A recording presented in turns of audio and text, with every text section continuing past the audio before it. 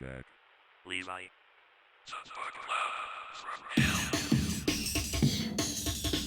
Hello everyone, this is Jack with the Book Club from Hell, two inflation fetishists lasciviously stimulated by the Federal Reserve's work. Some people complain that we don't do monster episodes anymore. Well, I hope 5 hours of Bitcoin talk will placate you. Fiat Food was written by Matthew Lysiak, save for the final 2 chapters, which were written by barbecue and Bitcoin master Saifedean Ammous. The book is a story of how monetary expansion has led to us leading poor and desperately unhealthy lives, eating soy and seed oil slop. It's a story of perverse incentives and bad actors, and, more optimistically, a story of how we can fix it all. And how, you might ask, can we fix the Fiat Food industrial complex? With Bitcoin and red meat. If you like what we're doing with this podcast and want to support us, we have a Patreon account, the link to which is in the show notes. We release bonus episodes on Patreon, you can hear the upcoming episodes early, and we have weekly voice chats with our subscribers. I've also published a novel called Tower, the first few chapters of which are available for free on my Substack, the link to which is also in the show notes. Furthermore, we've also got a Discord server for this podcast on which you can find Levi, me, and plenty of other degenerates who listen to the Book Club from Hell, the link to which is, once again, in the show notes. Finally, if you're enjoying this podcast, please rate us on your podcast app of choice, like our videos on YouTube and so on. In short, feed the algorithm and make it like us. It really helps for discoverability. So, if you're ready to steak max an orange pill, then listen on. Enjoy. The premise of this book sold us. Levi picked this book. He hadn't read it, but he recommended it because the premise is very, very powerful. It's our health has been destroyed by unsound money. And how do you fight the unsound money health system? Well, you do it by using hard money, sound money, and eating sound food. That is to say, red meat. There's more to this book than that, but that sums up a lot of it. Bitcoin and red meat will fix you. Yeah. And while the intrinsic link between Bitcoin and red meat, I'm a bit uncertain of. I like it from an emotional perspective. I would say I'm spiritually there. How did you come across this book? I was listening to maybe the Arjun Kamani podcast. He might have had it, or I might have been listening to Saifedean Ammous' podcast. I can't remember one, or Breed Love or something. And like the What Is Money show.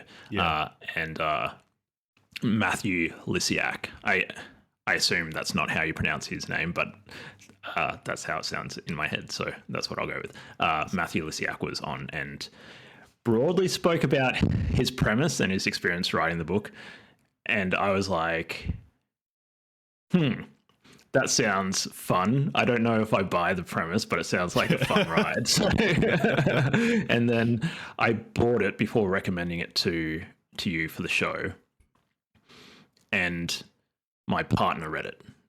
And she really liked it. Yeah, of course she did. Exactly the sort of book she'd read. And she really liked it. And she was already kind of looking into keto anyways. And this just reinforced her existing bias towards moving over to a meat dominant diet. Buying more Bitcoin.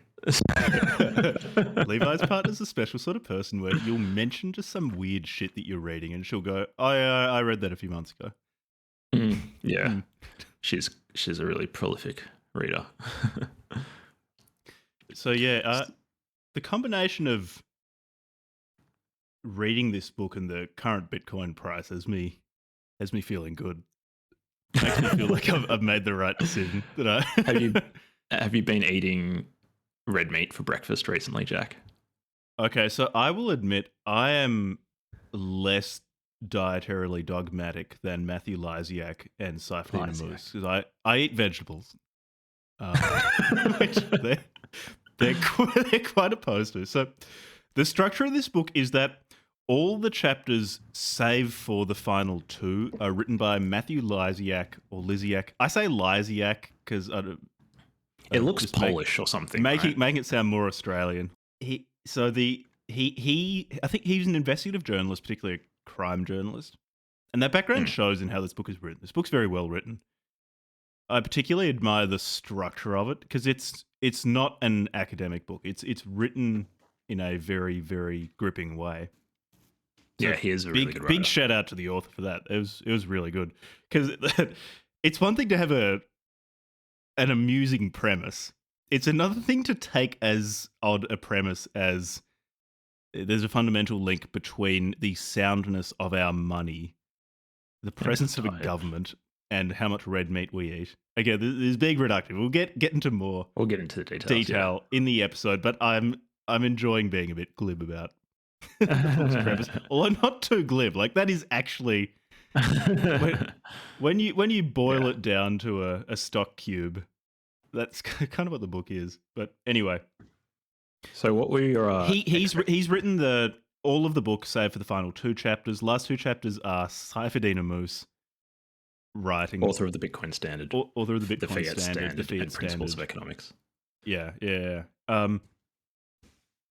The last 2 chapters are where the book really goes off the deep end and is more what I was expecting, and it's a really nice structure because Lysiak is quite restrained. Like, yeah, he'll call food that's hyper processed all sorts of kind of funny things, but on the whole, he's more restrained. And then the last 2 chapters is just Saifedean Ammous shooting his mouth off about how eating plants is toxic. Plants are just fundamentally toxic, which is why you need to eat them.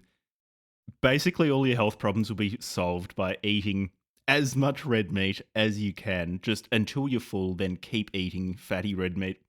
He has a really... And I this is my pet theory. Matthew Lysiak's parts had an editor. Saifedean's parts didn't have an editor because he has... Because I guess... I'm not sure how the business is structured, but I'm assuming he probably paid Matthew Lysiak, or in some way, like, he's the guy making business decisions, and Matthew Lysiak wrote a lot of the book under his tutelage, using the name of Saifedean's publishing house and so on, which gave Saifedean a bit more leeway to write just huge blocks of text about the best way to cook a steak. He might have actually run a writer's fellowship or something. And Lysiak might have been a part of that fellowship. I'm not sure. Anyway, that might have been the situation. The final 2 chapters are it's dessert for this book. The rest of the book's great. The rest of the book is a nice raw steak, or a steak cooked over high temperature charcoal. No, over oak. That's what Saifedean likes cooking steak over most. An oak fire. The rest of the book is an oak sizzled steak by Saifedean Ammous himself, but the last bit is a dessert. Not sure what he'd have for dessert. Probably just fat. More steak. And more steak.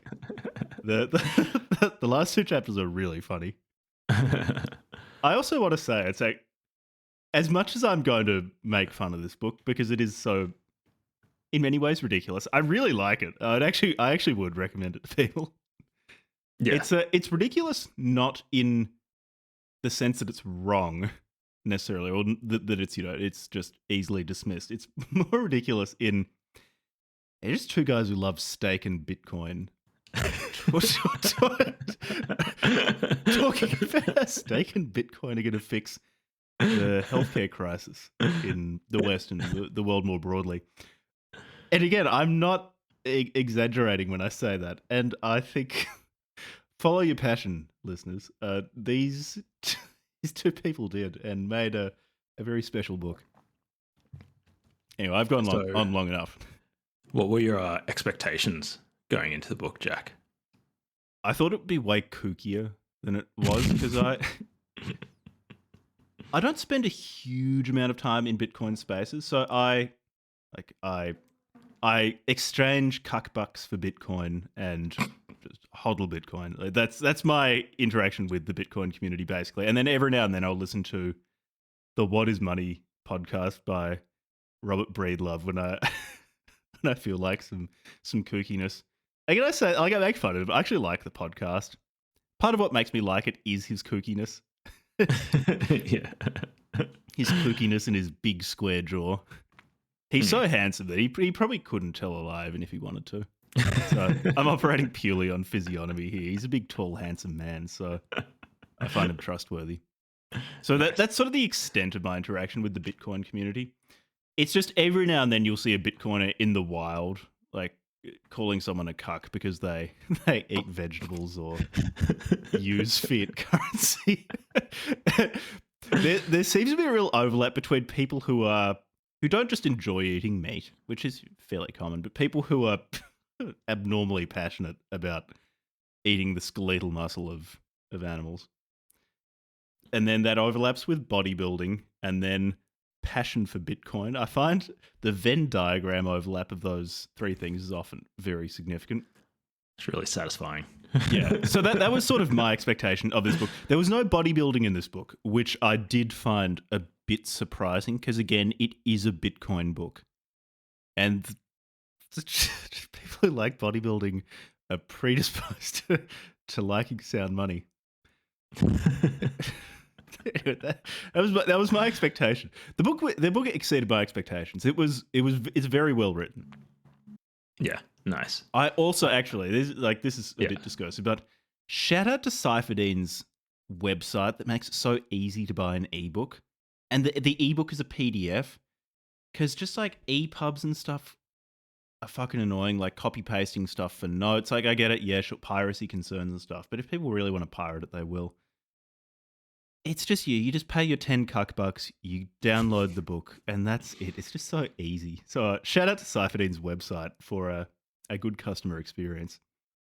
I was, although I like Saifedean, and therefore by default, I was going in with a high level of trust because I really like his 3 books. And I knew that this was published under his house, his publishing house. So I was thinking, I'll give it a shot. But the premise of the book, it sounded quite conspiratorial from the way that. And it is. Levi was right.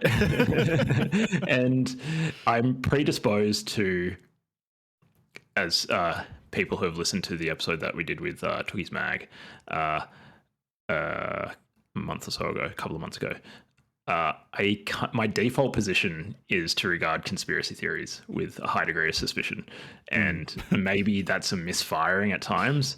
But I think I'll keep that default suspicion there and be happy to stand corrected if that is a misfiring. In this case, I don't think it's quite the same level of conspiracy as other types of conspiracy. It seems more like the way that I would describe it, a diffuse and systematic perverse incentives. Yeah. I think that's much more fair than like a smoke-filled room where anti-masturbation Seventh-day Adventists and pharmaceutical companies get together with the central bank to destroy people's health. A few major institutions in the US that have well-aligned ideological and or financial incentives to act in such a way that they've promoted arguably extremely unhealthy diets to the American people, and also covering up, either intentionally or maybe unintentionally, maybe intentionally, covering up the degree of inflation that is really in the world and in the US in particular. And so, I guess it's conspiratorial on a level, but it's not like he's not saying, oh, there's a cabal of, evil dudes sitting around orchestrating this whole thing. Just it's more like, hey, there's these large institutions or specific people defend their careers or their prestige or their livelihood. Yeah. And over the course of many, many years, it's resulted in many emergent negative consequences, one of which is the promotion of unhealthy diets based on highly processed sugar and carbohydrates, and the systematic covering up of inflation. So, having said that, I kind of stand corrected because I just, as I said, it's my default reaction to things. I probably went in a little bit too like suspicious of it, but then I was pleasantly surprised. I was like, oh, okay, no, he's not being crazy. It's complex. He bit off a lot for such a short book. It probably could be twice as long and have a lot more details, but I guess it was nice that it was shorter, but there was a lot. He did bite off a lot. It was a very ambitious book. Very ambitious book, and it very much feels like an authorial decision, the length and the amount of detail. Because, yeah, like you said, it could be much more academic. It could be structured very differently. Because the way it's structured, it jumps around quite a lot in time, in place. It very much has, and chapters tend to end on cliffhangers. It very much has a thriller or a genre sensibility. He wrote it really well in that, which makes it very readable. I blasted through this book. This was a pleasure to read. It was really engaging, and that, like, I'm not going to have a go at him over that. And I'm not saying you are, for it not being written more like an academic work, because it's very obviously not the it would have been intention. Horrible if it was written like that, though. It would have been like, would it have been easier from the perspective of acting as something I could refer to? Sure. I mean, I guess, yeah, how you structure a book is ultimately a tool to imparting whatever knowledge or the direct experience of beauty, or why ever you're writing a book. The structure of it is a tool to achieving that. And yeah, he used that to write an engaging book that really feels like it was influenced, and I don't mean this as an insult, but by airplane novels. It really has that feel, and it moves very well. It doesn't get bogged down in any place. Yeah. And like you said, given the scope of the book, I think that's a real achievement. Is it even 200 pages? I think it's just over 200 pages. Yeah. Yeah, really impressive. This investigative sort of narrative journalism is interesting. It reminded me of this book called Bad Blood, which was about the Elizabeth Holmes and Theranos scandal. What a shark. I have so much admiration for her.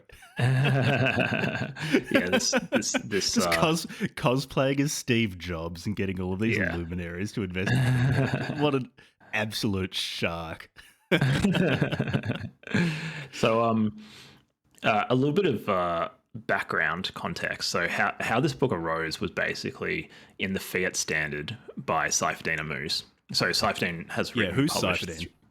So, Saifedean Ammous is an economist, and I suppose some people might consider him a heterodox economist. He might just consider himself an economist because Austrians, people of the Austrian school, or I don't know, neo-Austrians or whatever, if that's a term, just regard what they're doing as actual economics and regard mainstream Keynesian, post-Keynesian, MMT, that sort of economics as just a bunch of status propaganda. And illegitimate and not real economics.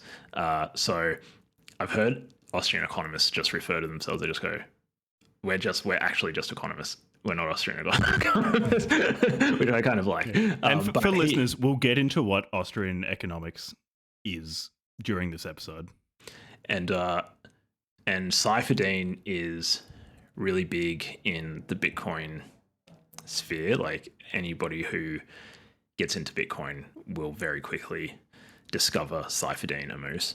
Yeah. He's been in the game for a long time. I think he might have published the Bitcoin Standard in 2013 or 15 or something, like quite a while ago, maybe 2015 or something, like a long time ago at this point. And he, the Bitcoin Standard is kind of laying out principles of, hard money why Bitcoin is hard money, how it achieves it, what are the effects, why he expects it to become the dominant monetary system and monetary medium.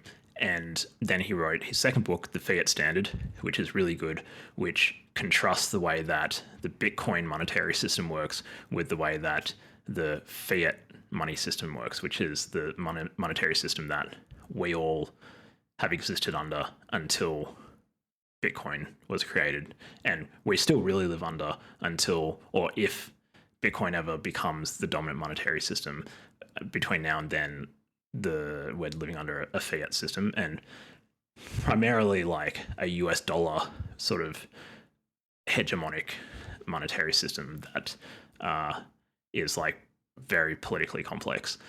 Sorry, when Levi says fiat, and you can correct this definition if you want, what he basically means is money or currency that the government is able to just create by fiat. They just magic it out of thin air and tell you, okay, well, here's a dollar. Yeah, I think fiat means by decree. Hmm.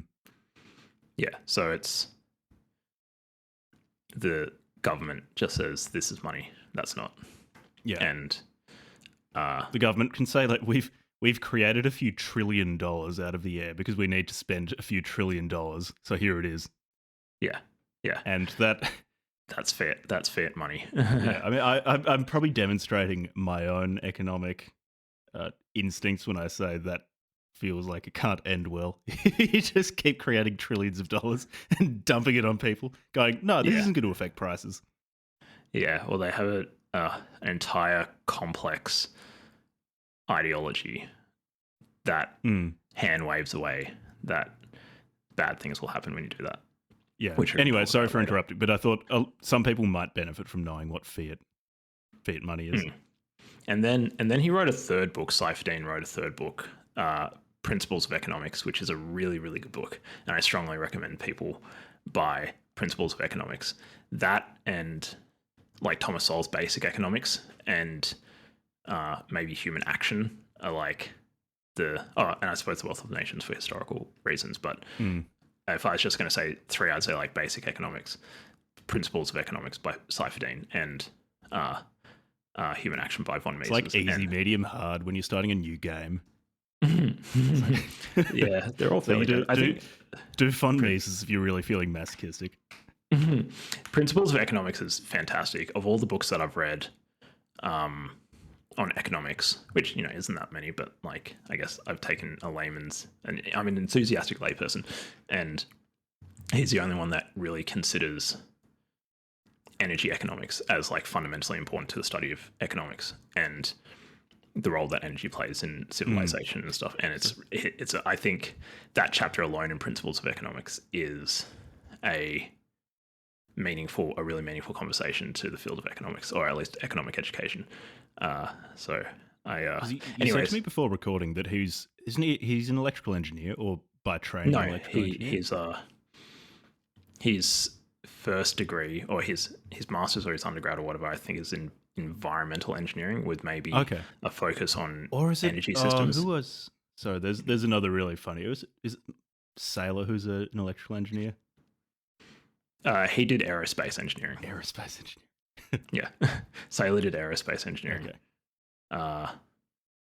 Yeah. And so Saifedean did environmental engineering, I believe. And then he did his PhD at Columbia, I'm pretty sure, in something to do with economics. And I can't remember.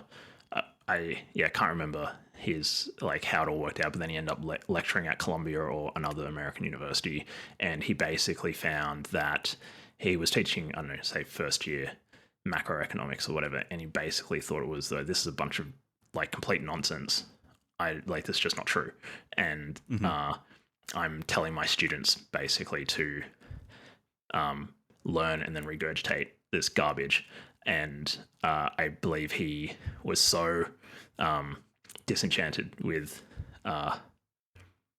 mainstream Fiat economic education at in a cathedral institution to use some Levi has been moldbug pilled using Yarmouth terminology. Saifedean he put on those They Live glasses, and he saw the cathedral for what it really was. So he just got really into Bitcoin, and then and importantly for the purposes of this episode and in this book, he tells the story of how when he first arrived in the United States from Lebanon, he started gaining tons and tons and tons of weight from eating the American diet until I think he said he was on a bus and he sat down next to someone and like nudged this guy because his ass was so big. And the guy told him that he had a huge ass. And Saifedean was like, yeah, I do. Like, thank you for bullying me. And then he started eating red meat and he fixed his weight problem. So he was disillusioned with fiat money, fiat economics, and fiat food. So he got to Bitcoin and steak. And again, I'm not being hyperbolic when I say this. This is just part of the book. So in the fiat standard, Saifedean lays out this is how the fiat system works, and especially if we look at it in comparison to the Bitcoin monetary system. Here's the how the money printer works in the modern system. Here's the negative effects, and one of the sections on the book is like he just goes through all the different systemic negative effects of living in a fiat economy where the government is like destroying the wealth of the people through monetary debasement. And so he things like fiat architecture. He claims like modern architecture is built at a lower standard than like 100 years ago, and it doesn't keep as well, and it's like the cost of upkeep is so much higher and all these things. And I think he talks about like fiat education and how it's based around like basically not questioning authority or whatever. And one of the things that he talks about is Fiat Food, and he claims in the book basically that the promotion of a plant-based high sugar diet in part is motivated by governments, especially the US government's goal of covering up or making more opaque the real inflation in society, especially as it turns up in food, because food instability is like one of the most powerful predictors of like social instability and revolutions and stuff for obvious reasons. And the inflation shows up a lot more in red meat and animal products like eggs and milk, whereas things that are made out of, say, like corn or high fructose corn syrup or soy are heavily subsidized, and therefore the inflation is far less. And so by coordinating, say, like dietary the apparent inflation, because I guess the central bank just produces more money out of thin air to subsidize those things at ever increasing rates to keep the price not stable but slowly increasing.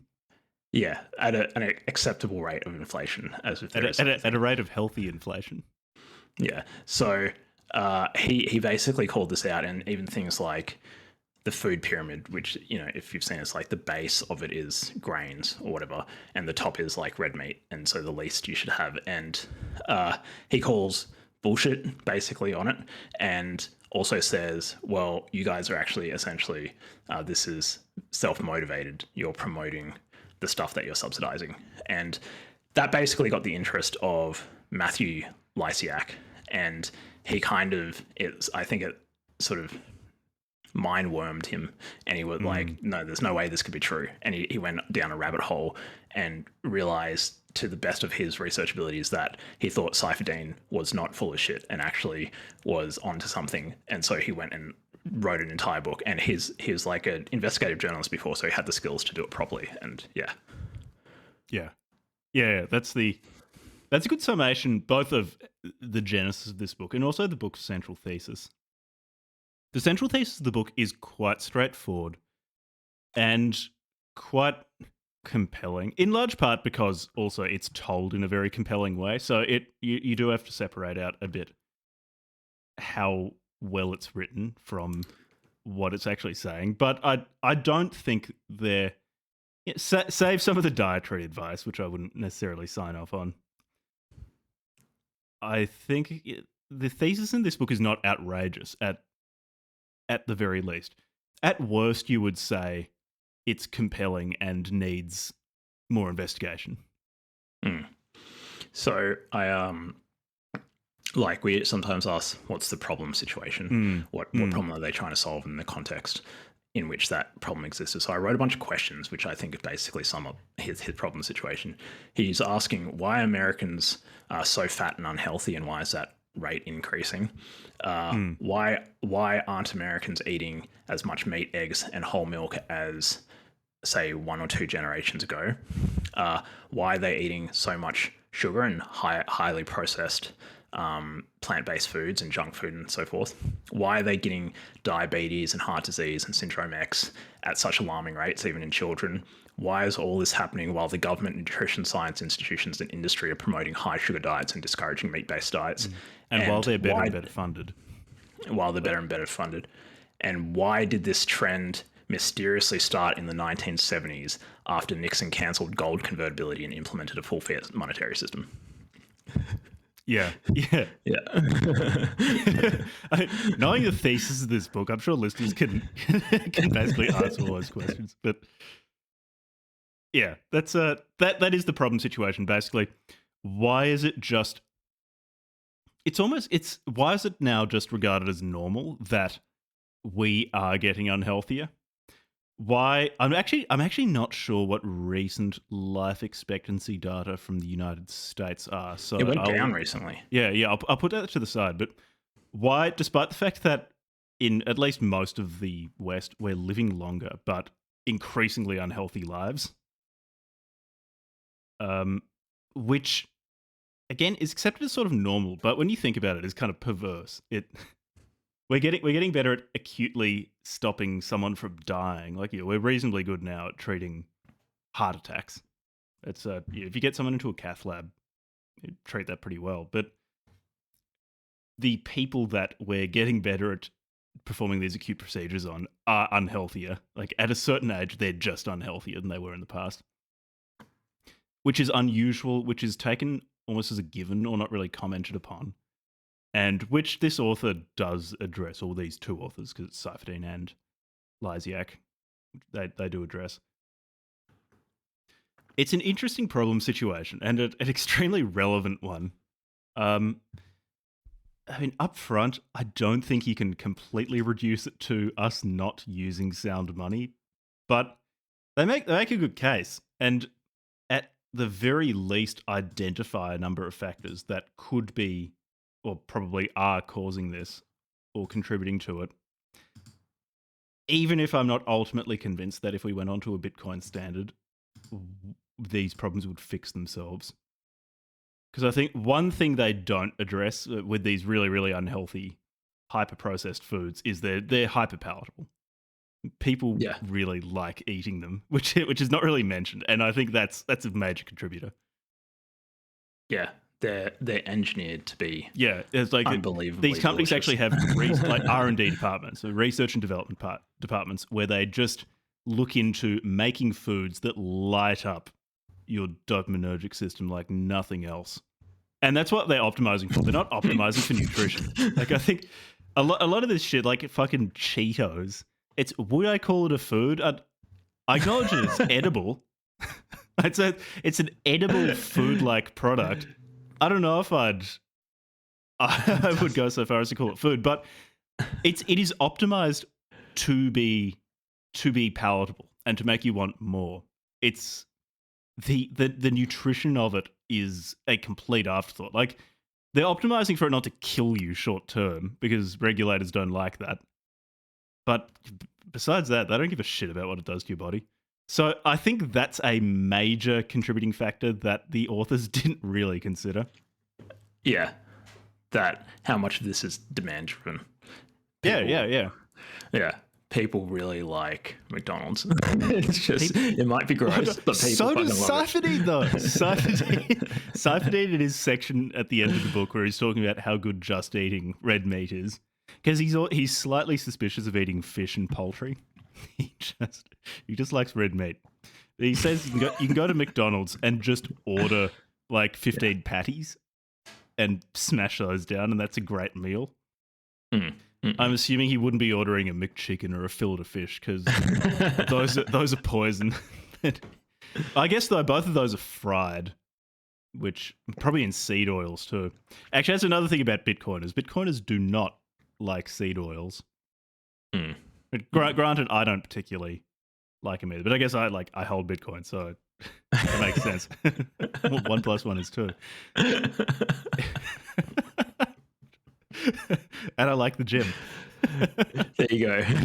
It's as much as I make fun of Bitcoiners, I myself fulfill a number of their what I consider to be very amusing stereotypical aspects.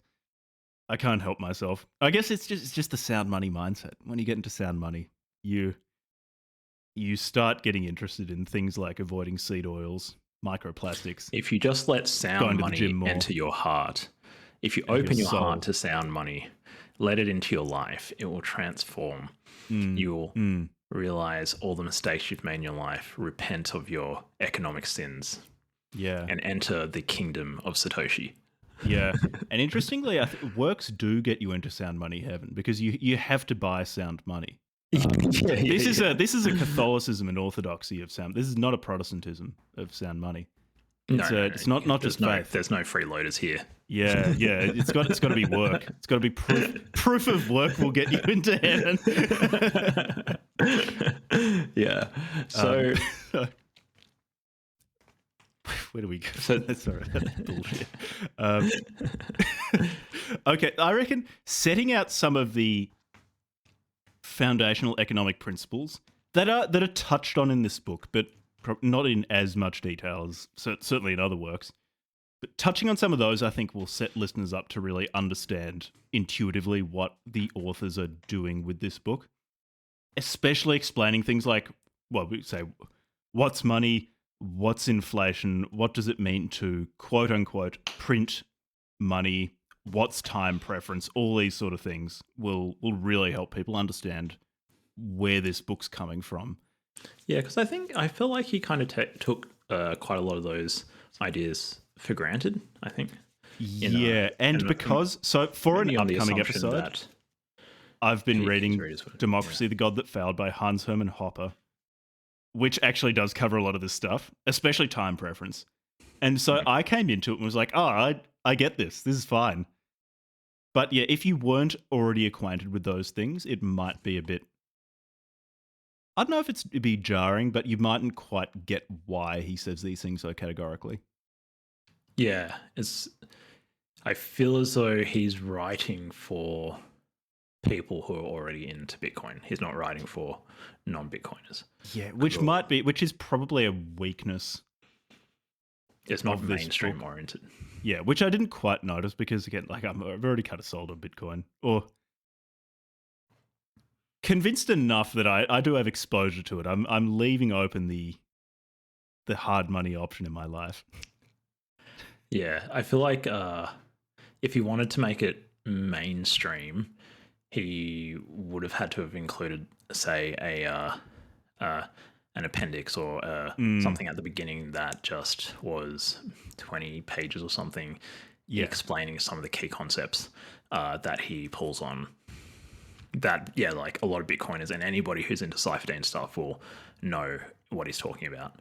But people who haven't gone down the Bitcoin or the Austrian economics rabbit hole would probably hit some of those concepts and, obviously just look them up, but might not appreciate why they're so important to him, I think. Yeah.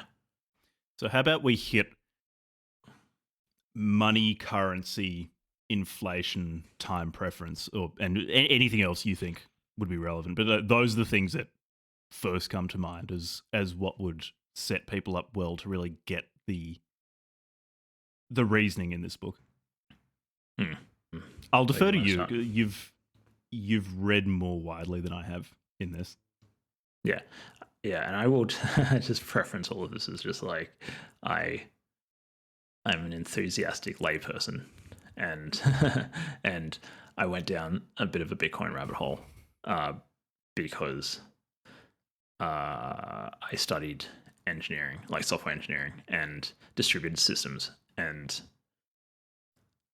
Bitcoin is one of the most incredible pieces of engineering ever created, and so I just went like nuts on it.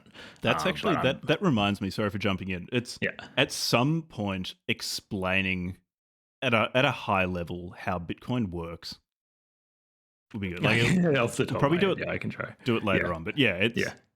I've read the white paper a few years ago. I can probably give like a shitty outline that some Bitcoin enthusiast listening will start screaming to themselves, slapping themselves in the face over. Yeah. Give it a shot. But that'd be useful for listeners too. Yeah, I guess there's two parts to understanding Bitcoin. There's the like what's its function, or what problem does it solve, or what are the economic properties of Bitcoin versus I meant the how it does it, which is the technological engineering aspects of it. And I suppose you could engage in Bitcoin without really caring about the engineering properties or how it implements the ideas, the economic ideas, as long as you basically just took it for granted. Okay, it works. But at least, yeah, as long as you trust us. But so long as you base your investment decisions on what podcasters say. This is investment advice. You should just invest all your money based on the podcasts you listen to. But at least it's all open source, and there's lots of stuff so anybody can go and learn more about, and if they want, download and read the source code and run their own node and stuff. So the probably won't have to go into a huge amount of detail, but one of the key things to appreciate or to understand is what is money and why is it important and what's its role in society. And in order to understand those questions, or to answer those questions, there's another set of questions that are better to ask first, and that is what's exchange and what are the different types of exchange and the different relationships between people. So when two people are in, say, a power relationship where one person has asymmetric power to use violence against the other, and commands the other what to do or constrains their life or whatever, that's not exchange. That is, whatever you want to call it, like slavery or whatever. You can call it coercion in violence. Hayek's sense, because he uses coercion in a fairly specific way. But yeah, I think of it as coercion in specifically in Friedrich Hayek's sense. Yeah, and I suppose sometimes one way you could express coercion is implied threat of violence. And so, certain things in like society, in a Western society, it's like say, okay, you get a parking ticket. You don't pay the ticket because you love paying the ticket. You're like, I'm getting real value out of doing this. I'm really glad my resources are disappearing because I was in a space for 2 minutes longer than I was meant to. You're doing it because over enough steps, someone's going to come and kick you in the head from the government if you don't pay it. Like, someone's going to hurt you if you don't do what you're told. Like, I guess that's probably what you mean. And if it goes far enough, I could imagine, maybe not with parking tickets, maybe with parking tickets, but definitely other things that are still non-violent. You can end up in a concrete box for 6 months or something and have your freedoms removed and stuff. So there is, at the end of any chain of interactions with the state, the implicit threat of violence from an entity that is just has so much more power than you. It's just not even like it's not something to mess around with at the end of the day. But it's an organization that can tell a group of people to come to your house and point guns at you, knock down your door, shoot your dog. It's like there's just nothing you can do about it, and take you away in the back of a car. And so that's not exchange. Exchange is basically where, for sake of simplicity, two people have something that the other person wants, an idea, a service, a product, a commodity, and they swap. They swap those things consensually, and each person feels as though they come out better from that interaction than they were before the interaction.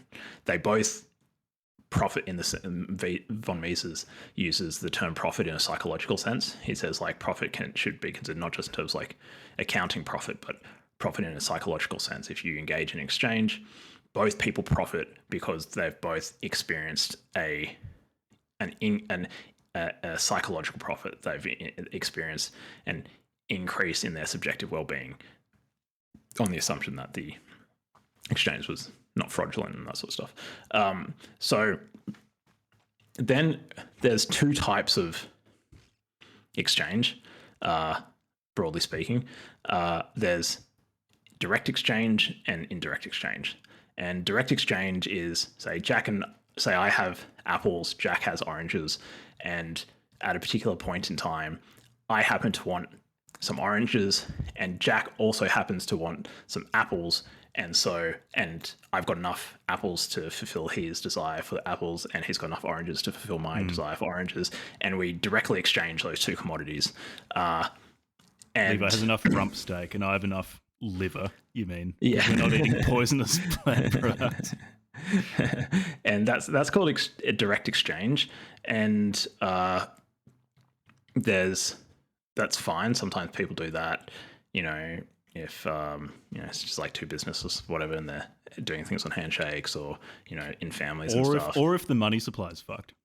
Or if the money supply is fucked. Which is important because people do just go back to direct exchange. Yeah, but you can imagine that for it's like for every person, everything they own, the cross product of that with every other person and everything that they own is the combinatorial space. So that's like the total set of all possible combinations of exchanges. And so in a society, you only have to have a few people with a few bits of property each, and just the number of possible exchange combinations just goes through there. Like it'll be something factorial or something, hyper exponential. Yeah. And and then if you talk about 300 million people living in North America with a whole bunch of technology, and it's just there's just such a large variety of possible exchange pairs that the number is probably just unfathomably big. So there's a couple of problems with direct exchange that are important to note, and it has to do with basically like luck, essentially, and they're called the coincidence of wants. I think coincidence of time and coincidence of like quantity or something. That's what I call them. And that is basically like, okay, what if I have apples and I want oranges, and Jack has oranges, but he wants bananas, and I don't have bananas. So in order for direct exchange to work, the two of us have to want what the other person wants at the same time. We have to want what the other person has at the same time, and in sufficient quantities that we can meet their request in the exchange. So if he has only one orange, but I want 3 oranges for one of my apples, and I'm not willing to cut up the apple, then we still can't engage in the exchange because the quantities aren't correct. So this coincidence of wants, double coincidence of wants problem, prohibits essentially direct exchange from being scalable, from being something that can really sustain ongoing economic growth and like collaboration between people. Plus there's all these issues of like like accounting, you can't under a direct exchange system, you can't have, there's no unit of account, so you couldn't do things like bookkeeping for a business and budgets and stuff. Except you could just keep track of how many sheep you have. It's going to be really complicated. Yeah, and so indirect exchange is the other type of exchange, and indirect exchange is where one of the two parties engaging in the exchange, instead of trading just any random thing that they happen to have, they exchange what's called a medium of exchange, and that is, generally speaking, a commodity whose purpose is to be used to facilitate indirect exchange and not to be consumed or utilized directly in and of itself. And so the reason why you hold, accumulate, and try to earn this medium of exchange is so that you can then go and exchange stuff with other people in indirect exchange. And because the person who's selling the other thing, they know that if they take receipt in the medium of exchange, that they can then go and use that to exchange with other people.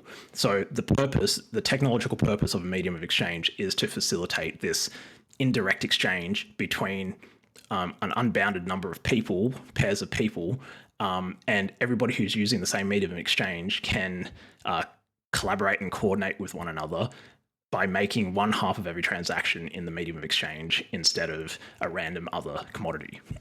And what that allows is, the reason why that's important is because, as far as I understand the world, that is like literally the basis of, that is the technology that enables civilization.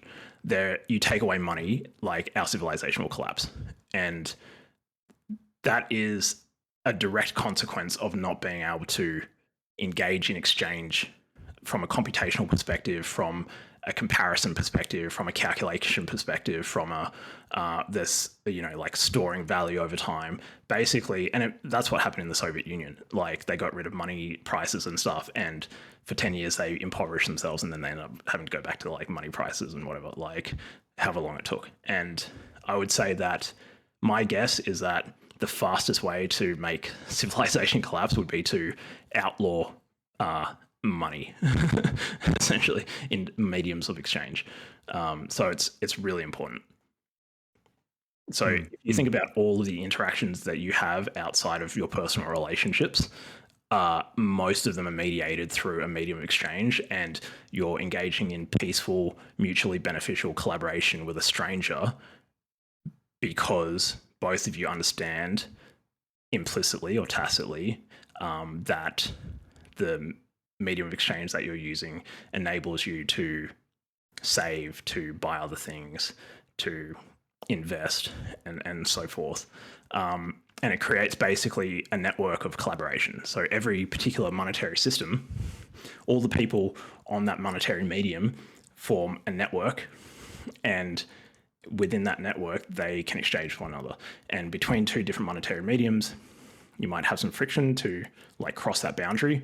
But if you don't allow like that the transition between like two monetary systems, then you can have like two disjoint networks, like economic networks. So I kind of think of like money or a medium of exchange as like a network of collaboration facilitated by this technology that allows us to engage in indirect exchange. Yeah, and a remarkable aspect of it too, this is implicit in what you just described, is capital allows this exchange of information at a more effective rate between disparate things that previously, say, if you're engaging in direct exchange, almost the transfer of information, so the influence of people upon one another through these objects would require this matching of, say, Jack and Levi want to exchange apples and oranges at a rate acceptable to both. Whereas if you have some sort of medium of exchange like money, you're now getting this information network throughout the entire space within which money is used. And you can just get these crazy network effects. You get these crazy unforeseen consequences, this crazy emergent behavior. Yeah. When someone like Nick Land says capitalism is artificial intelligence, you see I where still have to think about how much I agree with it. I guess it depends on how you define intelligence, but I see a lot of where he's coming from, because a sufficiently large network where you've got capital information flows does start behaving in this just completely unpredictable way, and seemingly possesses a will as distinct from any particular node in that network. The phenomenon of capital is just mind-bending when you really start thinking about it. So, Hayek has his Nobel laureate speech. Was the or essay or whatever was the use of knowledge in society, which is probably one of the most important pieces of writing in economics. And his basic argument was one of the key economic problems is how does a society make best use of not just resources but knowledge, and in particular not just any random knowledge but specific knowledge, diffuse knowledge that is, say for example, like a mechanic that specializes in Subarus. That's not necessarily easily accessible. There might be stuff written on the web or whatever, but actually the actual experience of fixing those cars, there'll be a whole bunch of inexplicit, tacit knowledge that that person has that might not be written anywhere. He might just know, like, on this particular model, like there's this thing that's really common, and I'll check for that whenever that model comes in, that sort of stuff. And there's that sort of knowledge spread across every single person in society, and from doctors to lawyers to mechanics to janitors to and everything in between. And all that knowledge is being coordinated through what's called the price system. And the price system is literally, let's say it's the set of all prices, the dynamic set of all prices for everything that is given a price in an economy. And the price system communicates to every single actor the changes in scarcity of everything in society very quickly and very efficiently. And it's kind of like a compression algorithm where basically, like, say the classic example is, there's a drought in Peru, and so there's less coffee coming out of, like, coffee beans coming out of Peru, so the price of coffee will go up all over the world, say slightly. But somebody in Australia doesn't need to know that there's a drought in Peru. They'll just see, like, coffee prices, say like like coffee distributor will just see there's a slight increase in coffee, so they'll be able to use that quantitative information to make trade-offs, and maybe they'll purchase slightly less coffee, or maybe in order to meet the amount of coffee that they need, they'll reduce their spending in somewhere else. And that local economic behavior is everybody's in a giant web of interacting, like everybody's connected.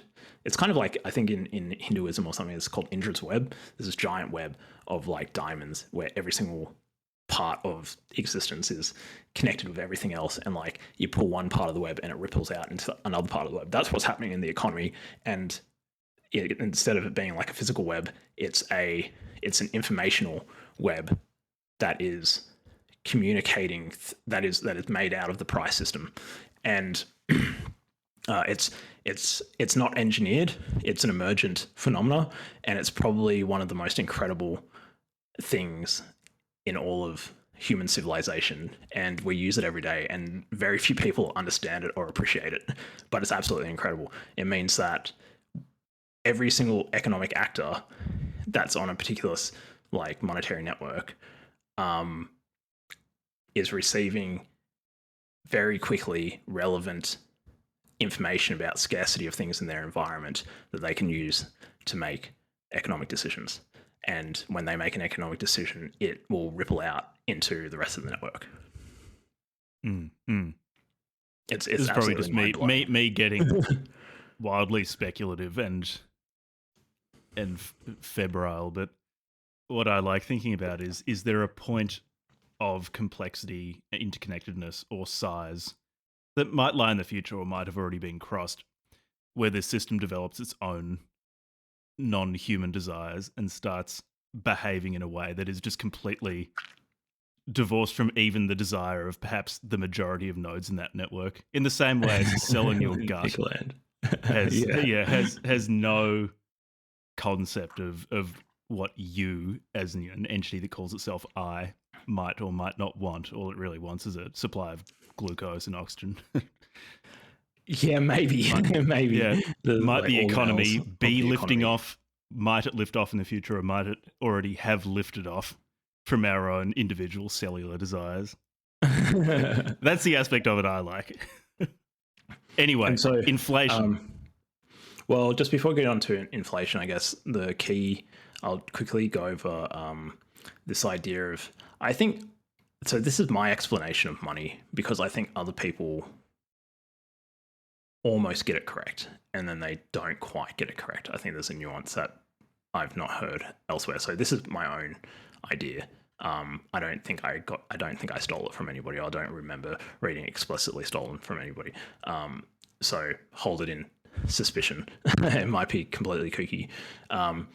But I guess I thought that we should distinguish between what I call the monetary quantity or the money quantity and the money substrate. And what I mean by that is it might be easiest if we talk about gold, because then it makes it a bit more concrete. In a society where they were using gold as a medium of exchange, the people exchanging the gold, what they cared about was, say if it's a coin or if it's a nugget of gold, they care about the quantity of gold. And the quantity of gold is determined essentially by two things, mass and purity. And so let's assume it's 24 karat gold. Then it's basically just the mass. But what they care about is not so much that it's gold, they care about that number. And that number is encoded in the mass of the gold that they're exchanging. It's not encoded in the length or the width or the volume or the, I guess it's implicit, like indirectly the number of atoms, but what they're concerned about is the mass. And so the money substrate is the physical object, the material that you're using as the medium of exchange, but the money quantity is the number that you care about exchanging. And that number has to come from one of the physical properties. If it's a physical medium of exchange, it comes from one of the physical parameters of the money substrate. For gold, it's the mass. But for like in some South American, like pre-European like societies, they had I think like these knots in like rope or whatever, and it was some system of like the two people doing the exchange would each keep a copy or something like that. And what they cared about was not the length of the rope, was not how many strands were in the rope, it was the number of knots in the rope. So they picked a particular physical parameter that can be quantified, and they've said that's the parameter that the unit of account. Yeah, or that encodes the monetary quantity. And it's the monetary quantity that people care about. And so when I started thinking about this, I thought like, okay, well, there's money, but we're blurring two things, because there's the monetary substrate or the monetary material, and there's the monetary quantity. And the monetary quantity is really what matters. And so when you engage in an exchange, there is, like with energy, there's a conservation of the monetary quantity across the exchange.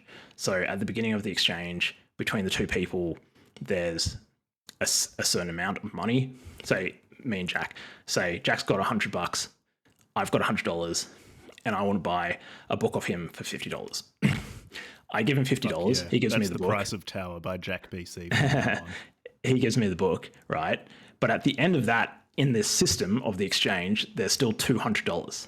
That hasn't changed. So the monetary quantity has been conserved, even though the monetary, like I gave him a $50 bill. So the object encoding the monetary quantity has gone from one person to the other. And no, you pull an Ethereum and just torch some of that money. Yeah.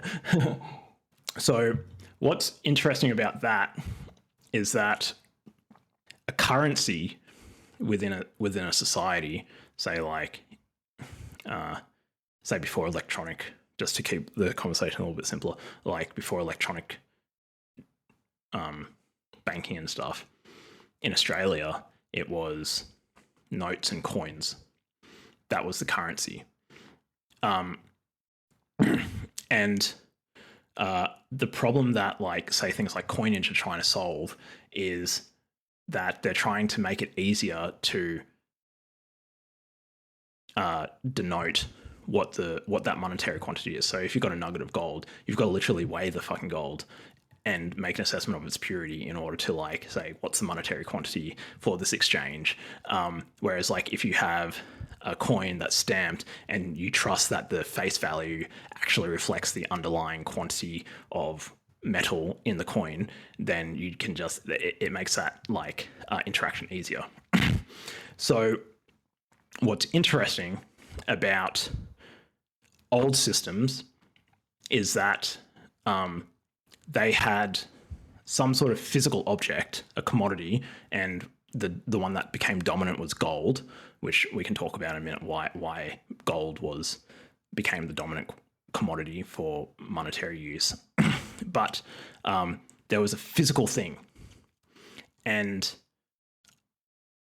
after 1970, 71, I don't know if, like, how long Australia took to do the same thing, but the US did it in 1972 or whatever under Nixon, where he basically said, we're no longer going to have an underlying physical monetary substrate, and we're just going to have the monetary quantity. And it's not going to be. Now, why that's important is because when you have the monetary substrate, the physical object that encodes in one of its physical parameters, such as mass, the monetary quantity is because it binds the monetary quantity to something that can't be manipulated. Mm-hmm. So in the gold example, if two people go and independently verify the mass and the purity of the gold, they'll come to the same answer about, like, what the monetary quantity of that piece of gold is. And you can't just magically make it more or less. No, but when you get rid of synthesize new gold atoms with new yeah. And so what they did is, by getting rid of a monetary substrate, they got rid of the constraint. So the commodity, like using a physical commodity, imposes a constraint on how much of the monetary quantity that the society can have, because the only way to get more of the monetary quantity is to introduce, like, more gold, or, like, under the Roman emperors and stuff, like, clip the coins or dilute and commit fraud, or you've got to literally dig more fucking gold out of the ground. And so the physicality of it imposed this constraint and limited the expansion of the currency. And once you get rid of that physical constraint, all bets are off. Like, the amount of money in the system now compared to 1972 or whatever is it's astronomical. There's, like, so much more money in the world, and it's because it's all just numbers now. It's not actually tied to an underlying physical constraint. Yeah, it's not that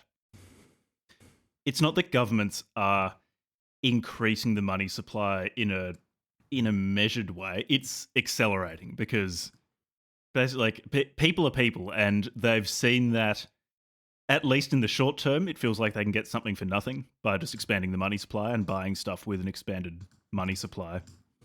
And so they're doing it more and more and more. And it's destructive for a number of reasons. But I guess it would be good to quickly talk about, like, what is inflation, and then we'll be nearly up to the book. The book. But that's like what we're explaining now is actually so much of the motivation behind the book and the reasoning behind the book. Yeah. So there's what should I say first? So the first, maybe before inflation, is really quickly, there's different types of money, and a really good book on it is von Mises' Theory of Money and Credit, which was his like PhD thesis, I think, essentially. And you can think of like, there's another book called Layered Money, which is also a really good book. You can think like there's different technologies or objects that we can use to act as a medium of exchange.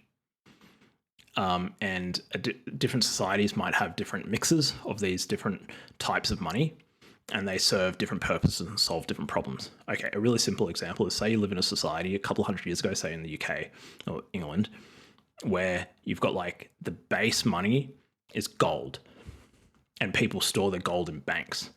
But the problem with gold is like, you know, divisibility, like if you want to make a small purchase, also it's heavy to carry around.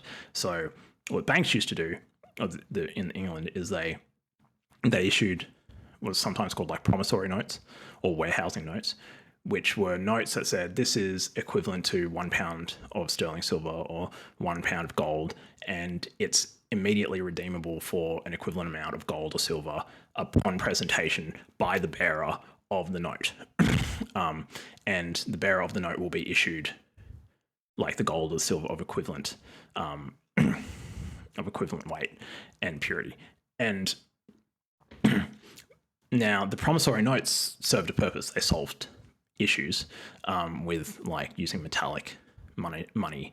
But the point is that you have these different layers, right? And so you can imagine like you could have a bank could be reckless and issue a whole bunch of promissory notes way above the amount of gold and silver they have. And then you have inflation at that level. People have a bank run, a bunch of the people get their money out, but you don't have an inflation at the level of the gold.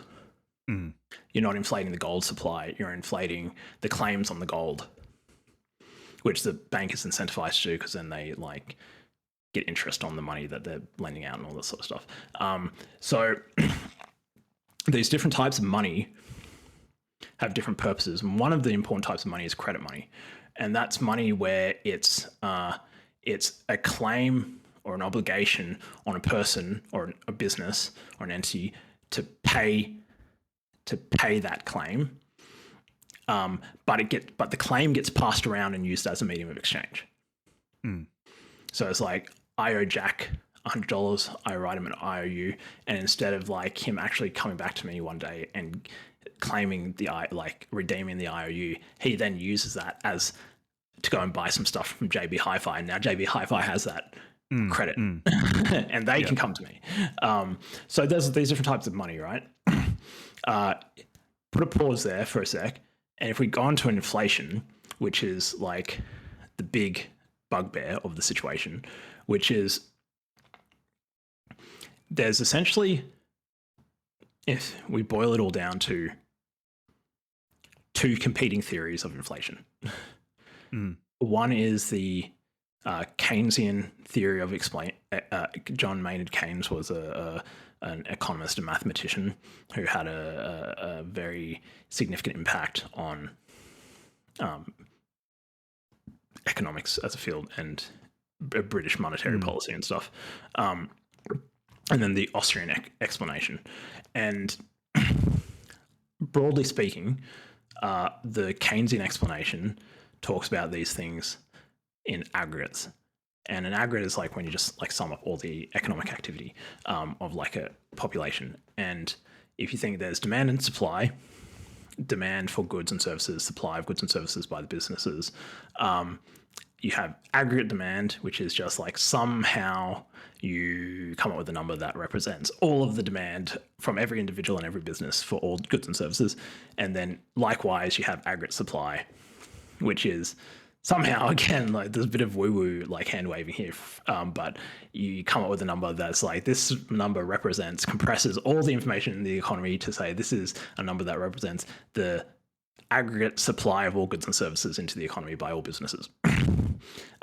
Demand pull inflation from Keynes basically says inflation, so price increases, happen when aggregate demand exceeds aggregate supply, and so you have quote unquote upwards price pressure on all prices across the economy, and so you get inflation.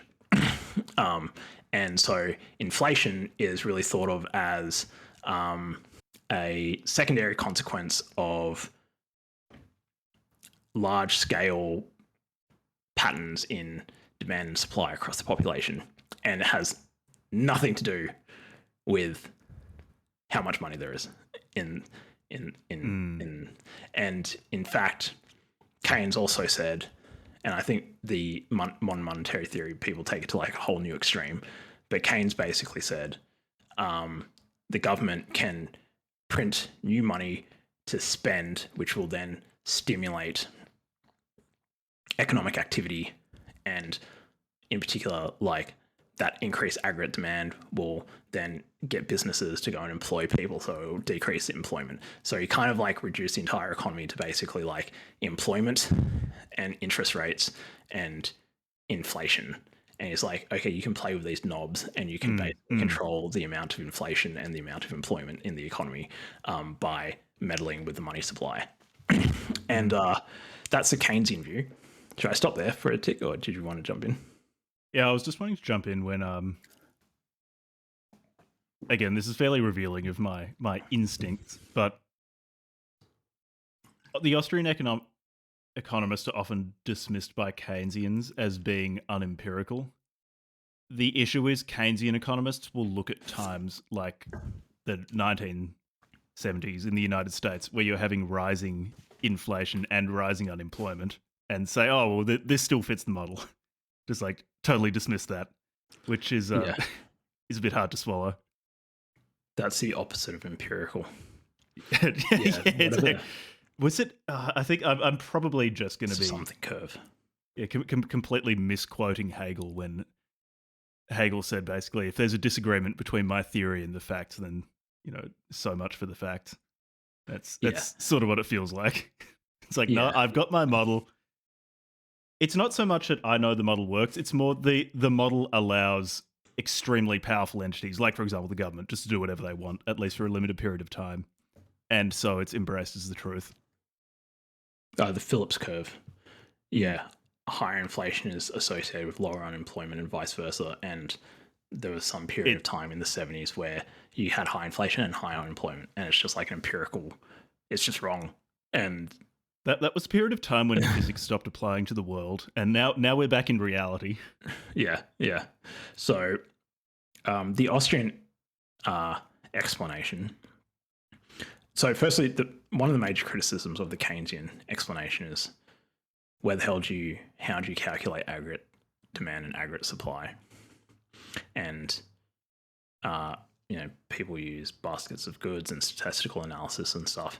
The Austrians would say you can't aggregate things like that because in different sectors, there'll be a sector going up. You have industries that are growth industries, industries that are decline industries. There'll be people changing like economic brackets all the time and all this sort of stuff. And the Austrians' fundamental like gripe, or like one of the fundamental differences between the Austrians and mainstream economists, is that the Austrians talk about what's called methodological individualism, which is where they start with, well, what's the fundamental unit of the economy? It's a single person making decisions for themselves under conditions of uncertainty and resource constraints.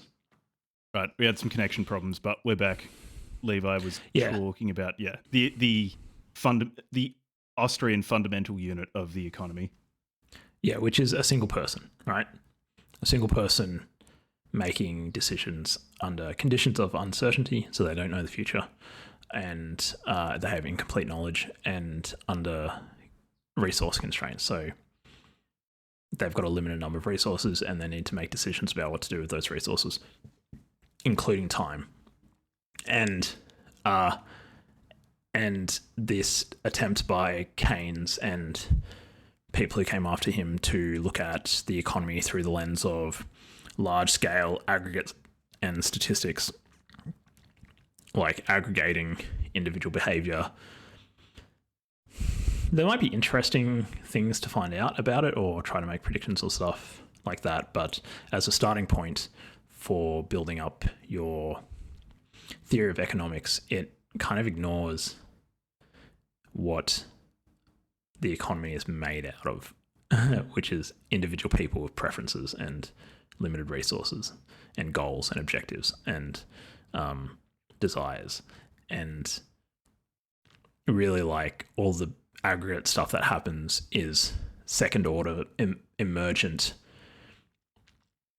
measurements that you can take after millions or billions of people have made their individual choices and plans and executed and failed and succeeded and so forth. And then you get the aggregate stuff. And so it's a very deep difference between the two. But when it comes to money, the Austrians basically say, no, Keynes's explanation is not even wrong. It's not even connected to reality, because this idea of aggregate demand and aggregate supply, it just doesn't even make any sense. Think about how is it meaningful to somehow aggregate demand for chickens with demands for petrochemicals, or demands for capital goods with demands for milk? What's the connection there to like aggregate any of that? Why should you aggregate it? And even then, if you do come up with it, the actual maths that they use, they take tiny samples. And as we've already discussed, the economy is huge. Even if you took 10,000 products compared to the size of the economy is just nothing. It's not a meaningful sample.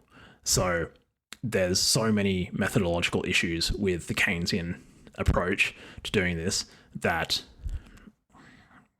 the fact that people waste 3 to 5 years or more of their life studying this stuff is a complete indictment on our education system. And so the Austrians, for all their flaws, around being a little bit too, I think, like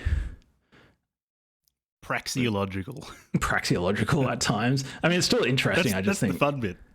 It is fun, except I think,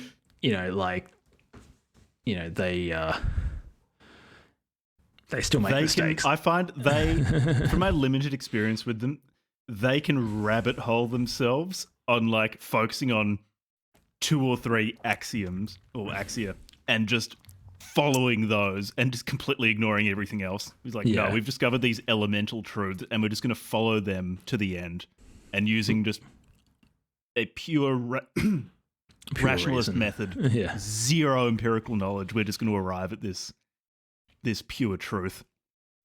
And there's several issues with that.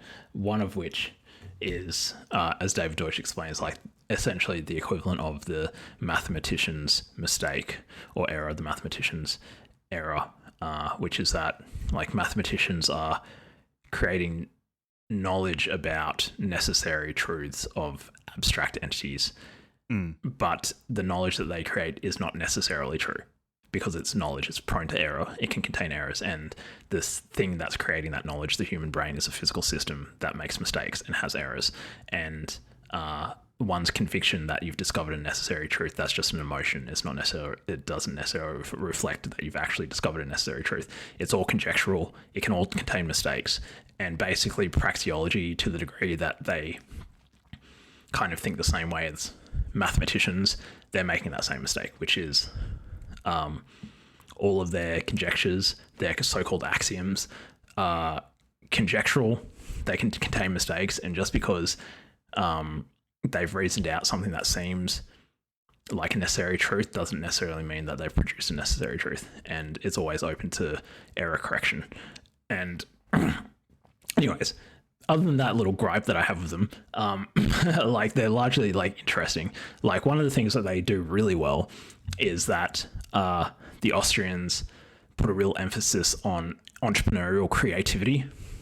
And one of the key things that von Mises said is that the economic problem is not a managerial problem, but an entrepreneurial problem, which is why state capitalism and things like the Soviet Union don't work, because those people making resource allocation decisions, one, they don't have skin in the game. They're not making allocation decisions with their own resources. Two, they don't have to be entrepreneurial. They're not making profit-driven decisions under conditions of uncertainty, and needing to use their creativity to create a new production frontier. They're just reallocating resources by taking something off one person and giving it to another person. And there's nothing entrepreneurial about that. And it's just completely managerial. And so capitalism is driven by people solving problems creatively, in particular entrepreneurs, but also obviously engineers and scientists and artists and stuff.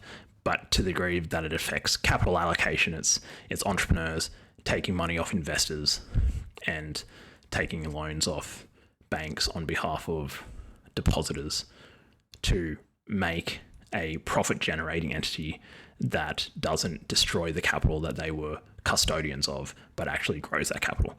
And if they don't do that job properly, then they get weeded out. So, yeah. It's pretty funny looking at so much of economic history seems to be a succession of justifications for why central planning will work now. Yeah. And I suppose it's probably just an aspect of a significant portion of an educated class being deeply uncomfortable with anything that they feel that they can't work out, systematize, and control. This belief that they know better than everyone else, therefore they must necessarily decide on the production and consumption for everyone else. And how now the new thing is the sort of the hand-waving educated person equivalent of magic, which is to say AI will do it. And saying AI will do it is sort of a magical incantation of the educated. I'm saying educated in scare quotes to basically justify anything at the moment, but that does include central planning. It's like, oh, now we have AI that can do central planning. Now we have AI that can model the desires of the entire economy of every human being within a particular geographic area. So now it's going to work. And like I said, economic history seems to be in large part people coming up with reasons why planning is going to work now, and then it doesn't work, and then they move on to the next thing. It's, oh, well, this thing in the future is why it's going to work this time. And a lot of people die as a consequence of that planning. A lot of people, like millions, if not tens of millions. So when it comes to inflation, basically the Austrians say, look, there's this thing called scarcity. And scarcity is not an intrinsic property of a commodity or a product. It's a relation, it's an emergent relation between supply and demand. So scarcity can increase if you have an increase in demand for something, say iron ore. So you have an increased demand for iron ore, but capital has not yet been deployed to increase the supply to meet that demand. So the price will go up, as in the suppliers will be able to increase the supply and know that the people demanding it, there'll be a subset of them that are willing and able to pay the higher price. And inversely, you can have demand drop off with the same supply, and in order to clear the market, suppliers will drop their price. And inversely, with increasing demand, decreasing demand, increasing supply, decreasing supply. It's the relationship between those two things which determines, like, scarcity is essentially like a relative property. And you can have something that is extremely rare on the surface of the planet, hypothetically, let's call it like obscurantium, some mineral, and it's extremely rare, but there's no known uses for it, it's highly toxic. Nobody wants to fucking touch it. Like, it won't be worth anything. Like, nobody will pay anything for it. Yeah. But then you could have something that's extremely abundant, but everybody wants heaps of it. And so it'll have like a price.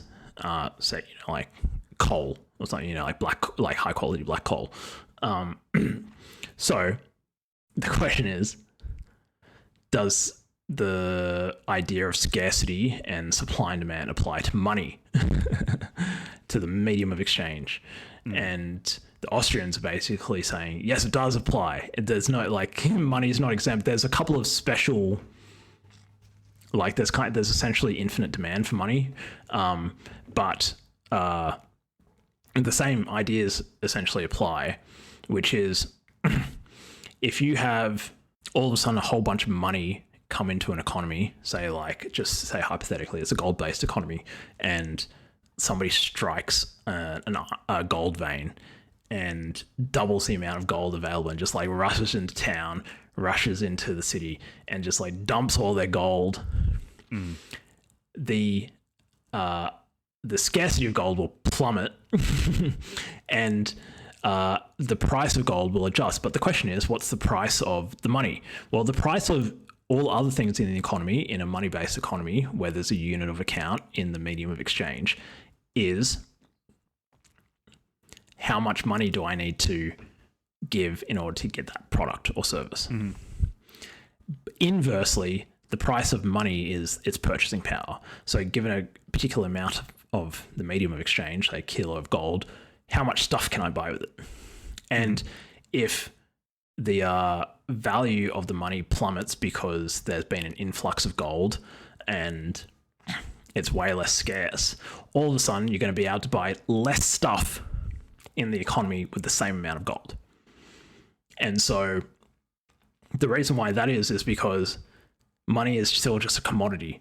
It's just a commodity with the special property of people use it for indirect exchange instead of maybe using it for its own utility. And because of that, it's still just governed by, the price of it is still governed by the relationship between demand and supply. And therefore, if you have an economy where there's an actor... Where Jack BC shows up with his sales of talent and the number in his bank account is just an infinity symbol. And he starts throwing around infinite money. What does it do to the money supply? And so basically, the introduction of so there's this thing called the Cantillon effect, and it basically goes like this. The person who introduces the new money, all the prices for all commodities and assets and stuff in the economy are set at X, and they're going to come into the economy with more of the money, purchase assets at X, but as the money diffuses out, the new money diffuses out into the society and people adjust their demand for it and the scarcity drops, the nominal price of all those assets will go up. It's like, it's division. If people just think about it as a fraction. Yeah. It's like, you can think of the numerator as the amount so it's just like all of the stuff, all the goods and services in an economy at a point in time, like, you think that's fixed.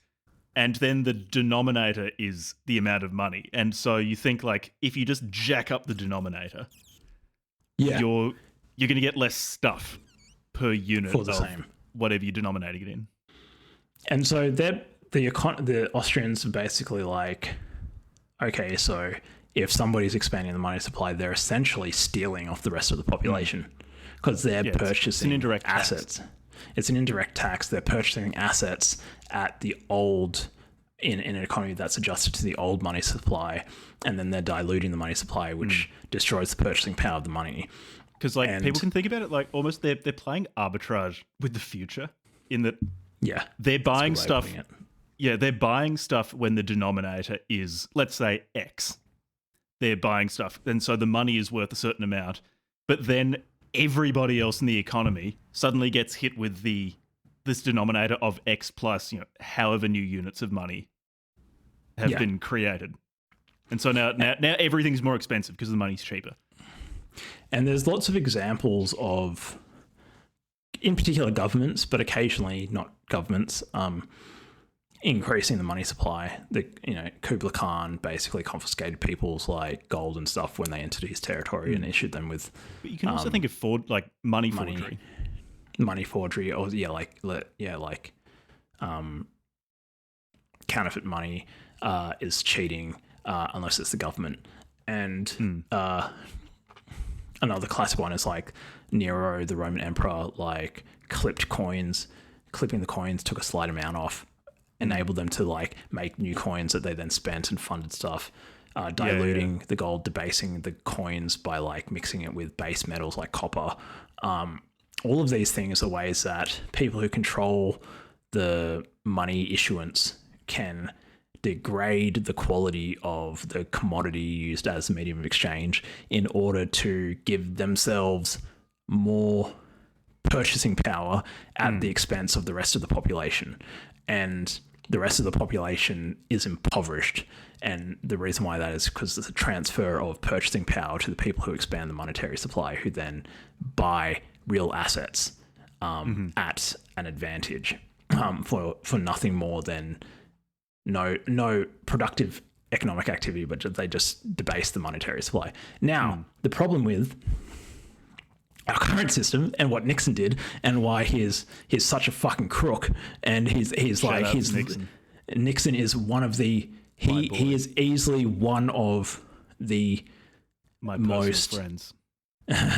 most I don't know if you'd say it's evil or if he was just like it was an honest mistake, like he just didn't understand this stuff. But if it was intentional, he's bold. He's one of the most. He's done more damage on this planet in terms of impoverishing the American people, but also impoverishing other people in other countries because of the American dollar system in the rest of the world and stuff. He and his administration did more damage than, like, you could take any president that you dislike, times it by 10, and it wouldn't compare to the amount of damage that Nixon's done by what he did. And what he did was he illegally defaulted on the US's commitment to honor the exchangeability of the US citizens' right to exchange their paper money for gold with the US Federal Reserve at whatever price it was, $30 or whatever an ounce. And he defaulted on their loans, but he did it by fiat, and he told them it was good for them, basically. Well, and not only him, like the media landscape was completely on board with this as well. Like, they also told the population that this is modern, this is progressive, this is good for you, everything's going to be great. It's complete because the government now has effectively unlimited money. Unlimited power, because they, as I said before about the relationship between the monetary substrate imposing a physical constraint on the monetary quantity that's encoded by that substrate, mass, gold, in the case of gold. He got rid of that, and he said, all bets are off now, motherfuckers. We can have as much money as we want. And what that means over the last 50 years, if you just look at how much money there is, I can go to war with anyone. I can fund any war I want. It will drain the purchasing power of the US dollar from American citizens. But also, the reason why it's also incredibly criminal, is because every other country in the world uses the US dollar as one of its primary, if not the only, reserve asset. So Australia uses like the Japanese yen, the euro, and the US dollar. But it's mostly the US dollar, which means that if the US dollar expands, they're exporting their inflation to us. We get hit with inflation because of the US's monetary expansion. And it's one of the most. It's legitimately one of the most Australian citizens getting taxed by US the US spending. It's a hidden tax. Okay, so that's why the Austrians called it a hidden tax, because it's people don't see it. Like, the amount of money in your bank account when the money supply is expanded remains the same. Like, that's not expanding. But the denominator goes up in proportion to the money supply. So you're getting poorer every time new dollars are created. And the way to think of it is that your bank account does not contain all the information that you need to understand your actual economic position because it's missing the denominator. Every single bank account should have a denominator, and that denominator is the total money supply. You own not an absolute amount of money, you own a fraction. You own a fraction of the money supply. And therefore, when the US dollar, or the Australian dollar if you're Australian, when the banks, or the government through like the central banks expand the money supply, they are expanding the denominator of your bank account without increasing the numerator by a proportional amount, which means you're getting poorer.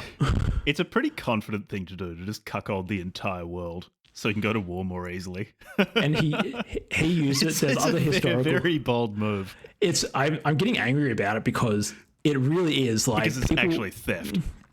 It's theft, and it's not just theft of like a little bit. It's theft over the course of decades of billions of people to the tune of trillions of dollars to fund war and abhorrent, ridiculous, reckless government spending and subsidies of industries that wouldn't be competitive without the printed money. It's absolutely like it is theft on a staggering scale.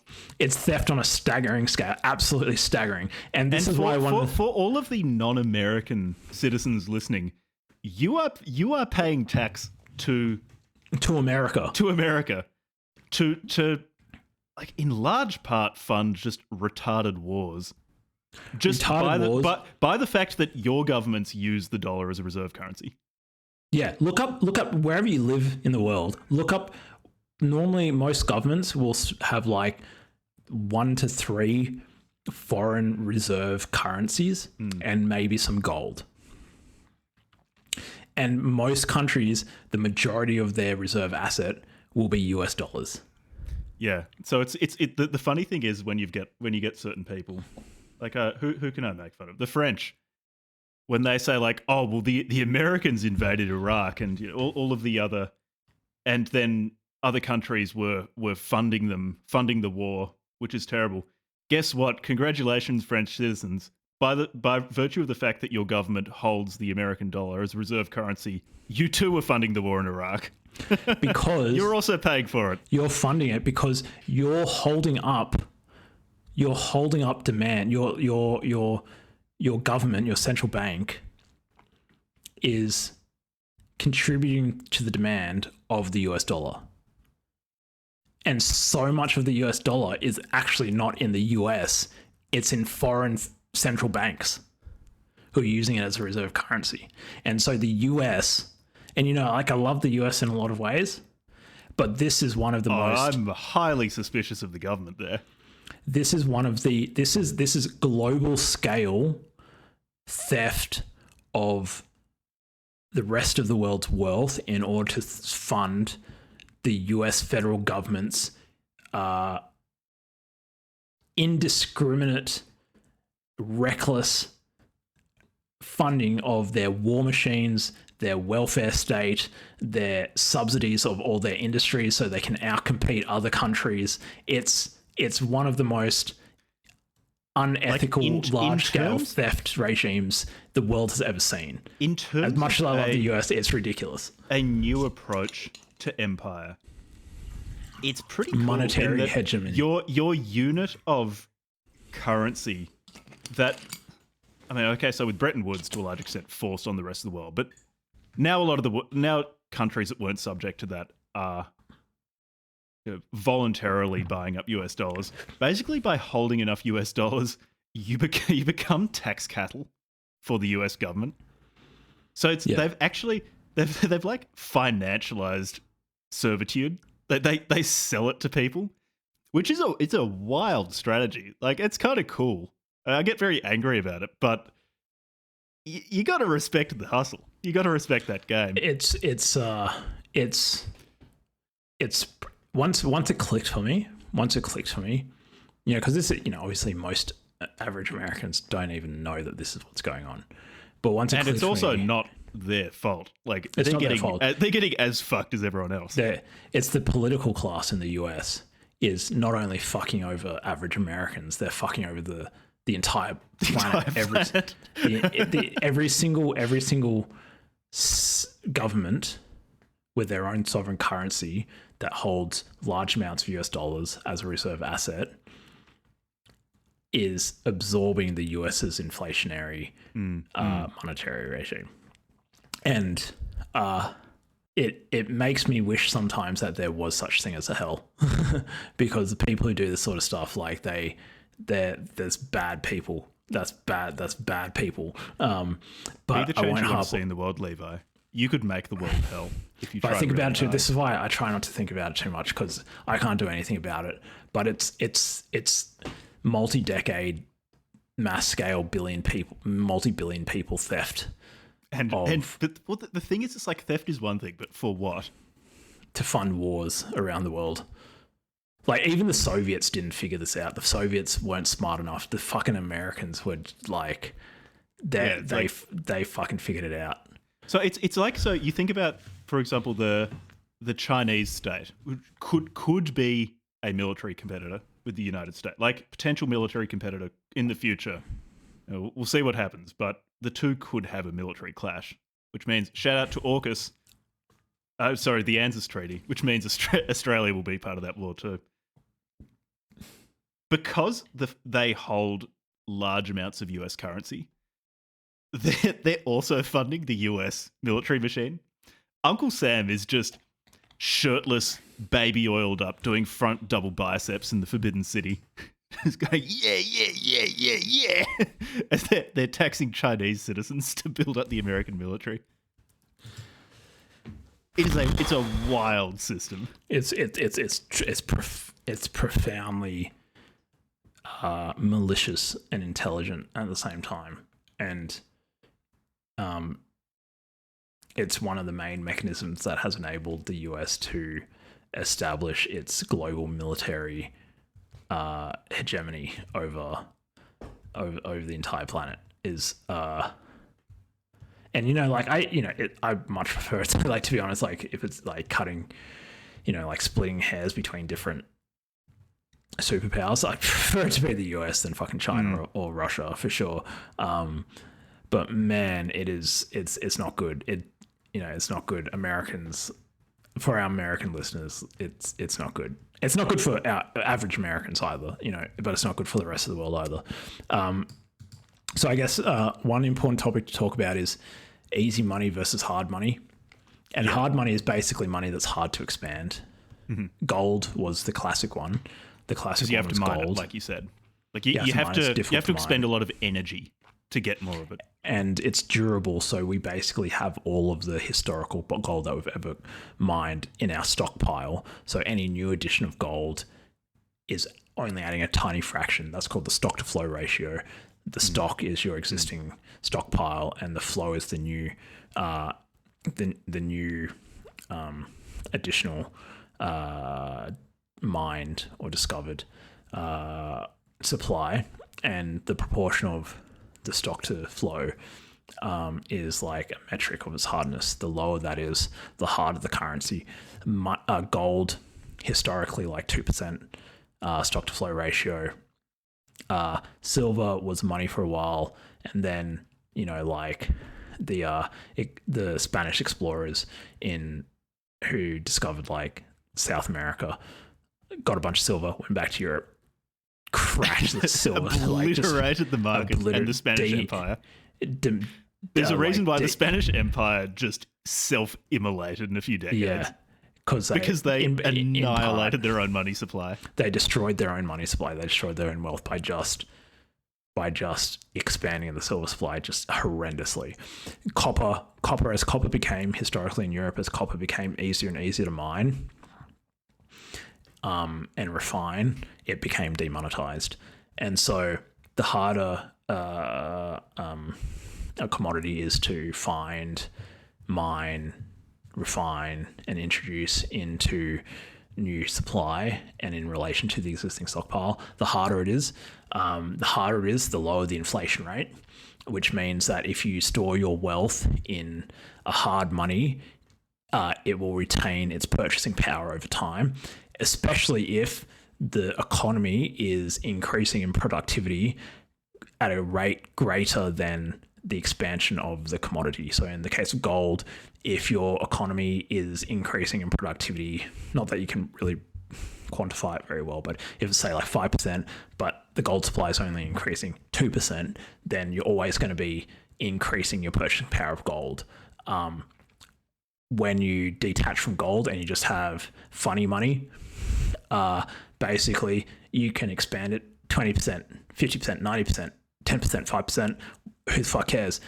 Doesn't even matter how much the economy is expanding, whether it's more productive or not. Actually, like, you can increase it an arbitrary amount. It's just, like, you can do whatever the fuck you want. And the government, just like in Argentina and just like in Sri Lanka and just like in the Weimar Republic, the government just printed as much as they fucking wanted. They took all the society's resources and everybody else got poor. Like, just look into the Weimar Republic. What happened in the Weimar Republic? People were literally getting payday. They'd fill up like bags full of fucking cash and then they'd run to the grocery store and they'd exchange as much as they could for basic groceries before the next day, because by the next day, prices will have gone up like 50%. There was that much inflation. Yeah, but that's called healthy inflation, Levi, because it stimulates consumer demand. So just think of all of the demand for goods that was stimulating. So weak money, the American dollar is weak money, except for the fact that because of the post-1972 economic arrangements where the US basically strong-armed the rest of the world into using the US dollar as a treasury reserve asset, and also the petrodollar system, all purchases of like petroleum and oil and stuff in the world is denominated and exchanged in dollars. That's the other major factor that's keeping up the US dollar. The petrodollar system and the fact that everybody else is using the US dollar as a reserve asset. It's a weak currency. It's being expanded like crazy, and the only reason why they can keep on expanding it is because of these two mechanisms. And so hard money means that people who hold the money can preserve their wealth over time. And if it can't be expanded, like with Bitcoin, it can't be expanded by anybody. It's not even, it's even better than gold.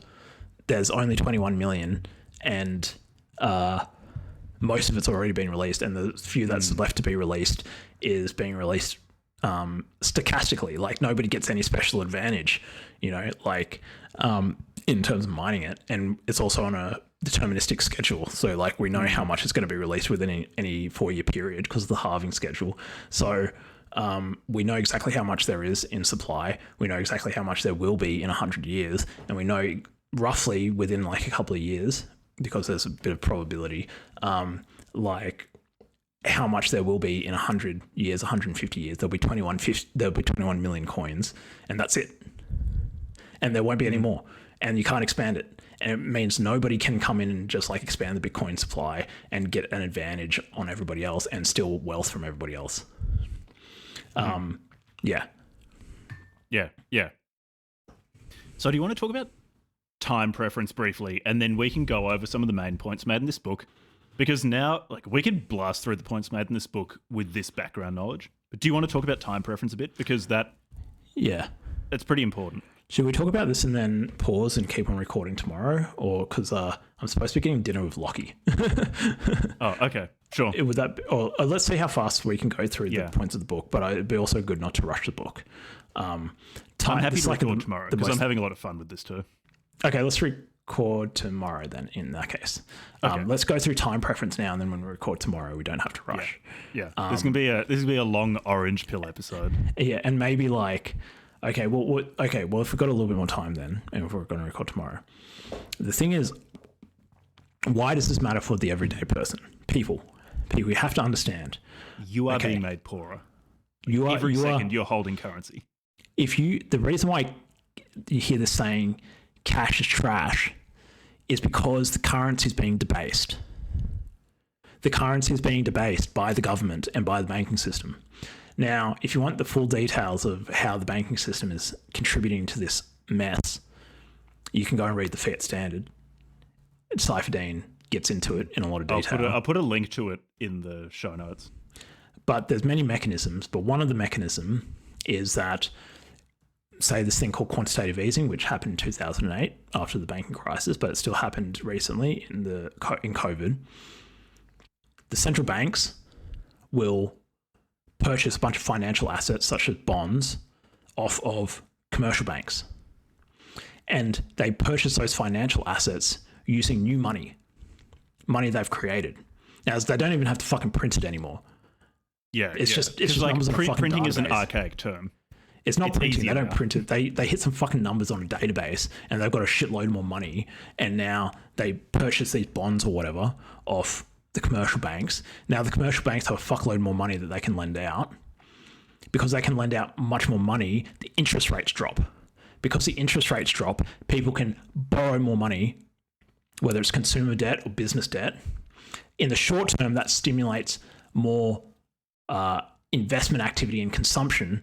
But the problem is, and what the Austrians realized, is that under those conditions, people, say if it's an entrepreneur borrowing money at such a cheap rate, they're going to go out and invest in low quality projects.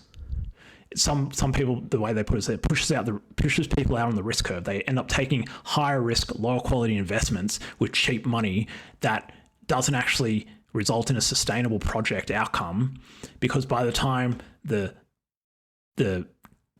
debt comes due, so to speak, with the economy, you get a whole bunch of low quality businesses being started. You get a whole bunch of unfinished projects. You get a whole bunch of low like high time preference, short time scale purchases of low quality crap instead of people saving. So it makes people borrow more and save less. And so it's entirely destructive for people to have their purchasing and borrowing behavior, both consumers and entrepreneurs and investors and depositors, having their sense of financial decision-making distorted by indiscriminate injection of money into the rest of the economy. It's entirely destructive in the long term. Now, one of the key things that is important to understand is that what is the foundation? What is the foundation of civilization? Like why do we, if you look back 2,000 years, 5,000 years, a couple of hundred years, depending on what part of the country, like in what part of the world, like in Australia, a few hundred years ago, people were living in poverty. In Europe, a few thousand years ago, people were living in poverty. Poverty, they didn't have penicillin. You got a scratch, an infection, you're likely to die. Mothers dying in childbirth, ridiculous rates, like 20-30% of mothers dying in childbirth. Infant mortality, like the number of children who would die before like the age of 2 was ridiculously high. Starvation, death from diseases which we've eradicated now, like polio, right? Like all of these things, our ancestors were living in abject poverty. And they had no technology, no medicine, no warm clothes, no temperature control, no protection from the environment, no sunscreen, none of this stuff, which is just par for the course for a modern society. People just expect to be able to buy decent clothes, have energy, have light, be able to cook food. For most of human history, people didn't have any of that stuff. They lived in poverty. They lived in poverty that if we went to a country like, say, remote Papua New Guinea and we looked at them, we'd be like, yeah, those people are living in poverty. That's how most people's ancestors lived. Now, the anomaly is not poverty. Poverty is the norm. Human poverty is the norm. Most of human history, most people's ancestors have lived in abject poverty. Even the pharaoh lived in poverty. He didn't have plumbing. He didn't have electricity. He didn't have the ability to cook food whenever he wanted. They didn't have antibiotics. They didn't have anesthetics. If you go and get you need to get a surgery, you'll be put under general anesthetic. Good, yeah. Good fucking luck 200 years ago. Good fucking luck. They lived in poverty. They gave you a slug of whiskey and a bite down stick. Yeah, if you were lucky. All right? The past is not a good place. People who are traditionalists don't fucking realize what it's like to get an amputation without general anesthetic and without antibiotics. It's a death sentence. That's what it is. It's a horrible fucking death sentence. Now, that's how most people lived before about 400 years ago, when we had the Enlightenment out of Denmark and out of Scotland and the UK. Now we live 400 or 500 years later, and billions of people around the world live incredibly materially rich lives with modern medicine and the internet and stuff. Where did that all come from? That's the question. Well, the Austrians, in part, they got 2 out of 3 in my assessment. I think there's 3 major causes. The Austrians got 2 of them right. The first one is savings. Savings is when you produce more than you consume, and you take that excess production, you put it into some form that's durable, whether it's grains in a silo, or whether it's gold or a medium of exchange that's durable, and you save it for later. Why is that important? Because you can use those savings to subsidize your living whilst you invest in a production process. Now, that's the second thing.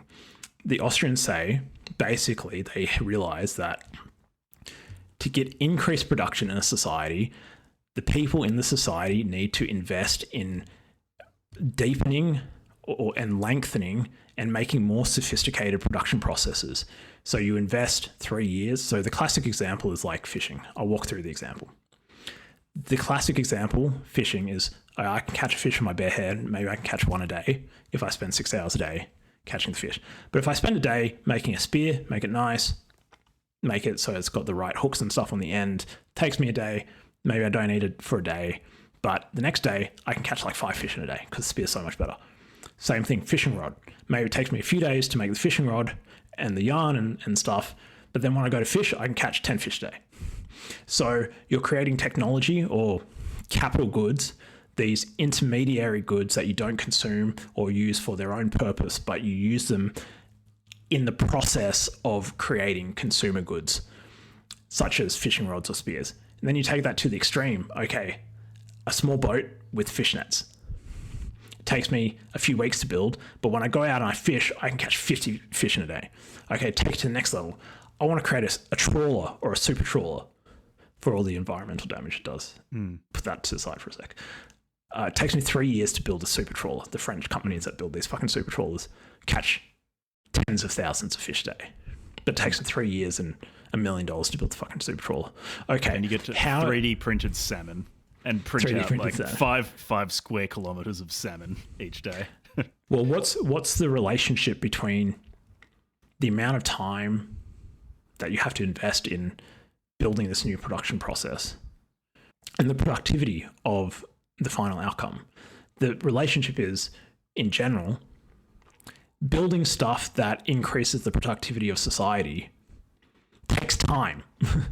And the more sophisticated the technology and the production process is, the more specific knowledge you need, the more investment over time, the more time it consumes to undergo that production process. Generally speaking, the more productivity you get at the other end. You're creating these more complex factories, more complex vehicles, ships, whatever. And you need to sustain yourself, your consumption during that period. You need to be able to pay for things. Now, either you do that through loans, so you get somebody else who's saved money, who's then going to loan you out money at an interest rate on the expectation that at the end of the production process, you can pay them back plus interest, or you have your own money that you've saved up that will sustain your consumption whilst you're investing in this productive process. So that's number 2, saving. Saving enables the lengthening and deepening of production processes, and those production processes and the accumulation of capital goods, so goods that are used to create other goods, that's the foundation of civilization, according to Mises. The one thing that he missed out on was knowledge, which comes from David Deutsch, which is we stand in a society on the shoulders of giants, generations of people who have developed scientific theories, technological theories, engineering processes, industrial process, ethical theories, political theories about how to govern a peaceful society, like artistic theories about what beauty is. There's all this knowledge in our society, which we inherit, even if you're not a direct inheritor like in a family, but by being a member of this Western society, you inherit this wealth of knowledge about how to create wealth in peaceful, dynamic societies. And those three factors, saving, deepening and lengthening production processes and increasing our capital goods stock, and the accrual of intergenerational knowledge for how to create and maintain wealth, those are things that have created such an abundant society that in places like Australia, we have such excess capacity that is admittedly confiscated through the welfare state, that we very seldom have absolute poverty. For a person to end up in absolute poverty in Australia, they basically have to have some sort of like psychiatric disorder or like something where they basically can't like interact. But most people, if they have like a disability or they just have a period of where they can't work or whatever, they're not going to end up in absolute poverty.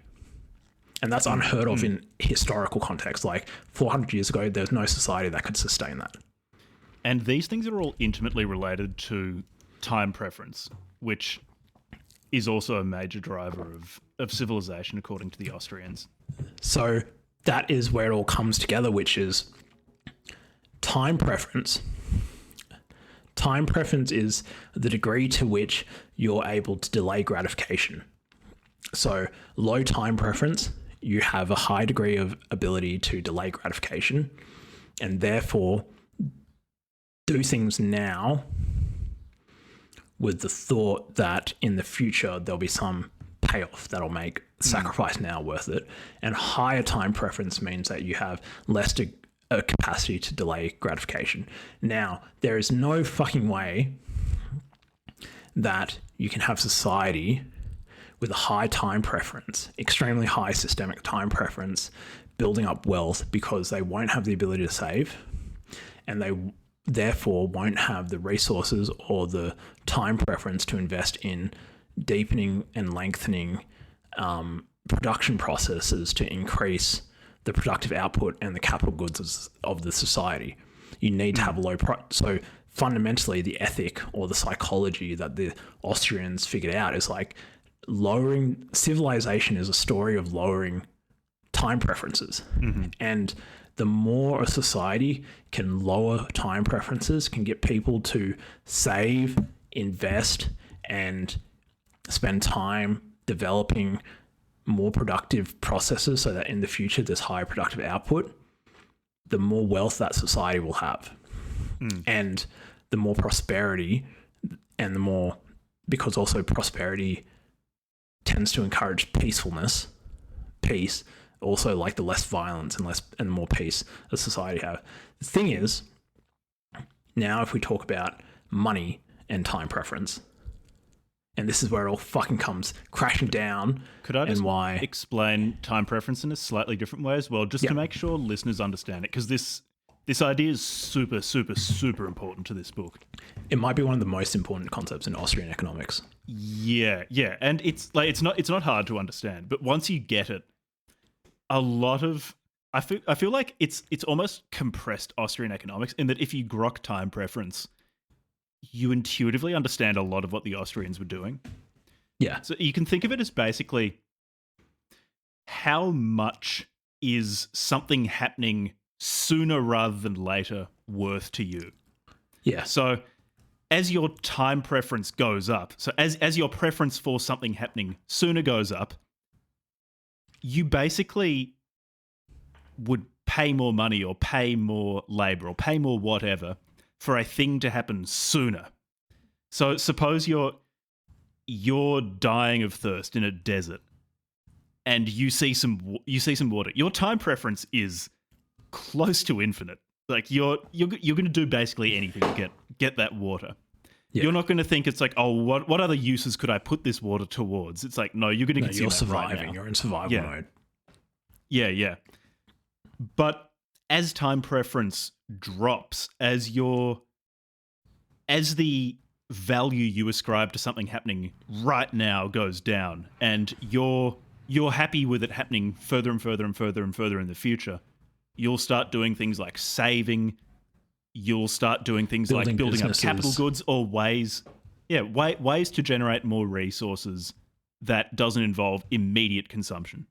Building I just thought I'd businesses, explain it in a slightly different way because it's such an important concept for this whole book. investing in education. Like say it takes 8 years to become a fully qualified doctor, but at the end of that, you're a doctor and you have higher earning capacity.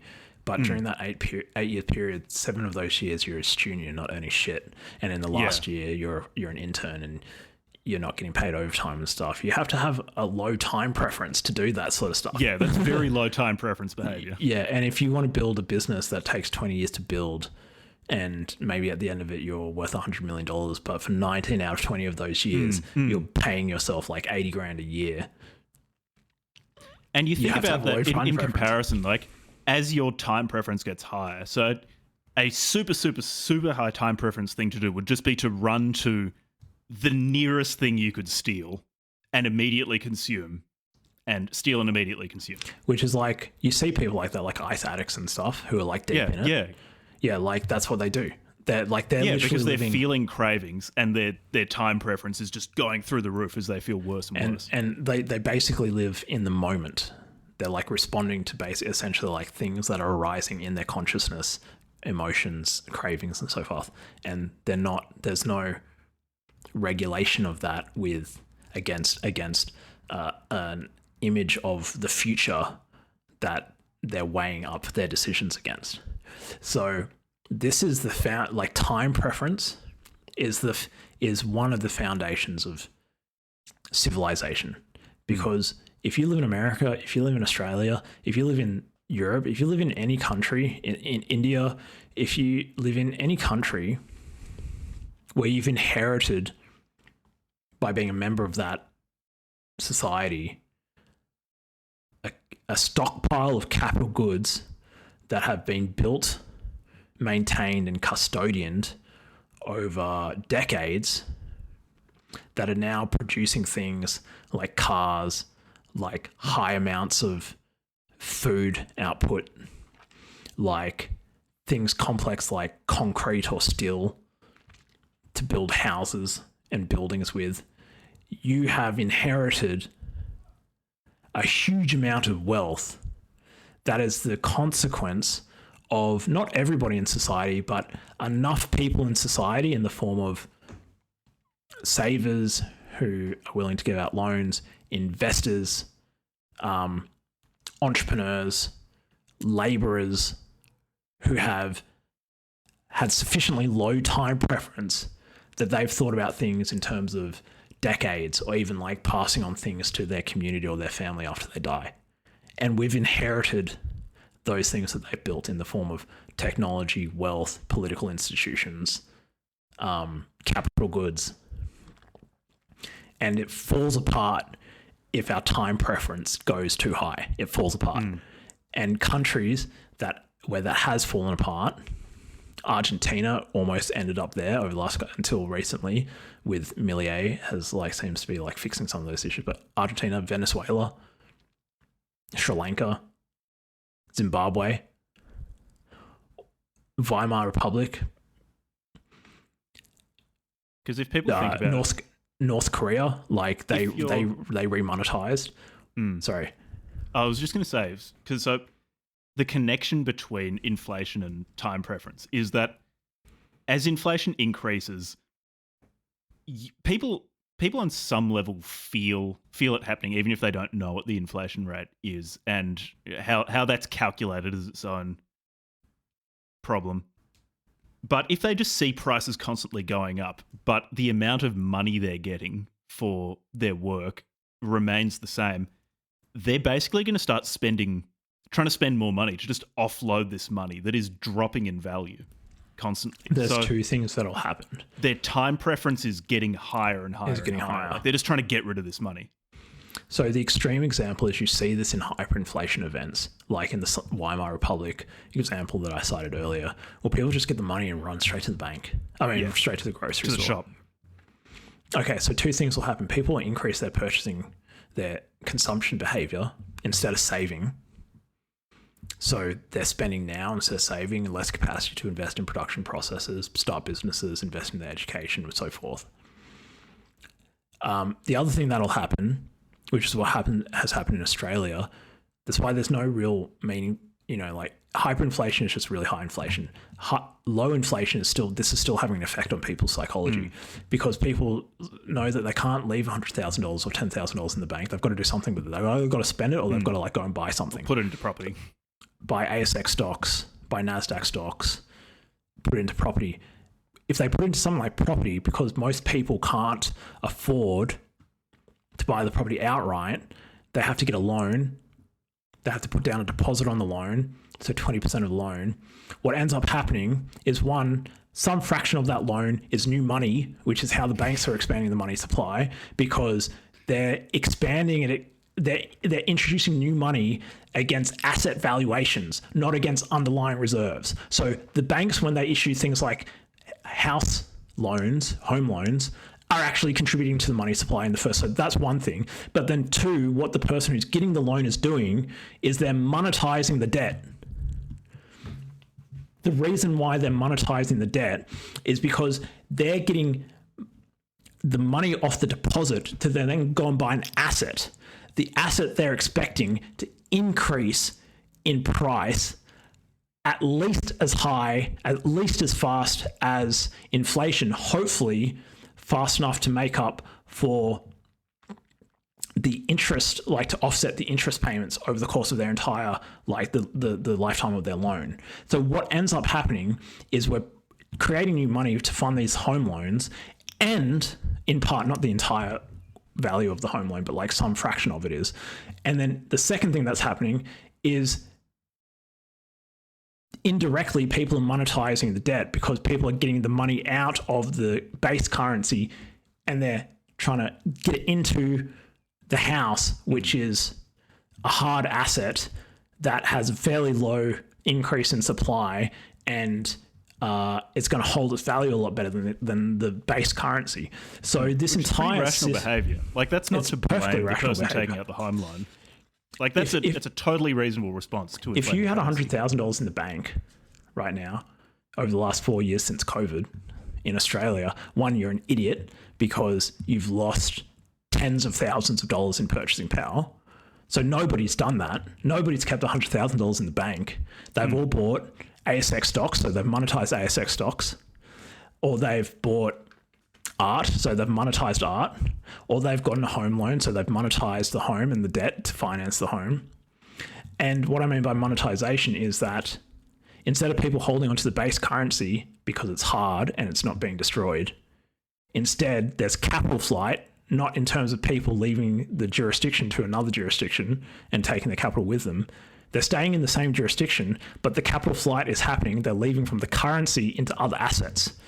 And that demand for the other assets is monetizing those other assets. So we have all these asset classes that are artificially high in price because people are fleeing from the base currency because it's being destroyed by the central banks, by the US Federal Reserve and their inflationary export, and by the banking system, which is creating new money. And it's systematic. It's destroying the currency, and by destroying the currency, it's destroying en masse people's ability to lower their time preference. It's actually like it's systematically impoverishing every single country around the world. Poison. It's civilizational poison. The money printer, even though it's not as simple as like 100 years ago where they literally like turn on a fucking printing machine. No, it's more simple in terms of executing. It's easier to do. But it's also not just the central bank. Everybody is complicit in it now because everybody is using these debt instruments, whether it's home loans or credit card loans, business loans. How much of your loan is new money? How much of it is new money? And if it's new money, it's destroying the currency. And everybody's doing it. Every single person is doing it. If I've got a student HEX loan from the Australian government to finance I didn't realize this when I was going to finance my higher education. How much of my student HEX loan, 50 grand or whatever it is new money? So everybody. So it's actually everybody who holds Australian dollars has paid at least part of Levi and my education. And I've been paying through the destruction of my purchasing power everybody else's loans. Yeah. And the thing is, you can't get a number on this because it's diffuse. It's diffuse and systematic and indiscriminate. Diffuse, systematic, and indiscriminate. Everybody's stealing from everybody else.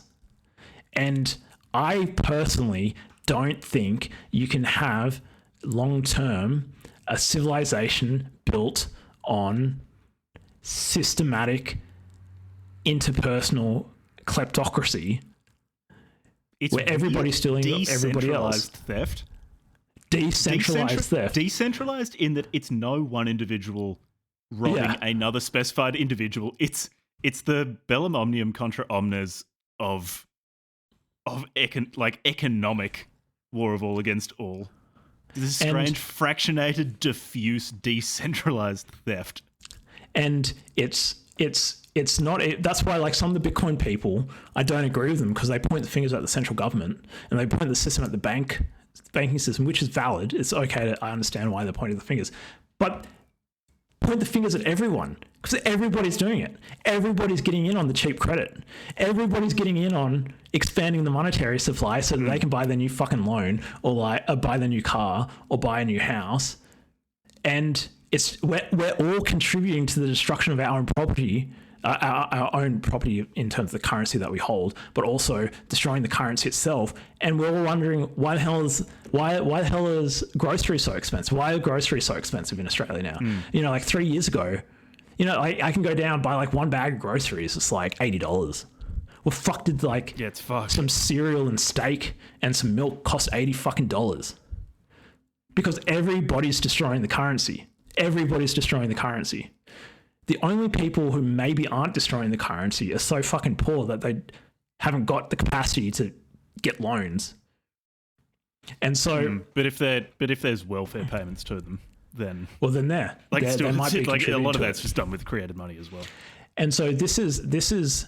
I think people don't really understand how toxic and pernicious and systemic and widespread and diffuse and indiscriminate this broken system is. And the thing is, Bitcoin fixes it. Bitcoin fixes it because it solves the problem of inflation. Nobody can inflate the Bitcoin supply. It's a non-sovereign currency. Nobody gets special access to special rules to inflate the supply. Everybody's on the same ground. You've either got to fucking mine it or you've got to sell something to somebody to get the fucking Bitcoin. There's no special exceptions. There's no third-party risk. Like when you put money into a bank, you're taking on third-party risk that they don't fiddle with the fucking money that you've put into the bank account. There's no third-party risk. You can self-custody it yourself. You can move it at the speed of light with Lightning. You can have final settlement within 10 to 30 minutes on the base layer. And you don't need a fucking bank. And it's a bearer instrument that you can secure. You can make it so secure with multi-sig wallets that the US government could waterboard you from here until the end of days and never get the fucking access to the goddamn wallet if you secure it properly. And you can put it in your head and you can go anywhere on the planet and nobody will be none the wiser that you've got $1 million worth of Bitcoin in your head or in a wallet, a cold wallet. And so in every single way, Bitcoin is superior than every other monetary technology that has ever existed. And it solves the problem of everybody stealing purchasing power for everybody else through a broken monetary system.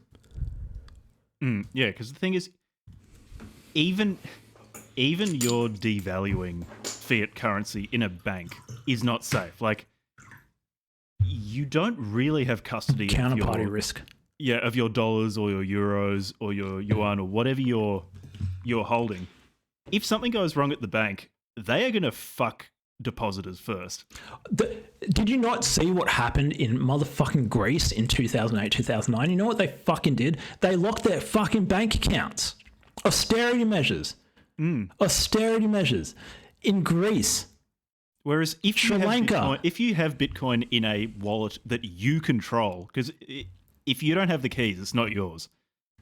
But if you have custody of your own Bitcoin, no one can touch it. Like that's yours. It's yours. Learn how to multi-sig, learn how to cuss you properly. Don't forget your keys. Learn how to like use a cold wallet. Learn how to create a high entropy like passphrase so that it can't be guessed. Like learn all how to use the fucking technology. It's the most empowering technology on the planet. Okay, Sri Lanka. Let's go down the list. Sri Lanka froze bank accounts, stopped withdrawals, expanded the money supply. Argentina 10x'd the convertibility of US dollars to Argentine pesos, like back in the 2000s or whatever it was.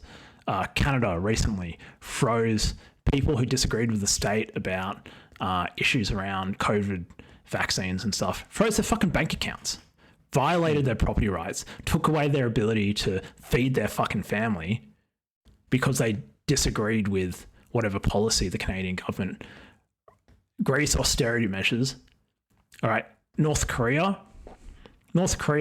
there was this one event where they remonetized. They just deleted the old fucking currency. They gave everybody 72 fucking hours to go and hand in the old currency, and they converted it at like a 5-to-1 ratio or some shit like that. Bam, instantly. No choice. And if you didn't get it in time, your old currency was worthless. You just instantly reduced it, even more poverty than you were before. And so the government is not your friend. The state is not your friend. The banks are not your friend in this issue. And even your fellow citizens, if they're contributing to the expansion of the money supply, they're not your friends either. The only friend that you have is your own ability to adopt a superior technology, learn how to use it, just like all of your ancestors who survived learned how to use superior technologies so that they could survive in their particular environment. The environment that we live in is one where theft is the norm. Inflation is expected and planned for by the government. And the future under the fiat system looks like one in which prices of basic goods to survive is going up faster than the rate at which your employment income is going up, which means you're going to get fucking poorer unless you adopt the superior monetary technology. And if you don't want to adopt it, all the information is there online for free. You can look up and learn how to use it. If you don't adopt it, nobody's coming to save you. Because it can be intimidating, but it's also very empowering in that you can today start looking into how to do this. It's it's not an elite or a gate-kept technology. It's it's built to be disseminated. It's a mind virus. It's a protocol. You can download it onto your computer right now. You can look at the GitHub things about how to set up all this stuff. There's nothing stopping anybody from buying, holding, running a node, buying Bitcoin, engaging in it, unless you literally live in a fucking country where they're prohibiting you from buying from exchanges. If you don't live in one of those countries, Bitcoin is a wall of impenetrable fire that protects your wealth from the fiat economy, which is burning to the fucking ground. And it's there for you to participate in if you want to. And nobody's going to make you do it. But if you don't do it, you're inside of an economy where all the incentives are misaligned, where everything's getting more expensive, where people are monetizing debt, where people are not sure how they're going to keep up with inflation, where people are worried about losing their homes because interest rate fluctuations are above what they're expecting, and now they're worried, I'm going to lose my fucking home.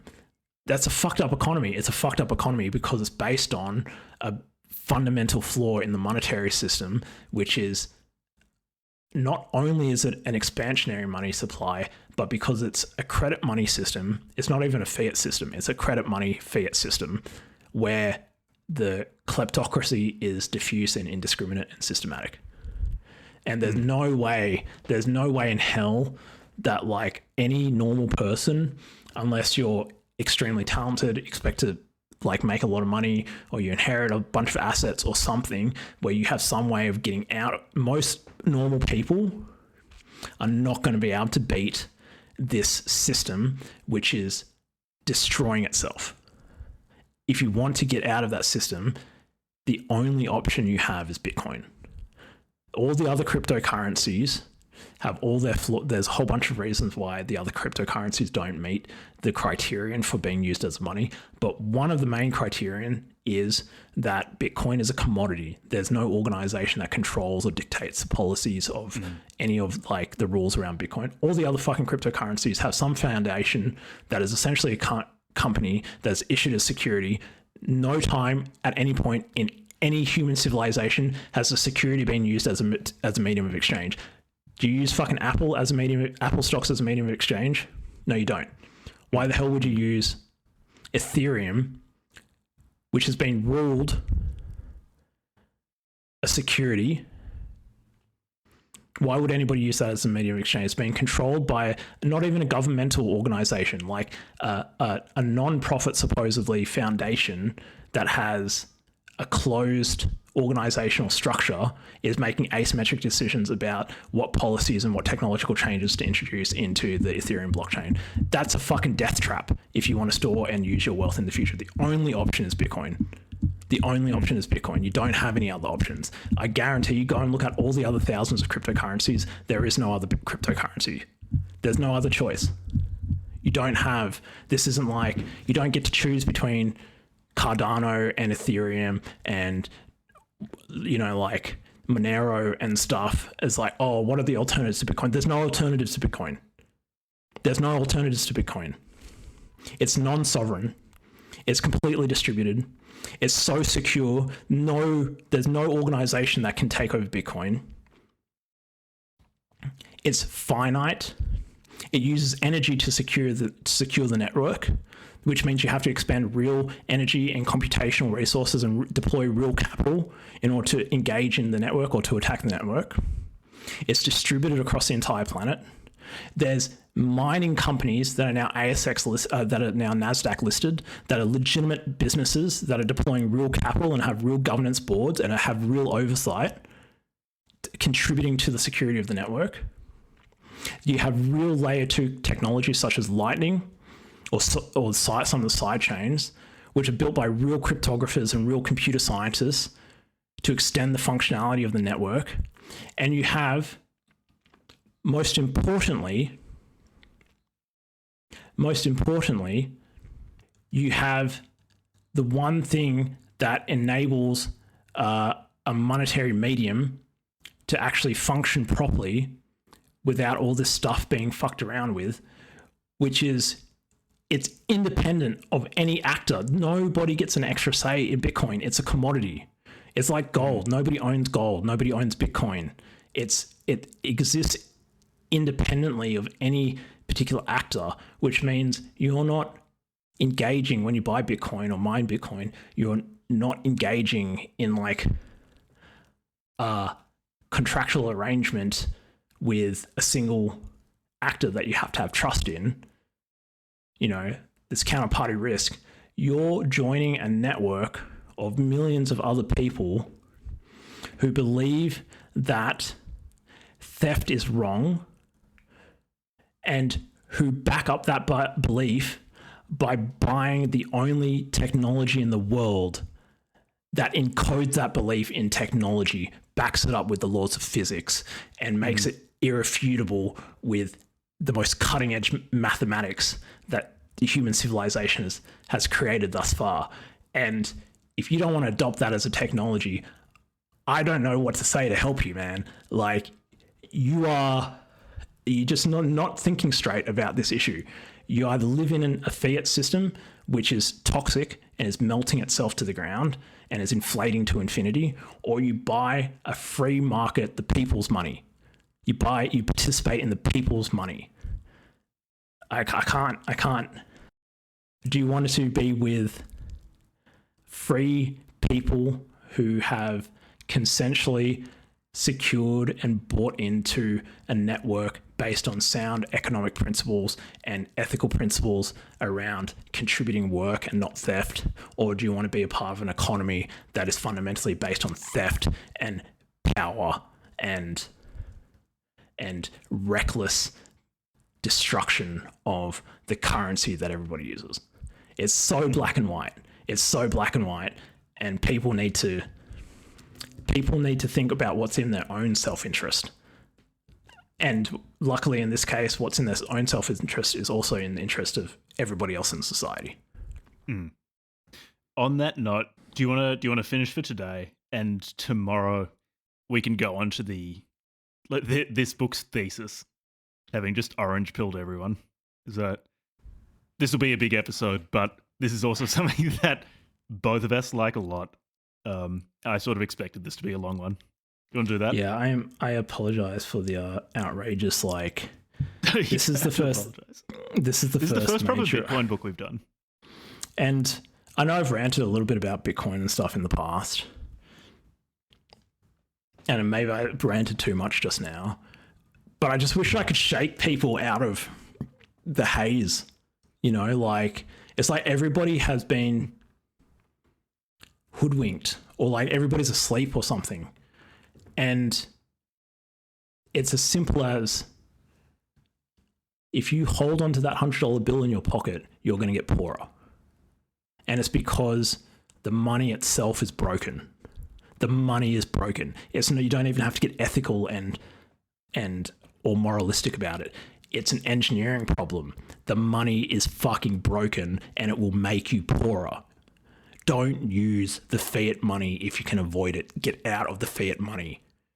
Get into the system that was built by an engineer who built it from the ground up using physics and energy and computation and mathematics to build a monetary system that encodes all of the principles of sound money that protects your property rights without having to rely on a government. It's in everybody's interest, and I just wish I could shake everybody and just be like, wake the fuck up. Wake the fuck up. The government is making you poorer. The fucking banks are making you poorer. You don't have to do this. Move into the better technology. So the future under, one last thing. Okay. Yeah. The future, if you stay in the fiat economy, the future is worse. Everything's more expensive. Houses are more expensive. Land is more expensive. Groceries are more expensive. In Bitcoin, you hold on to Bitcoin. Okay, fiat, you hold on to fiat, it makes you poorer. It's an impoverishing technology. You hold on to fiat money, you get poorer. You get poorer. You hold on to Bitcoin, you get richer. And I don't mean that in like some grandiose or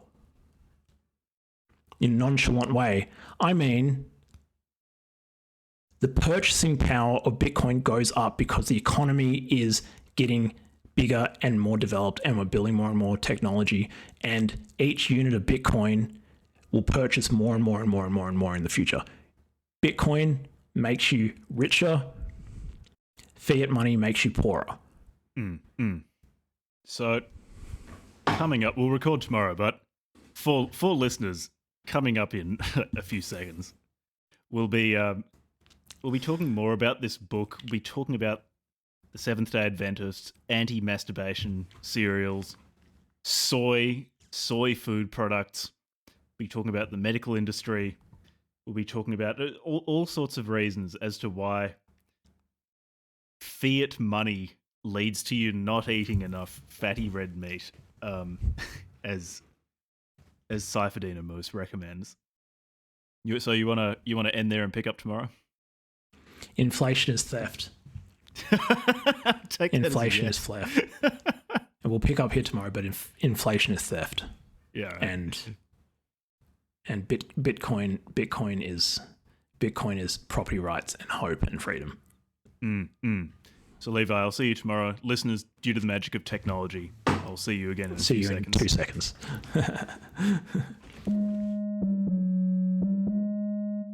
As promised, due to the magic of technology, we're back several days later, but to listeners, it will not seem like much time at all has passed. So we can continue to talk about money, Bitcoin, food, the economy, and steaks. Yeah. Carnivore diets. It still astounds me that carnivore diets and Bitcoiners, there's such overlap between them. There's an aesthetic overlap. I'll acknowledge that I feel. The overlap in terms of reasoning, I guess the praxeological overlap is less clear to me. But where there's smoke, there's fire. Where there's oak wood grill smoke, there's fire. There's probably a barbecue happening. Saifedean cooking some steaks. So now we're going to talk about Matt Lysiak's central thesis in a bit more detail. Now that we've set the scene, Levi wants to say something, like, a little bit more about the effect of inflation on the economy and on people's decision making. And then after that, we'll go on to talk about the book itself. So I think it was really important to preface this book with explanations that people who are into Bitcoin or into Austrian economics will probably know and might have skipped. But those people who aren't into Bitcoin and spend their time doing things like going outside and seeing friends or talking to women, maintaining romantic relationships, might not have been aware of these things. Exercising. Just being normal adults who aren't interested in the soundest money around. Yeah, like, can you talk about inflation, what it does to the economy? Then we can jump into talking about the nutritional industrial complex. Yeah. Yeah, it won't spend too long because we went into quite a bit of detail in the first half of the episode. But upon reflection, over the last couple of days, I thought oftentimes I feel as though there's a disconnect between some of the claims that Bitcoiners make, either about the negative impact on current society of fiat and credit inflation, or about the claims they make about the potential benefits of wide-scale Bitcoin adoption. And so to try to close that gap a little bit, just spend a couple of minutes outlining some of the potential reasoning why monetary expansion by the government and by the banking sector is so damaging for society. So there's a lot of reasons, but the first thing to note is that at a high level, the way that you interact with most people is through money. You interact with a very small number of people on an interpersonal basis. Most people that you interact with, you're interacting with through transactions. And those people are interacting with untold many other people in a huge complex chain, production chain, supply chain, a massive network of people interacting with other people that they don't know through contracts and through transactions. And every single one of those transactions is mediated by a monetary medium.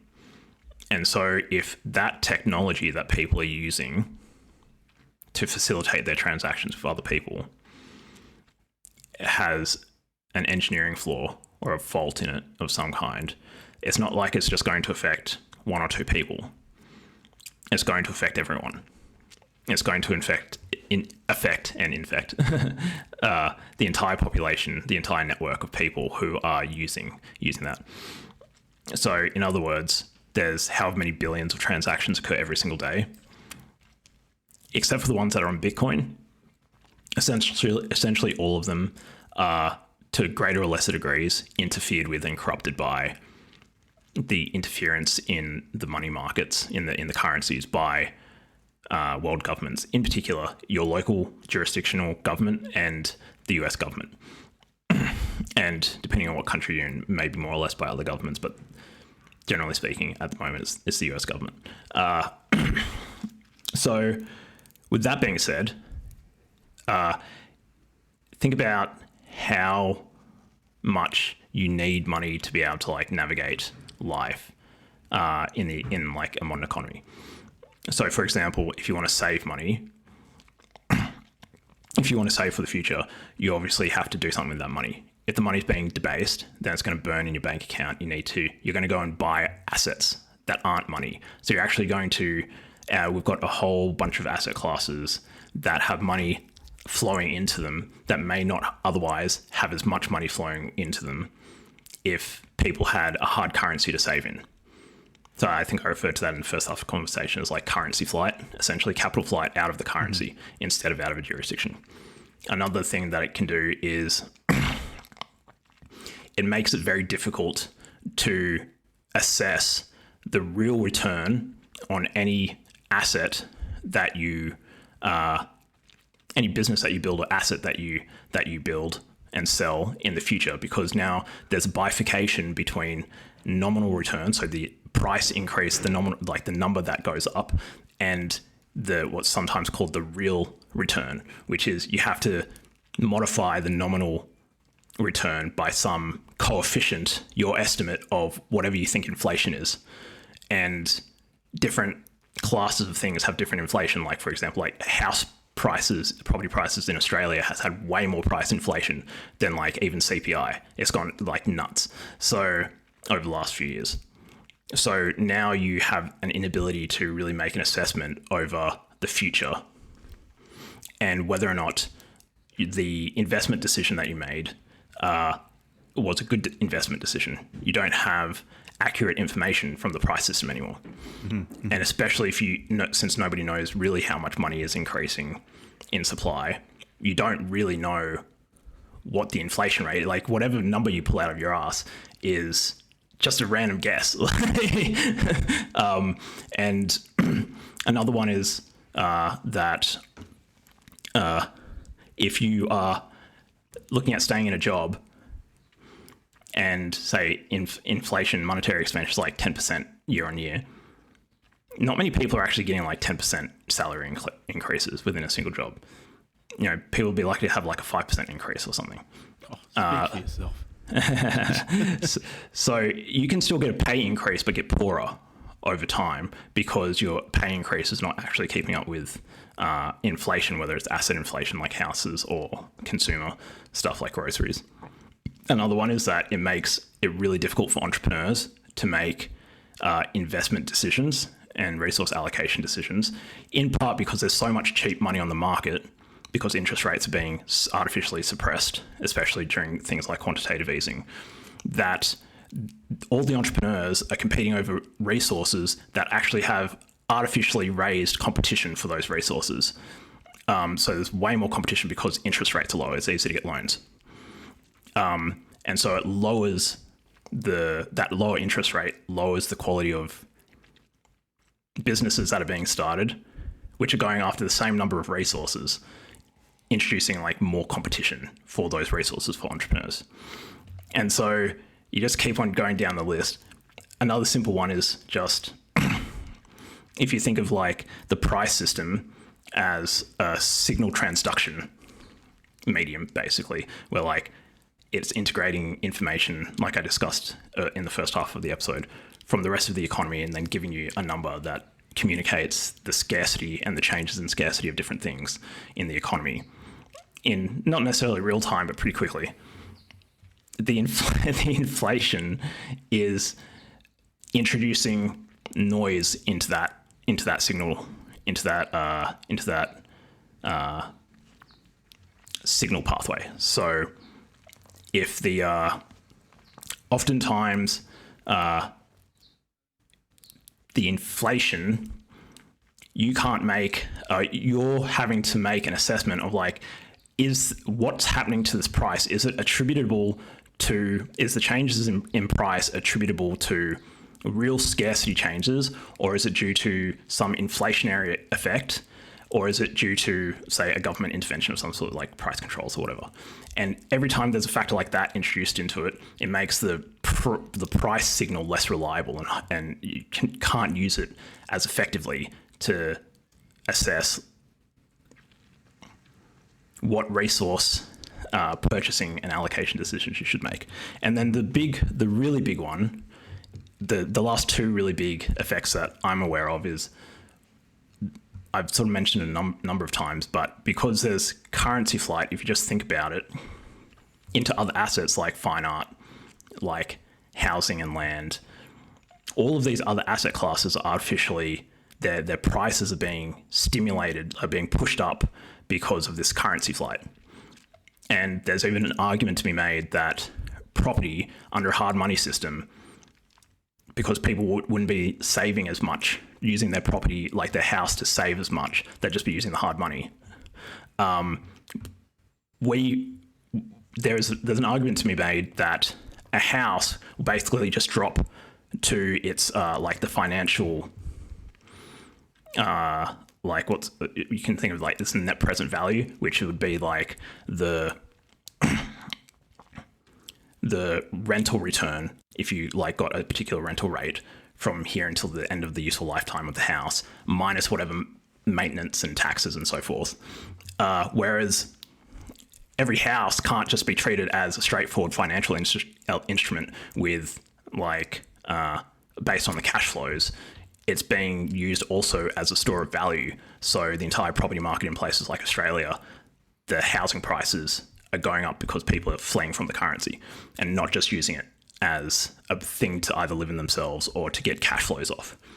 And then the last obvious big one, which is where it gets into the book and really affects things like food, is the government has the capacity to, like, they already have the capacity to, let's say, take a side in the economy. In a competitive market, they can choose to subsidize this company, bail out that company, subsidize this industry, and so forth. But if they don't have the discipline enforced on them by hard money, such as one-to-one backed gold, or a currency one-to-one backed by gold, or something like Bitcoin, they essentially have unlimited remit to discriminate which industries or companies they're going to bail out or subsidize,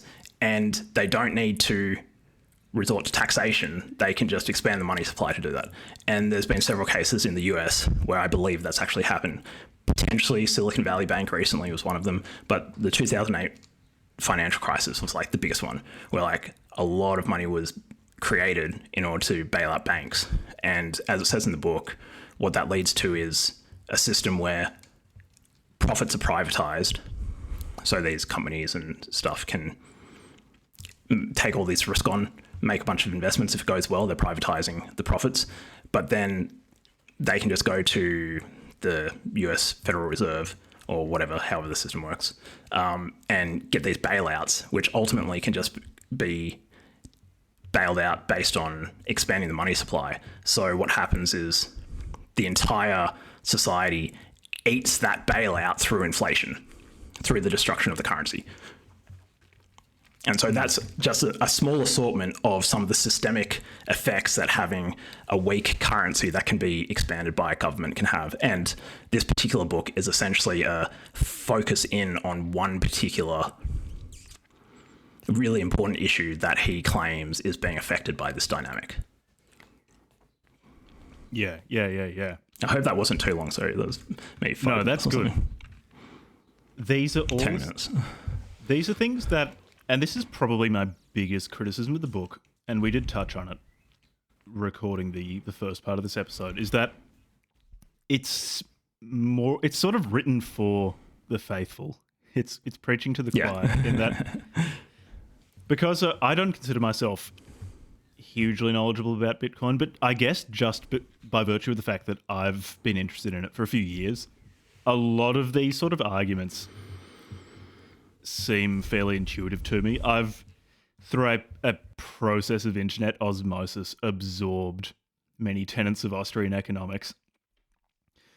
Whereas to people who've never come across it, who just picked up this book for some reason about eating meat and Bitcoin and read it, I imagine actually a lot of things just wouldn't make sense.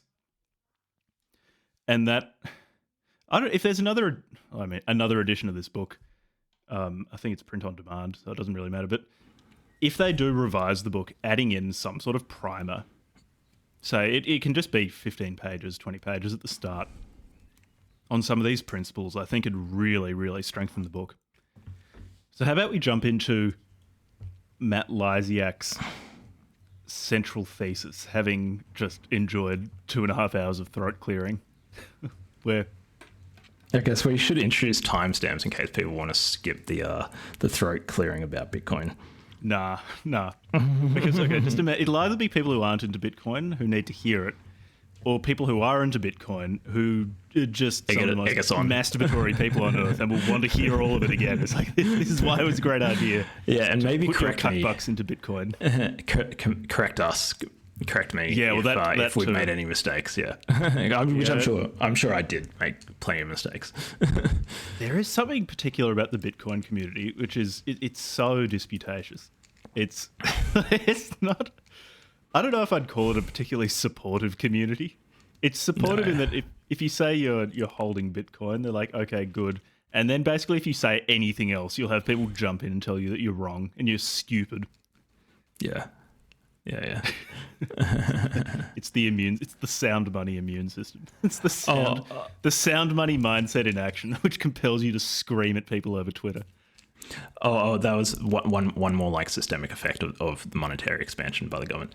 Turns everyone into Bitcoin enthusiasts. Yeah. There's one other really important one, which was every business. This is fucking crazy. This is one of the craziest. Like my head like split in two when I realized this.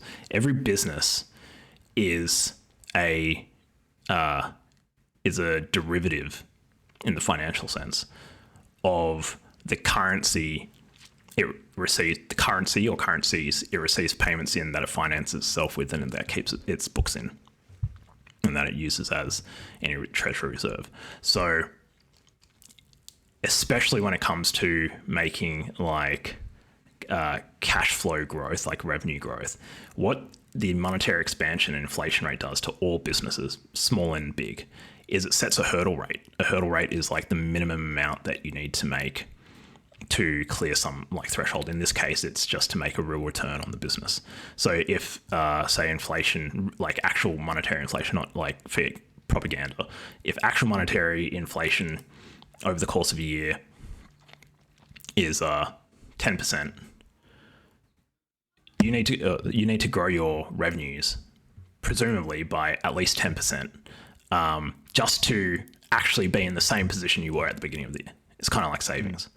And so that means all businesses, all entrepreneurs, all freelancers, all large corporations, any revenue generating, profit seeking organization has that messing with all of their calculations about the future and setting this hurdle rate in addition to just like trying to grow the business.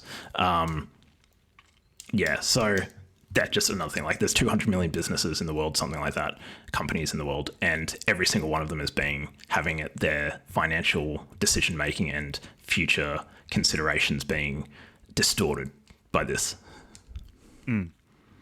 Anyways, I'll stop there. I'll just keep on thinking of more, so I'm going to shut the fuck up now. Fiat Food. So what Matt Lysiak is basically saying in this book is that, okay, inflation is dangerous for governments or for rulers because it makes people poorer, and past a certain point of material deprivation, people are going to revolt, or there's an increased risk of revolt or mass violence. This is particularly true when you've got something affecting the food supply. So either if the food supply is just not there, like if there have been massive crop failures, or if it is present in large quantities, as it is in most of the Western world, but is just getting steadily more expensive and squeezing a greater and greater and greater proportion of society.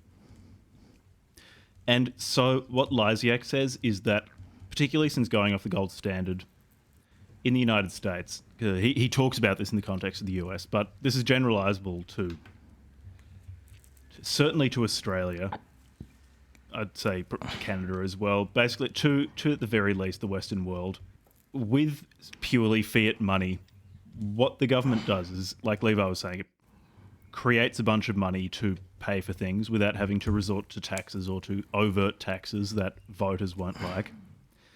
In doing so, it makes everything more expensive, including food.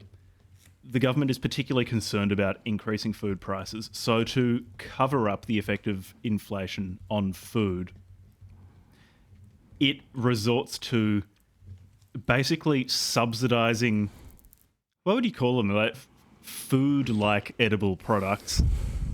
Yeah, sometimes they're called food products rather than just food. Yeah, food products. They're not arguable whether you should consider them food. I suppose there's components of them that are like digestible and have calories in them. So I suppose. Yeah. But they're so heavily digestible, processed. highly palatable, and nutritionally deficient. And we'll talk about the mechanism by which what he calls Fiat Food. So I get Lysiak calls these food-like products Fiat Food. There are a number of actors whose interests align. I don't think they're centrally coordinated, but a number of actors whose interests align to lead to the position we're currently in, where despite being materially wealthy, we're more unhealthy, more riddled with disease, taking more medications, yet continuing to get sicker, it seems, despite our treatments. So he goes over how we got into this position, and all of it is ultimately downstream of the government expanding the money supply to try to cover up the effects of an expanded money supply on food prices. We can also get, maybe once we've gone over that, unpacking that, which will take a while, we can talk about his dietary recommendations, which I don't necessarily sign off on. I think his heart's in the right place. The problem with talking about diet is I used to have much firmer views on what constituted a good versus a bad diet. Whereas now dietary science is so complicated, in large part because it's very, very hard to carry out trials in it. A lot of the trials are basically questionnaires, and you can't really trust people to accurately report what they eat each day, because there's a real feeling of morality around what you eat, and people get very defensive about not stating what they eat, which is a big flaw. And then other approaches are basically just like locking people in an institution and observing exactly what they eat, or giving them the precise food that they are to eat, but that's really expensive. Ethics approval is more difficult, and so on. But so I certainly wouldn't be as categorical as Lysiak and Ammous when they talk about what is a good diet in this book. For example, they just say, like eating all plant products is toxic. This is bad for you, which I'm not convinced by. I eat vegetables, and I feel pretty healthy, actually. That out of the way. Yeah. Besides that, I don't think I'm really going to comment much on the dietary aspect, other than eat food that you can tell what it is a pretty good starting point. Like if you look at a gummy burger or something, like, good luck listing to me the components in that thing. Whereas if you look at a Cheetos. If you look at a zucchini or a chicken, you can say, oh yeah, it's a zucchini, that's a chicken. Being able to name your food is a really, really good starting point for diets, for healthy diets. Beyond that, I'm probably not going to add much more about diet.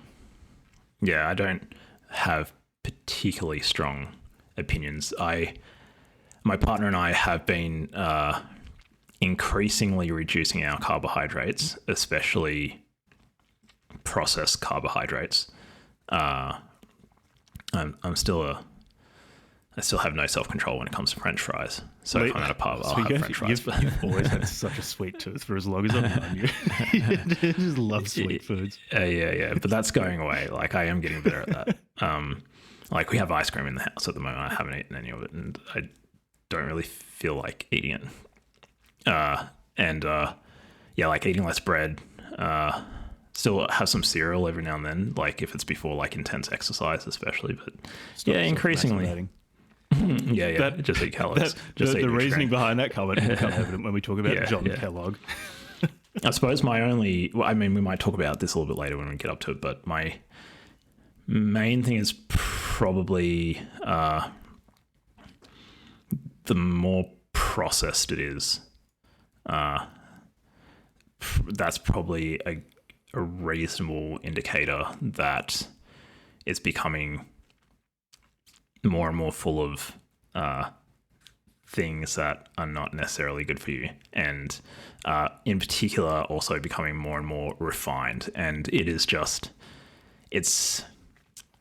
I kind of find it mind-blowing that people still think that like low-fat diets are healthy, and then just have like really high sugar diets and stuff. But like high fructose corn syrup and like other simple sugars in high amounts without any like dampening things like fiber or fat or whatever is just wreaking havoc on your body. You eventually will just tank your insulin sensitivity. Yeah, it's just incredible. Which is not not good. Like that's really, really bad. Yeah, so outside of that, I'm not a diet expert. I sort of went through a period when I was like 20 where I got really into diet, and one of the things I immediately noticed was that like all of the studies on any particular food is just like funded by some industry body, and I was like, oh, so I can't. And that's going to be part of it. Yeah. Is and there's like a lot of scientific studies. I say scientific in scare quotes. A lot of studies. A lot of the studies that will suggest in large media organizations reported on by journalists who haven't done arithmetic since they were probably 15. A lot of studies suggesting things as interpreted by scientifically literate geniuses who refuse to engage with mathematics or science tend to be, are almost invariably funded by organizations with a strong interest in the studies suggesting one thing or another. And so as such, you should approach all of them with a significant degree of skepticism. Significant skepticism, and also be aware that there's a massive grey literature. So, like a grey literature being studies that were maybe performed but not published in an appropriate journal, or maybe not published at all. And so, a lot of stuff, if it's not convenient for whoever the funder is, there's just this massive grey literature. It gets buried in nutrition science, which is really unfortunate. It blows my mind when you have trust the science, I fucking love science types acting like anything published is just categorically true. I feel like shaking them sometimes and saying, science is performed by people, and scientists are people too. Like they're subject to the same flaws as you and me. Just the idea that as soon as you get a PhD, you suddenly become immune to not even overt corruption. I mean, people can rationalize plenty of things when particular outcomes massively benefit them. Just the assumption that stops applying past a certain point of tertiary education is remarkably naive. I'm certainly not saying don't trust any scientific studies. I'm just saying just because something's a study doesn't mean it's true. You've unfortunately got to continue thinking. Yeah, and there's probably one or two specific examples that are worth pointing out. He has a bunch of examples in the book, except there's really like one or two that would be worth mentioning. So just at a high level, like the structure of the book is pretty straightforward. So it's in 3 parts. The first part is basically 5 chapters on the main culprits, the main institutions or individuals or industries or whatever that he attributes this systemic bad behavior to, and like perverse incentives. Then the second part is where he really unpacks. It's called the Fiat Death Spiral, and it's where he really unpacks the effect of this on and like how these different industries actually behave and misalign and have like interfered with science and policy and that sort of stuff. And then the final part is how Bitcoin fixes all of that. Where it's actually really short. Like the final part of the book is quite short, but it's a kind of speculative exploration. Well, it doesn't really read that speculative. Like he sounds pretty like pretty categorical. But I interpret it. Yeah, it's very categorical. But I interpret it as like speculative, which we can talk about when we get to it. But He's I take everything. feeling the influence of the SHA 256. Yeah, I definitely take everything about like predictions of the future, even if they're ones that I would be inclined to agree with, like with a huge grain of salt. Yeah. So where do you want to begin? You want to start with the... Okay, how about this? So you put this nicely when you were talking about your feelings going into this book, about the mechanism by which all of this works, in that it's not a conspiracy in the sense of a number of people bad actors getting together and saying, okay, let's inflate the money supply and poison Americans at the same time. No, instead you've got this central node of the government expanding the money supply to pay for stuff, and then the government also trying to cover up the effect of inflation on food prices. That's the central node driving this. And around that central point, you've got a number of other very, very powerful actors whose interests strongly align with continuing to produce Fiat food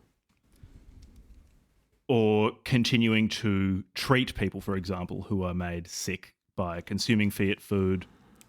And these interests expand. They are even religious interests. I didn't realize the Seventh-day Adventist Church was so influential, but they actually do have a number of very, very influential members, particularly John Harvey Kellogg, whose anti-masturbation cereals, I just didn't realize the guy was such a fruitcake. Yeah. he's very concerned about people masturbating. And look, maybe I'm just a complete degenerate. I don't see it as so big a deal that I would design cereals to suppress the sex drive to stop people from masturbating so much. But, that it probably is my own moral failing. Who do you want to start with? Do you want to start with Keynes? I know he's one of your favourite historical figures. Yeah, I guess so. I guess before we jump into specific people, I thought, well, what's the category of actors, if you sort of like think of them as there's different large, like coarse grain motivations for these different people. And I came up with religion, which is the Seventh-day Adventist Church, ideology, which is like environmental activism, dietary activism, personal career interests, which is a lot of the scientists in particular. Financial interests, so a lot of the corporations, medical, agribusiness. And that crosses over into the science media, part, because certain people made a lot of money. Yeah, classic glass door, spinning glass door. And then the last one is power, which is particularly important for political decision makers and personalities. And institutions. And so those are like the main ones: religion, ideology, career, finances, and power. And then most of the actors that we'll talk about, and the ones that we don't get to in the show, because he notes a lot of them, will probably fall into one or two of those buckets. Yeah. And so if we talk about, did you want to start with, maybe before we talk about Keynes, the other important point to note, we'll put it here now, or I'll say it now, because it'll make the rest of the conversation, I think, a little bit clearer, which is that when it comes to civil instability or threat of civil war or a uprising, social unrest, one of the things that is thought to be a very important cause and predictor of like uprisings and civil wars is food shortages and massive food inflation, food price inflation, such that people are struggling to feed themselves and their family. That and water, I think, is the other one. And that is a pretty obvious thing when you think about it. It's like if food's becoming inaccessible by most people are going to start. One example was there was a man who was it in Tunisia or somewhere else? No, it wasn't Tunisia. It was somewhere else. Who set himself on fire, and that kicked off the Arab Spring. I think that was in Tunisia. Yeah, it was in Tunisia. So this guy, and there was several years building up of just horrendous food issues, and actually Saifedean Ammous, being Lebanese, I'm sure is very, very sensitive tuned to this. in. Yeah, because that country has has been impressively badly managed for quite a while now. Yeah, it's really unfortunate. So that being said, a government has extremely strong incentives to make sure that the food supply, or at least some part of the food supply, is always accessible by just average people. And that can look like sometimes setting,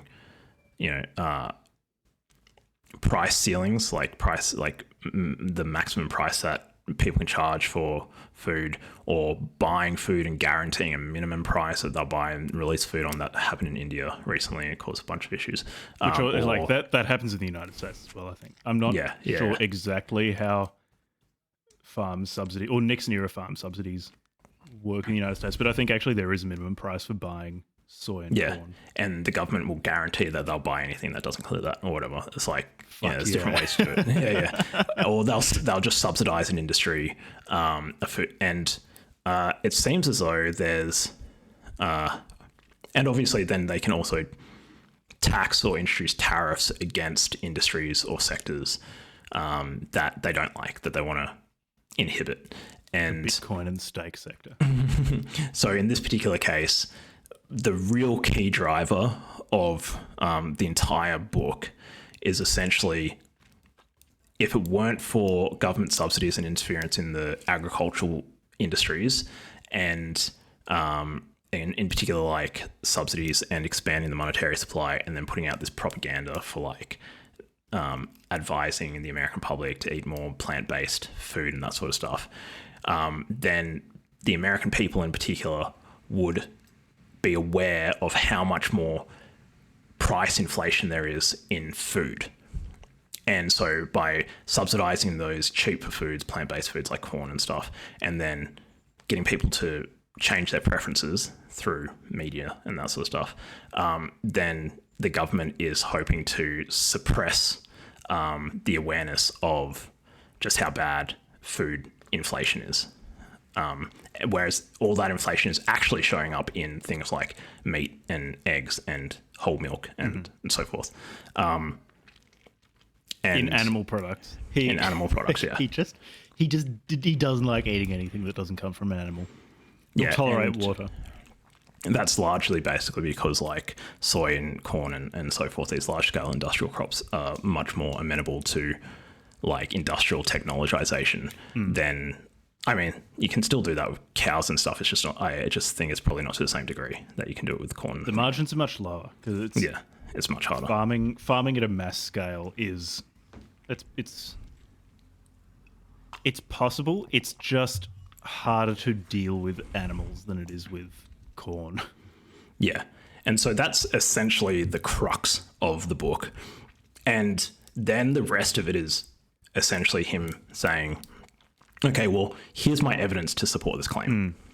I can point out specific individuals and specific events and specific organizations and institutions where there's clearly a conflict of interest, and there's clearly perverse incentives, and they've clearly messed with the money supply or subsidized an industry or whatever, and this is causing this massive health catastrophe. It's this massive health catastrophe for the US. I think recently it's like one of the first times that they've had like reduced life expectancy. So, do you want to talk about canes? You did touch on canes earlier. Yeah, I guess I'm not really a huge expert in canes, but the main thing is, and also, like I say, I'm talking too much. I'll just get carried away, ask me questions or interrupt or whatever. But the main thing with Keynes to understand is that he was a mathematician and not an economist before getting involved with this. So he was a mathematician at Cambridge, and I believe he studied differential equations or partial differential equations. And so I'm pretty sure. And so, but he was invited to engage in some important economic like councils or whatever around the beginning of World War One, advisory councils for the British like war effort and what they should do and that so forth. Wasn't it particularly to prevent there being a run on British banks who were still at that point backing pounds with gold and silver, and they realised that if everyone keeping money with the bank demanded their currency be converted to gold and silver, the banks just didn't have enough. Yeah, well, and so through a series of steps, he worked out how to stop people from being able to access their money. Yeah, and here, and like the important thing to note about like an institution that loans out, well, this is the argument from, I suppose, maybe Bitcoiners or maybe some Austrians, is a bank has 100 kilograms worth of gold and they issue promissory notes of 200 kilograms worth of gold. They're insolvent. Creation. Yeah, it's called value. They're insolvent. They actually can't meet their obligations if those promissory notes are bearer assets redeemable for the face value on presentation to the bank. Okay, and so Levi, what if you just make it really hard to convert those promissory notes into gold? And that's what they did. That's what they did. That was Keynes' galaxy brain idea. We'll just make it really difficult. And people criticize. I've heard people criticize the gold standard because they say like, oh, there are all these gold runs in the 19th century in particular the UK and in England and Scotland and certain parts of Europe, but that's not the gold standard's fault. That's the bank's fault because because people feel insecure and are like, okay, well, we want hard money because they don't trust their banks and they had good reason not to trust the banks. And then it turns out repeatedly they had good reason. Yeah. Like, it was just a completely rational thing to do. The banks were committing fraud. And not only were the banks committing fraud, but then the government stepped in to make it easier for the banks to commit fraud and to make it harder for people who had money in the bank to get their money.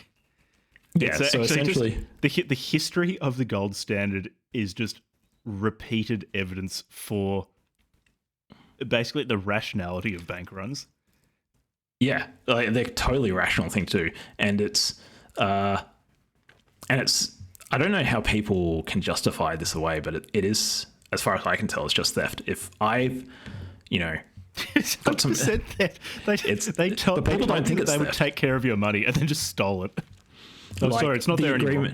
The agreement between me and the bank is, say, I pay you some interest rate for holding my gold, and but I can come and get it whenever I want because it's my gold. Until you go there and they're like, no, it's not there anymore. It's not there anymore, or it is here, except we don't have to give it to you, and if you don't like it, well, take it up with the government. If you go into our vault and try to take your gold, we'll get a policeman to shoot you dead.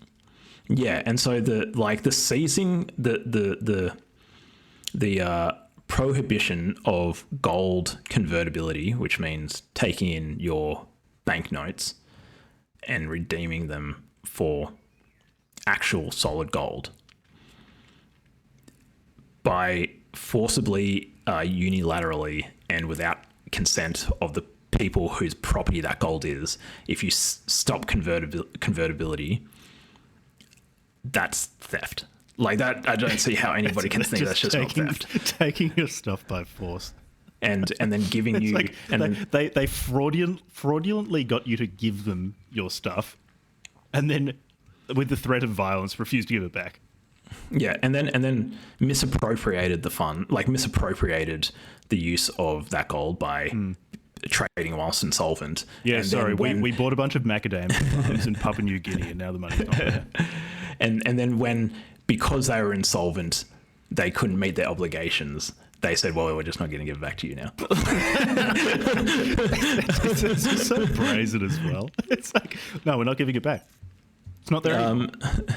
Now, one of the other key important things to remember or to note is historically, in order for a government to go to war, they have to fund that war, right? So they need... Typically, what you can do is that you basically have three options as a government. You have the ability to raise taxes. You have the ability to sell bonds, sell war bonds. So it's basically requesting a loan, basically off the people or financial institutions. We need to raise $100 million worth of bonds. We'll sell these bonds at whatever interest rate over whatever period of time, and you can't convert them for however long. And then the final one is currency expansion.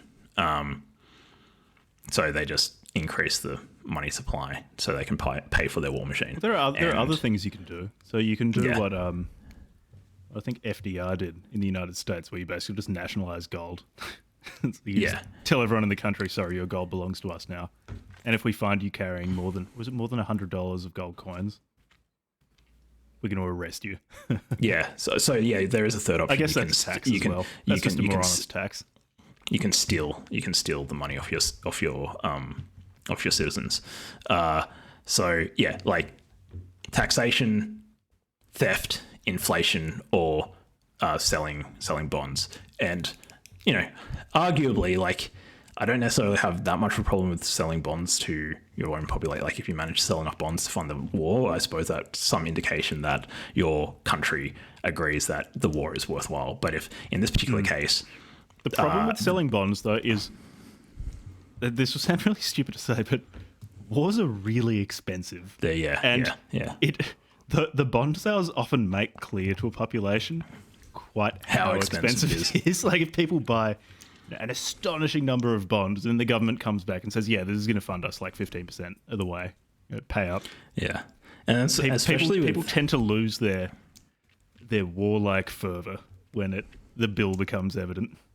Okay, that's before people start getting killed as well. Yeah, that's true. Yeah, so that's all true. So war is, I see essentially no benefit of war unless it's defensive, essentially, or maybe I could component. The aesthetic, the liberation of the soul, and the libidinal component of war is very elevating. So Keynes basically helped architect the specific mechanism of stealing British citizens' gold, and I can't remember the exact mechanism. I don't know if you can remember. There was also something about like not allowing foreign governments to claim their gold or something like that. So they also stole, because London was the financial centre of Europe, basically. It was tiered. I think initially what happened is Keynes basically said, or advised, because he was advising the government. He was really young as well at the time, which was impressive. Yeah, he was incredibly, like, in his 20s, right? Yeah. Like, I think he's done a lot of damage, but he was a very accomplished guy. So I think initially basically to steal stuff from British citizens, they said that, okay, you can still convert your promissory notes or your paper currency, but you can only do it at the head office of that just made it incredibly bank. Inconvenient. Yeah, so it was just like extremely inconvenient for basically everyone, so they didn't do it. Which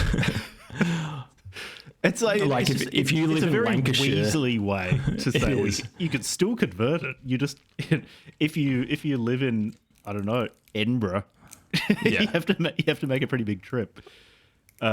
So that was the first thing, and I think they kept paying out to foreign governments because they were more worried about them. Yeah. Like that was a bigger reputational risk to fuck foreign citizens rather than your own, because what are your own citizens going to do? But they also wanted to maintain London as the epicenter of financial commerce in Europe. So that's... And then eventually I think they started telling foreign governments that they can't ship gold. We'd love to ship your gold to you, but we can't because we can't secure the waters between our country and yours. I think that was what some dodgy excuse, which is we can't give you our gold. I mean, we can't give you your gold ever. And so the other thing to note about Keynes is that he was probably a socialist.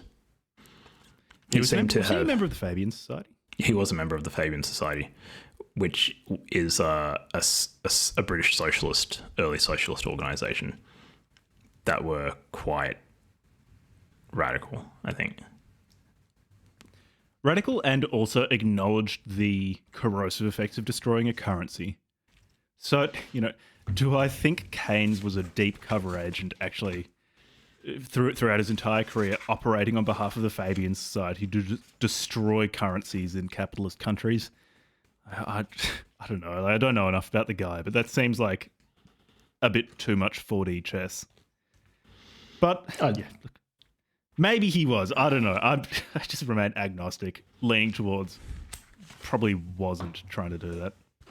Yeah, or I don't know. It's hard to say. Maybe he was incredibly malicious. He definitely seemed to be more interested in helping the British government fund their war effort and any government spending. Patriot, mate. Any government spending that they wanted for social engineering purposes, rather than like respecting the property rights of British citizens. And so the other thing to note as well about Keynes is that he's incredibly influential in economics. Essentially, like all mainstream economic education in the West, unless maybe you go to like the Von Mises Institute. If you go to the Von Mises Institute in Las Vegas. Vanderbilt University or something, like maybe you won't get fed this crap. But basically, any institution receiving government funding happens to love the economist who says government funding is great. Yeah, an entire edifice of like economic pseudoscience that explains why the government should have unlimited remit to interfere with the economy and print as much money as they like and seize gold. Like how convenient. So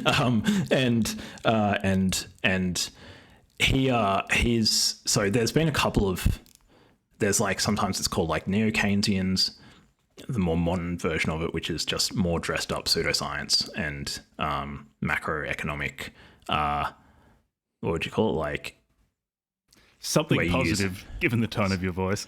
Like mathematical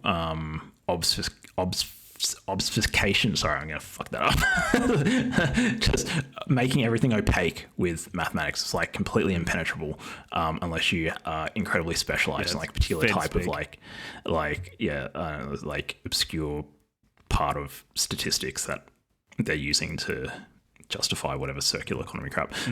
And justify spending trillions of printed dollars and how it won't affect inflation negatively. Yeah, it won't affect inflation. And there's one important there's two important like schools after like Keynes or later. One is what's called modern monetary theory, which we won't get into now because I don't know enough about it. I've sort of looked into it a little bit, and it's basically Keynes on steroids. They just have complete disregard for the reality of money. It's like it's Keynes going full retard. It's completely insane. It's completely insane. And anybody who is proposing the use of modern monetary theory to inform policy decisions should be immediately regarded as like an enemy of civilization. Dangerous. Yeah, actually dangerous. Like they are, if they're either incredibly dumb or incredibly malicious. I don't see how they could be either one of the others, anything else. And the other one is like what's called the monetarist, which is like Milton Friedman is the big monetarist. He kind of had his issues with with Keynes, but the Austrians, I think, aren't. He obviously like advocated for liberty and free enterprise, but he also still thought that the government should have control of the money supply. And and we've got an episode coming up on Democracy, the God That Failed by Hans Hermann Hoppe, who was an Austrian economist, like a German-born man belonging to the Austrian school of economics, who called Milton Friedman a socialist. Starts attacking him from the right. Which, like, at least with regards to monetary policy, he is. And so, I don't know what happened to Milton Friedman. I don't know. Maybe he might have just taken it as a given that there's no way to get back to a hard money standard, and therefore he just trying to like operate within that paradigm. I'm not sure. I haven't read enough of his stuff. But the last key thing about Keynes that's important to remember or to understand is that so the Austrians aren't really big fans of using mathematics in economics for the most part. And what they try to do instead is they try to reason about... philosophically reason their way. Yeah. They have these arguments and they're trying to reason with like prose, and they might call it like theoretical economics, I suppose. And they hold the way that Keynes and post-Keynesians use mathematics at an aggregate level in high suspicion.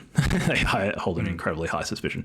And the most important thing about that is that Keynes, even if you think that maths can be used to some extent in economics, presumably, maybe there are cases where it's reasonable.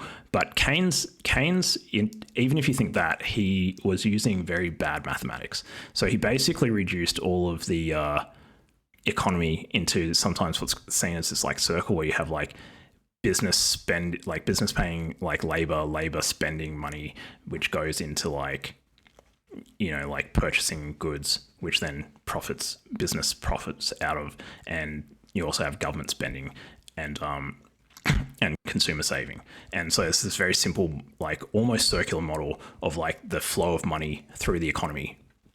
And in particular, he tried to use the equations or the approach of like differential equations to the economy. So he's looking at basically like, you know, like, like employment as a function of inflation. And is there some deterministic relationship there? And it's not clear to me that any of the stuff that he said was remotely grounded in an understanding of, one, economics, because he didn't come from an economics background, he came from a mathematics background, and two, based in anything that, like, none of his stuff like bears out empirically anyways. So I don't know why people have picked it up. It's just like, it's a model that's detached from reality, and like you can still buy economics textbooks where they explain this stuff, and it's like, that isn't, you're like just based off of your own experience, just like not how the economy works. And what if it's detached from reality, but it's reattached to a more convenient reality? Yeah. Do you ever think about that? That's a big benefit. At the very least, he introduced some really profound mistakes, but I'm inclined to believe that he was more malicious than that, because he called his theory, his magnum opus book, he called it the general theory of labor and interest, or what's it called, interest in labor or something like that. And that was right around the time that Einstein published his general theory of relativity. How to market. Yeah, and so he was. Sometimes the Austrians claim that the Keynesians and the rest of mainstream economics have what they call physics envy. They see like the success of physics and the mathematics that they use to have achieved that success within their domain. And then the economists are trying to basically emulate them, and in so doing, using the wrong mode of explanation, using the wrong mathematical techniques and wrong philosophical techniques, and actually just doing essentially like scientism. They're trying to give the veneer of science, but it's actually, you know, I would actually say poor quite philosophy. a number of scientific disciplines seem to suffer from physics envy. Yeah, yeah. And that's not limited to Keynesian economics departments. And so Keynes did basically a lot of damage.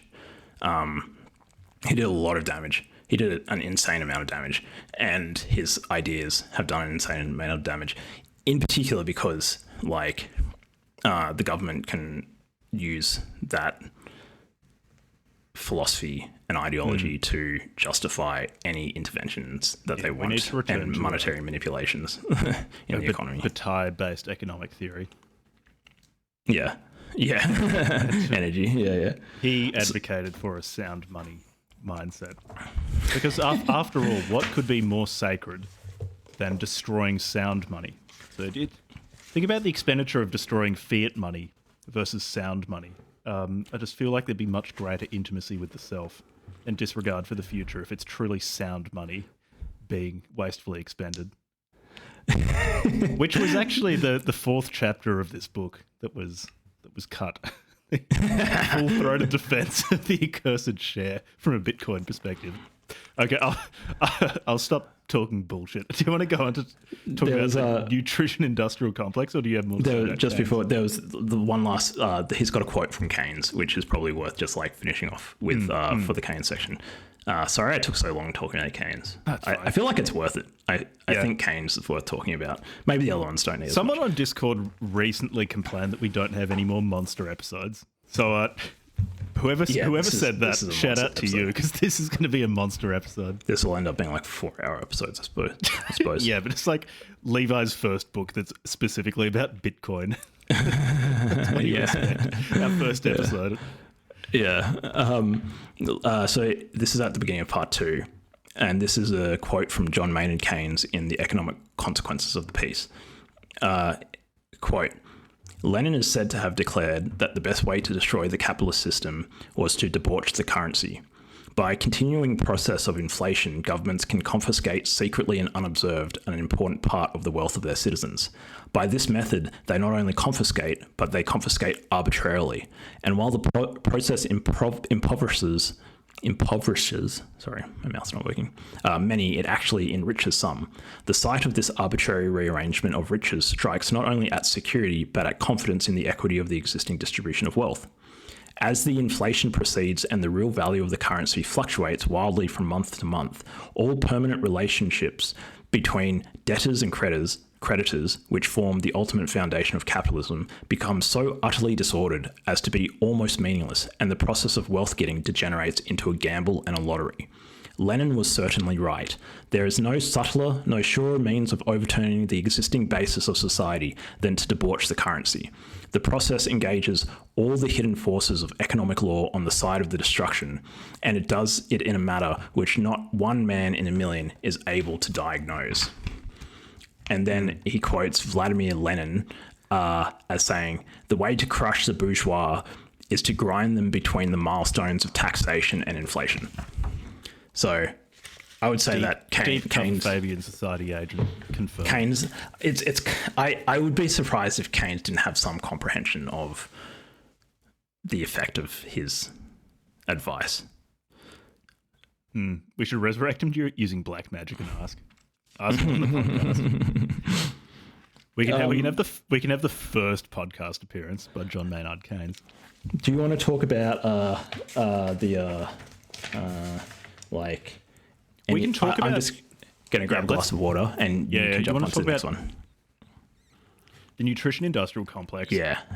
I'll just. I reckon a lot of these things we can pass over in less detail than with Keynes, because if listeners want to get all of the details, all of the evidence adduced by Lysiak in this book, then I'd recommend just picking up a copy of the book. It's $10 for the ebook on Saifedean Ammous' website. It's really cheap.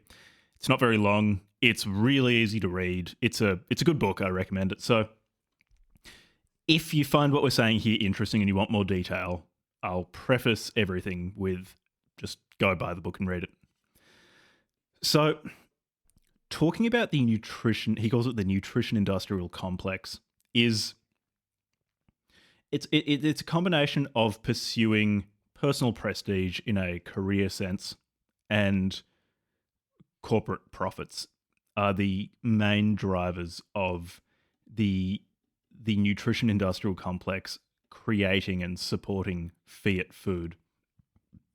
So one major component of this is it's called the diet heart hypothesis. It's basically a hypothesis in large part devised by Ancel Keys, who was a very, very accomplished, I think he was a biologist and went on to be a nutritionist in the United States, who proposed that the reason why there was a rising incidence of heart attacks in the United States post-World Wars was because of an increase in fat consumption, dietary fat consumption.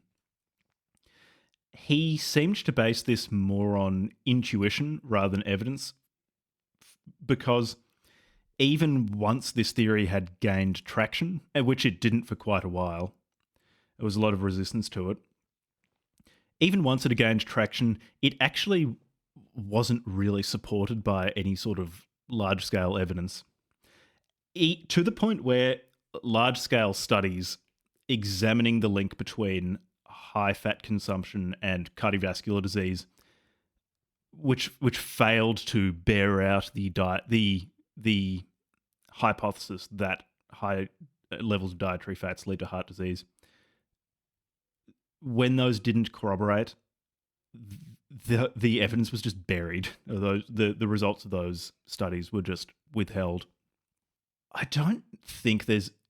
We can go into more detail with Ancel Keys if you want, but I feel like it's basically...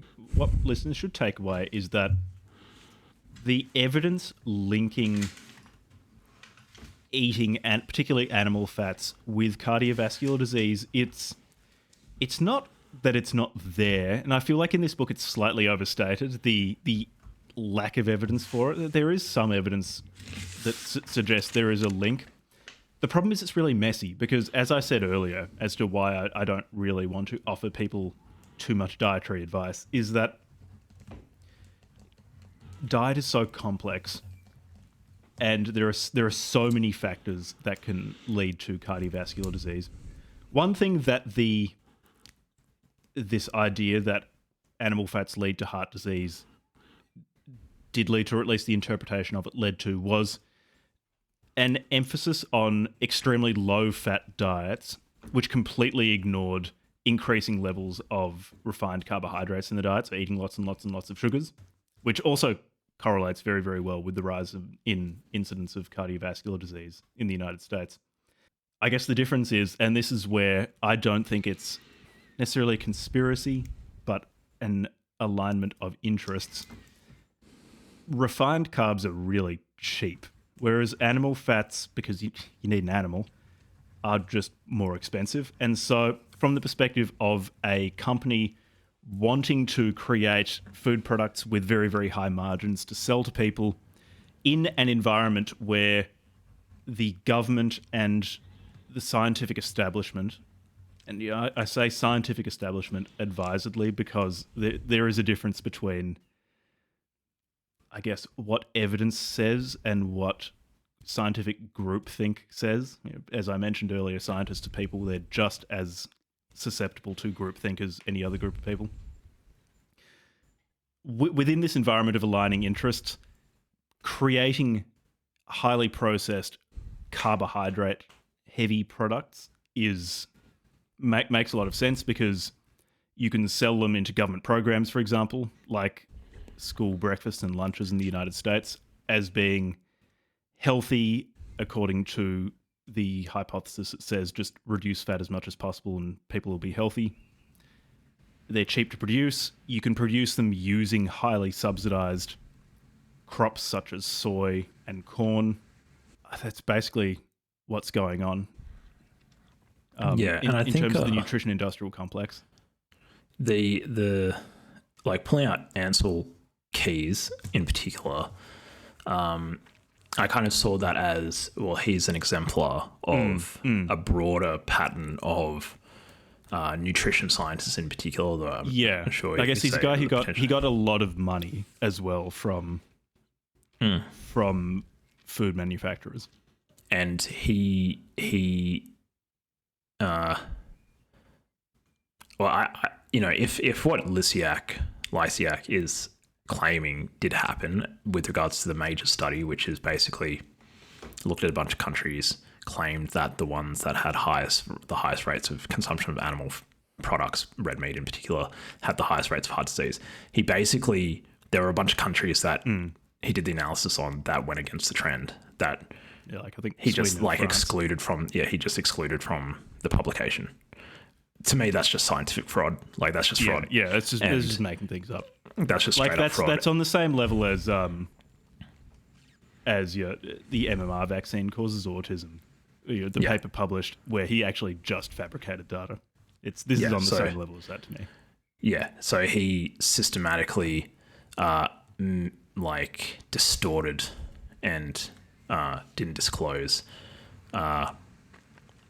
evidence that contradicted his explanation, and he built an entire career off it, and a very lucrative career and an extremely influential career where he ended up in some important positions advising and influencing major policy decisions and US nutritional institutions, advisory institutions and stuff. I can't remember the specific ones. They're in the book.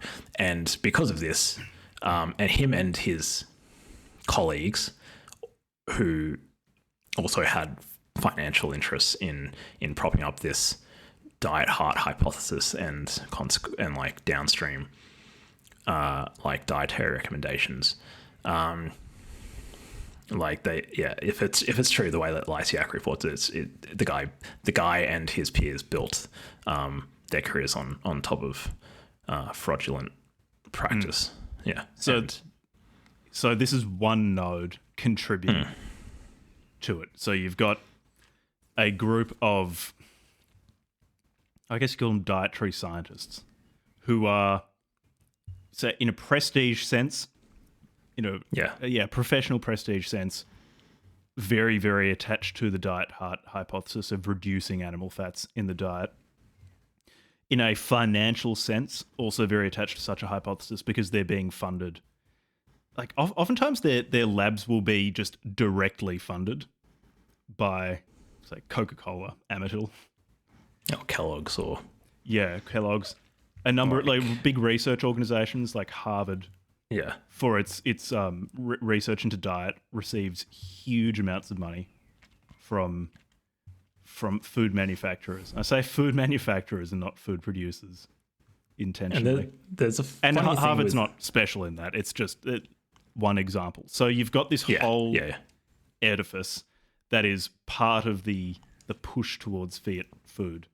And this is pushing towards basically saying that foods with animal fat in them are really bad for you. Conversely, foods with a high amount of highly processed carbohydrates are fine, or perhaps even healthy. And really hijacking the West, in particular the US's people's high regard for science and academic institutions that produce that basic science. So, obviously things like science in breakthroughs in physics and engineering and biology, medical science, places like Harvard, there's a reason why we respect them, because they've produced a lot of amazing contributions to our knowledge and technology and stuff.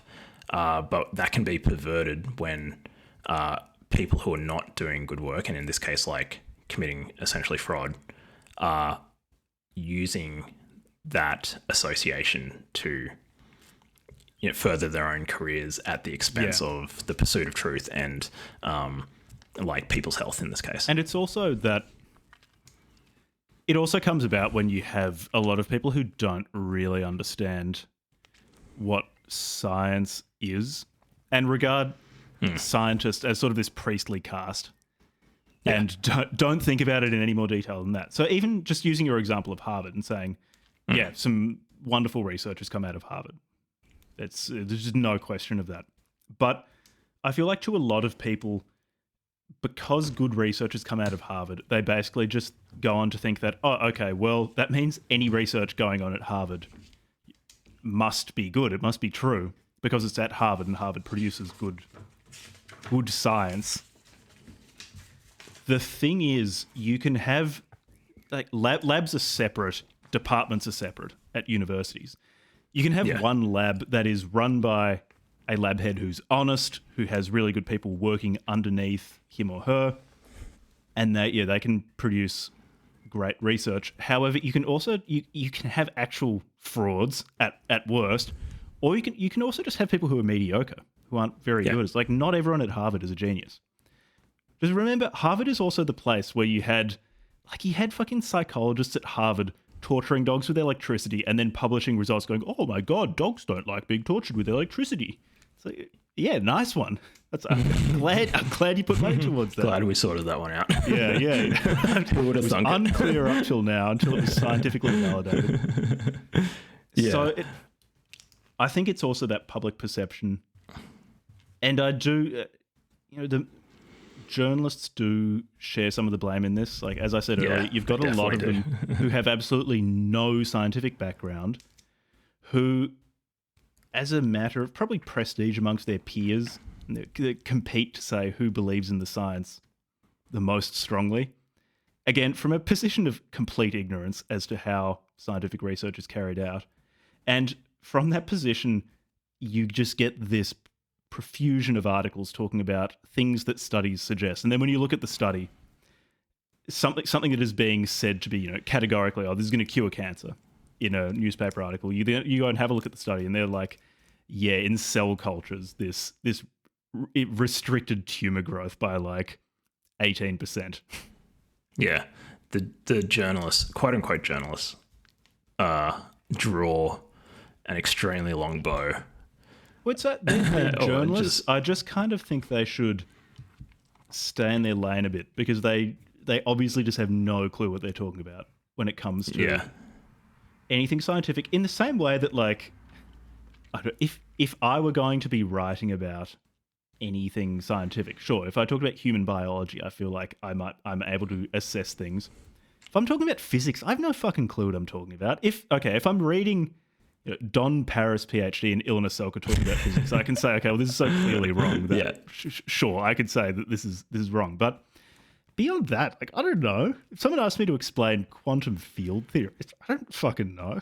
Yeah, no. Yeah, for sure. I agree. I think the other important point about Ansel Keys, and probably the last point I want to make about him, obviously if you have any other points to make, is that he demonstrates the use of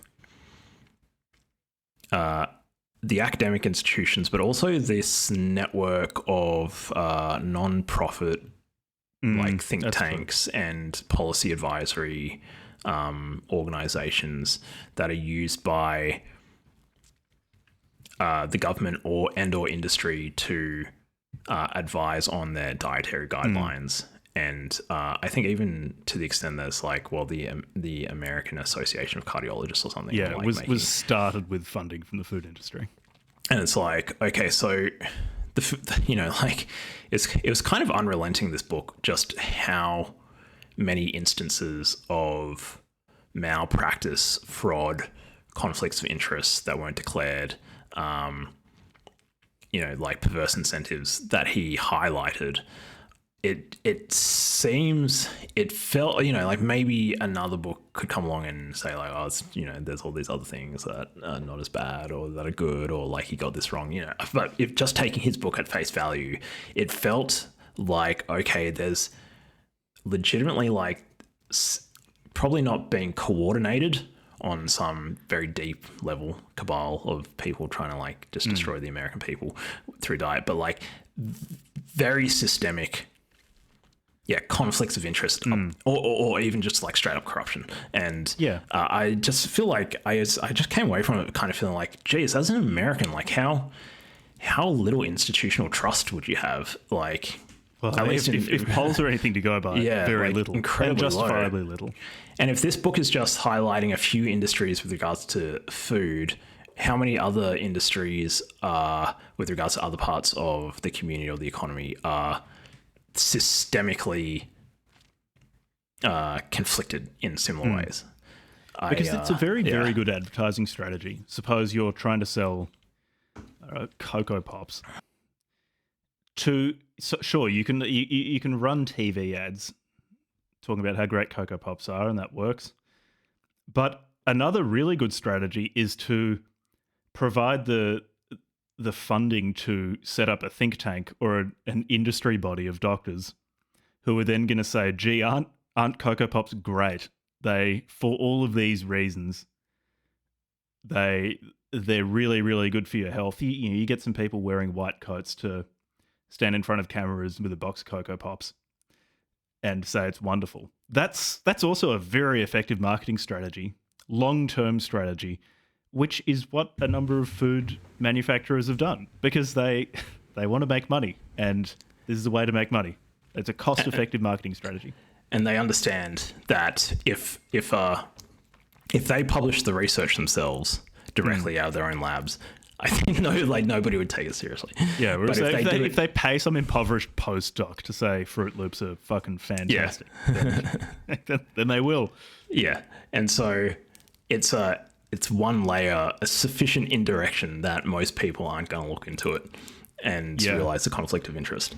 And it is, I would say it's, there's people like Claude Shannon, who was one of the co-creators of information theory. He was at was he at AT&T or something, and so they had their basic research institution. But so you can have industry research, which is just actually really like high quality. So in this case, it's like groundbreaking like theory. Labs. Yeah, that's right, Bell Labs at AT&T, and so it's not all industry is bad, because in this particular case, made really important contribution to engineering and science. It's in this particular instance, there's very clear incentives for the food producers to downplay the negative effects or even lie about the positive effects of their food,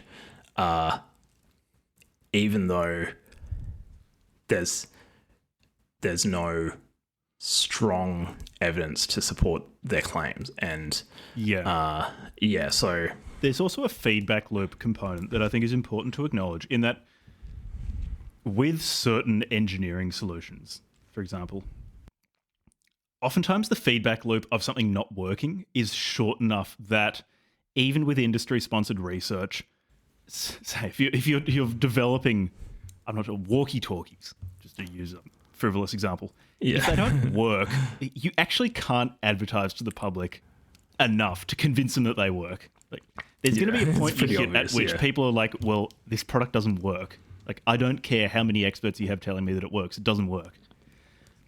With something like dietary science, because the negative effects of a really terrible diet, sure, you can feel some short term, but given the complexity of your life, you can think, oh, well, there are so many things that could be making me feel bad. The feedback loop tends to be long enough that you can really hide a lot. And in those sort of long feedback loop situations, I think that's where misdirection is easiest to perform. You can hide so much more there. Yeah, and the human body is incredibly complex as well. Yeah. It's a very complex system, as opposed to, back to the walkie-talkie example, it's actually, can I hear someone or not? It's a very, very simple test. Yeah.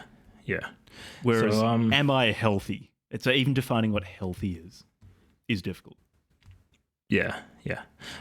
So maybe we could quickly talk about the Seventh-day Adventists. That's pretty interesting. That's pretty funny. Seventh-day Adventists, they don't like sex very much. They don't like coming. They don't like cooming. They don't like orgasms. They don't like masturbation. John Harvey Kellogg was a Seventh-day Adventist himself. John Harvey Kellogg, of course, of breakfast cereal fame. His program, or his project at I think it was the Battle Creek Sanitarium, was to devise ways to stop people masturbating so much. Yeah. It's especially teenage. It's a shame he didn't live to see easy streaming of high definition pornography over the internet, because that guy his brain would have fucking exploded. he would have just spontaneously combusted. So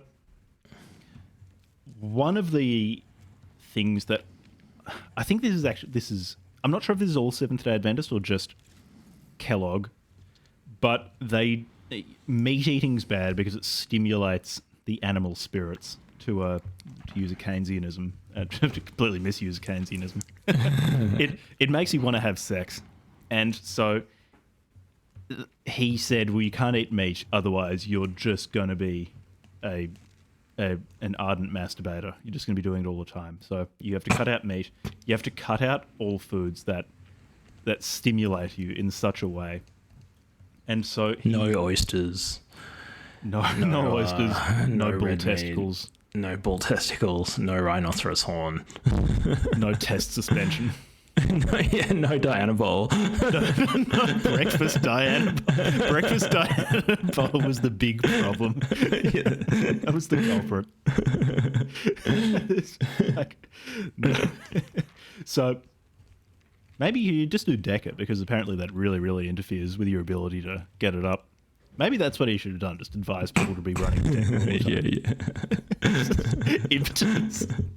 Anyway, so Kellogg, for this reason, basically, was designing anti-masturbation foods. And he eventually made this, like, wheat paste dried slop that we now call cereal. I think he was morally opposed to putting sugar in foods because it made them too pleasurable. I'm not sure whether he thought that the sugar would make him masturbate or whether he just didn't like pleasure in general. Either could be the case. I mean, he was someone. I got the sense that it was more like ascetic. It's like not okay, ascetic. Yeah. So yeah, because this is the man who suggested to prevent women from masturbating that you burn off their clitorises with carbolic acid. So I just want people to get an idea of how fervently anti-masturbation this guy was. Like, he was like, female genital mutilation, 2 thumbs up, going to be really hard to jerk off. Love it. Yeah, and the way that he advised that you perform male circumcision was you don't have any anesthetic and you they're old enough so that they remember. They're old enough so they remember it. And and it's good because for at least a couple of weeks while it's healing, that that might be enough to break the habit. Yeah, because so he was really possessed by this idea of no fap. No fap. Yeah, he was a really, really strong believer in no fap. He could levitate. He learned 200 languages per second.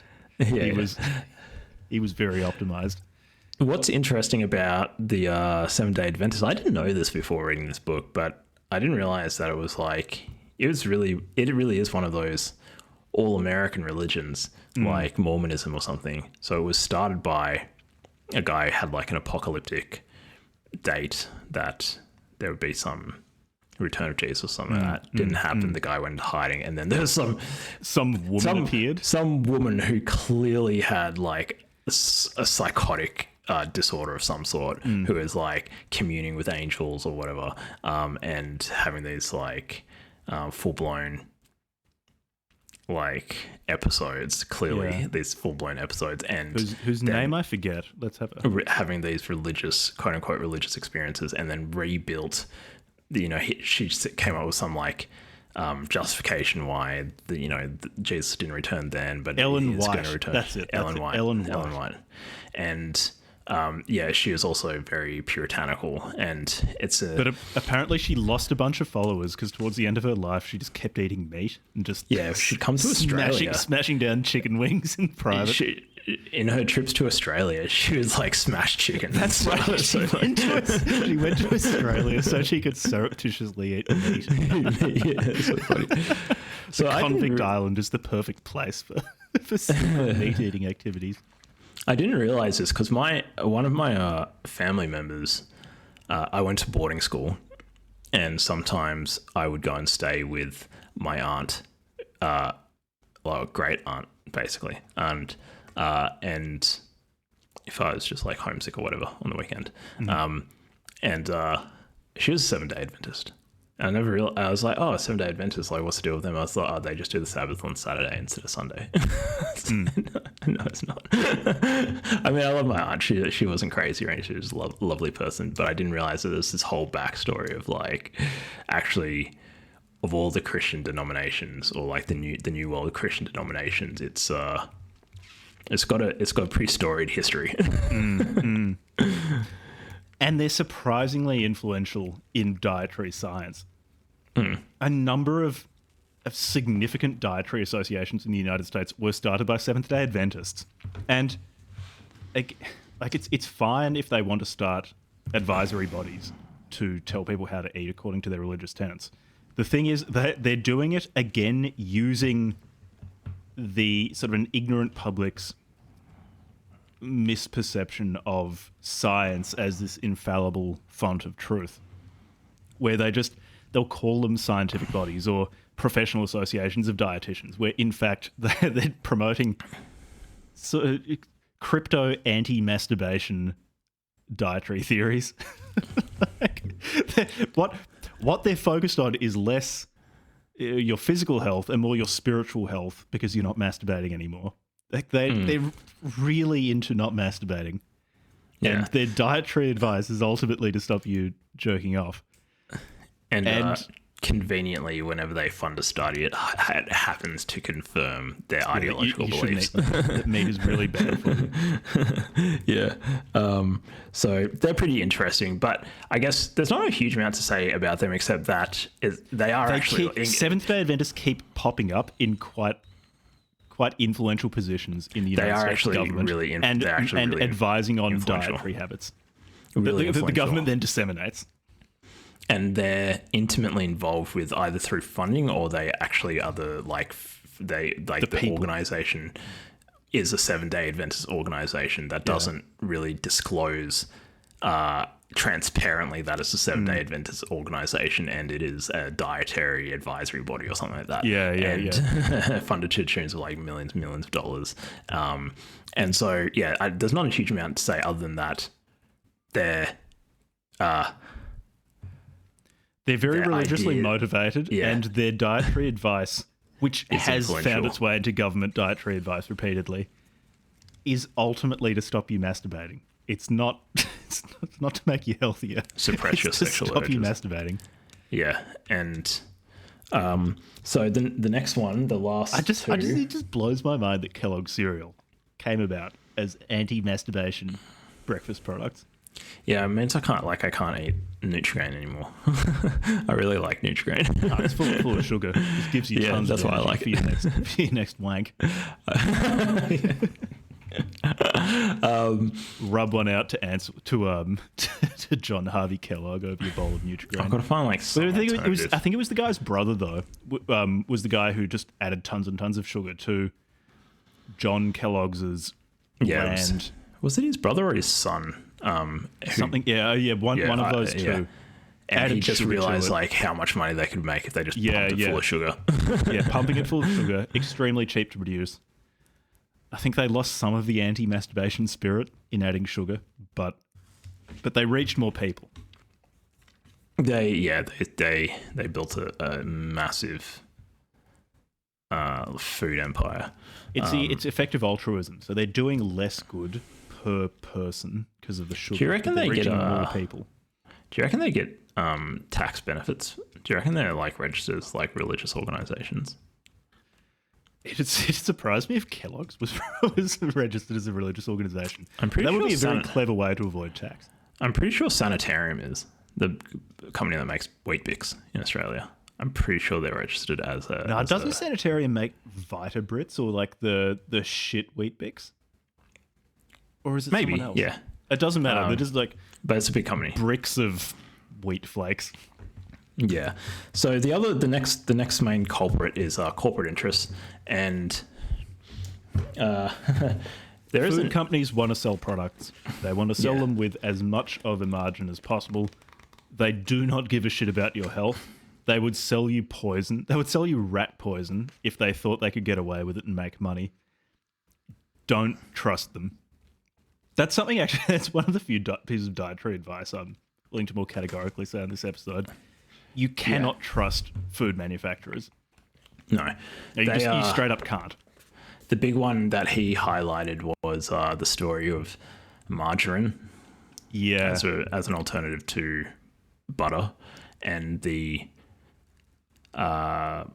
multi-decade campaign by the margarine producers to have it normalized and considered healthier than butter and so forth. And I guess there's probably instances of that same sort of behavior across different foods. But I think an important thing to think of when assessing food companies, and this is part of why I advise, as a rule of thumb, in choosing what to eat, is picking things that you know what they are, because there's only so much damage you can do with an eggplant to yourself. Like, you know it's an eggplant. It's hard to hide. Whereas with manufactured foods, what are companies producing these foods optimizing for? One is palatability. So they have research and development departments just dedicated to making foods hyper palatable, so you keep eating them compulsively. This is to the point where they, like, a good point to be is when a food is very pleasant to be eating but is never satisfying, so you just continue eating it.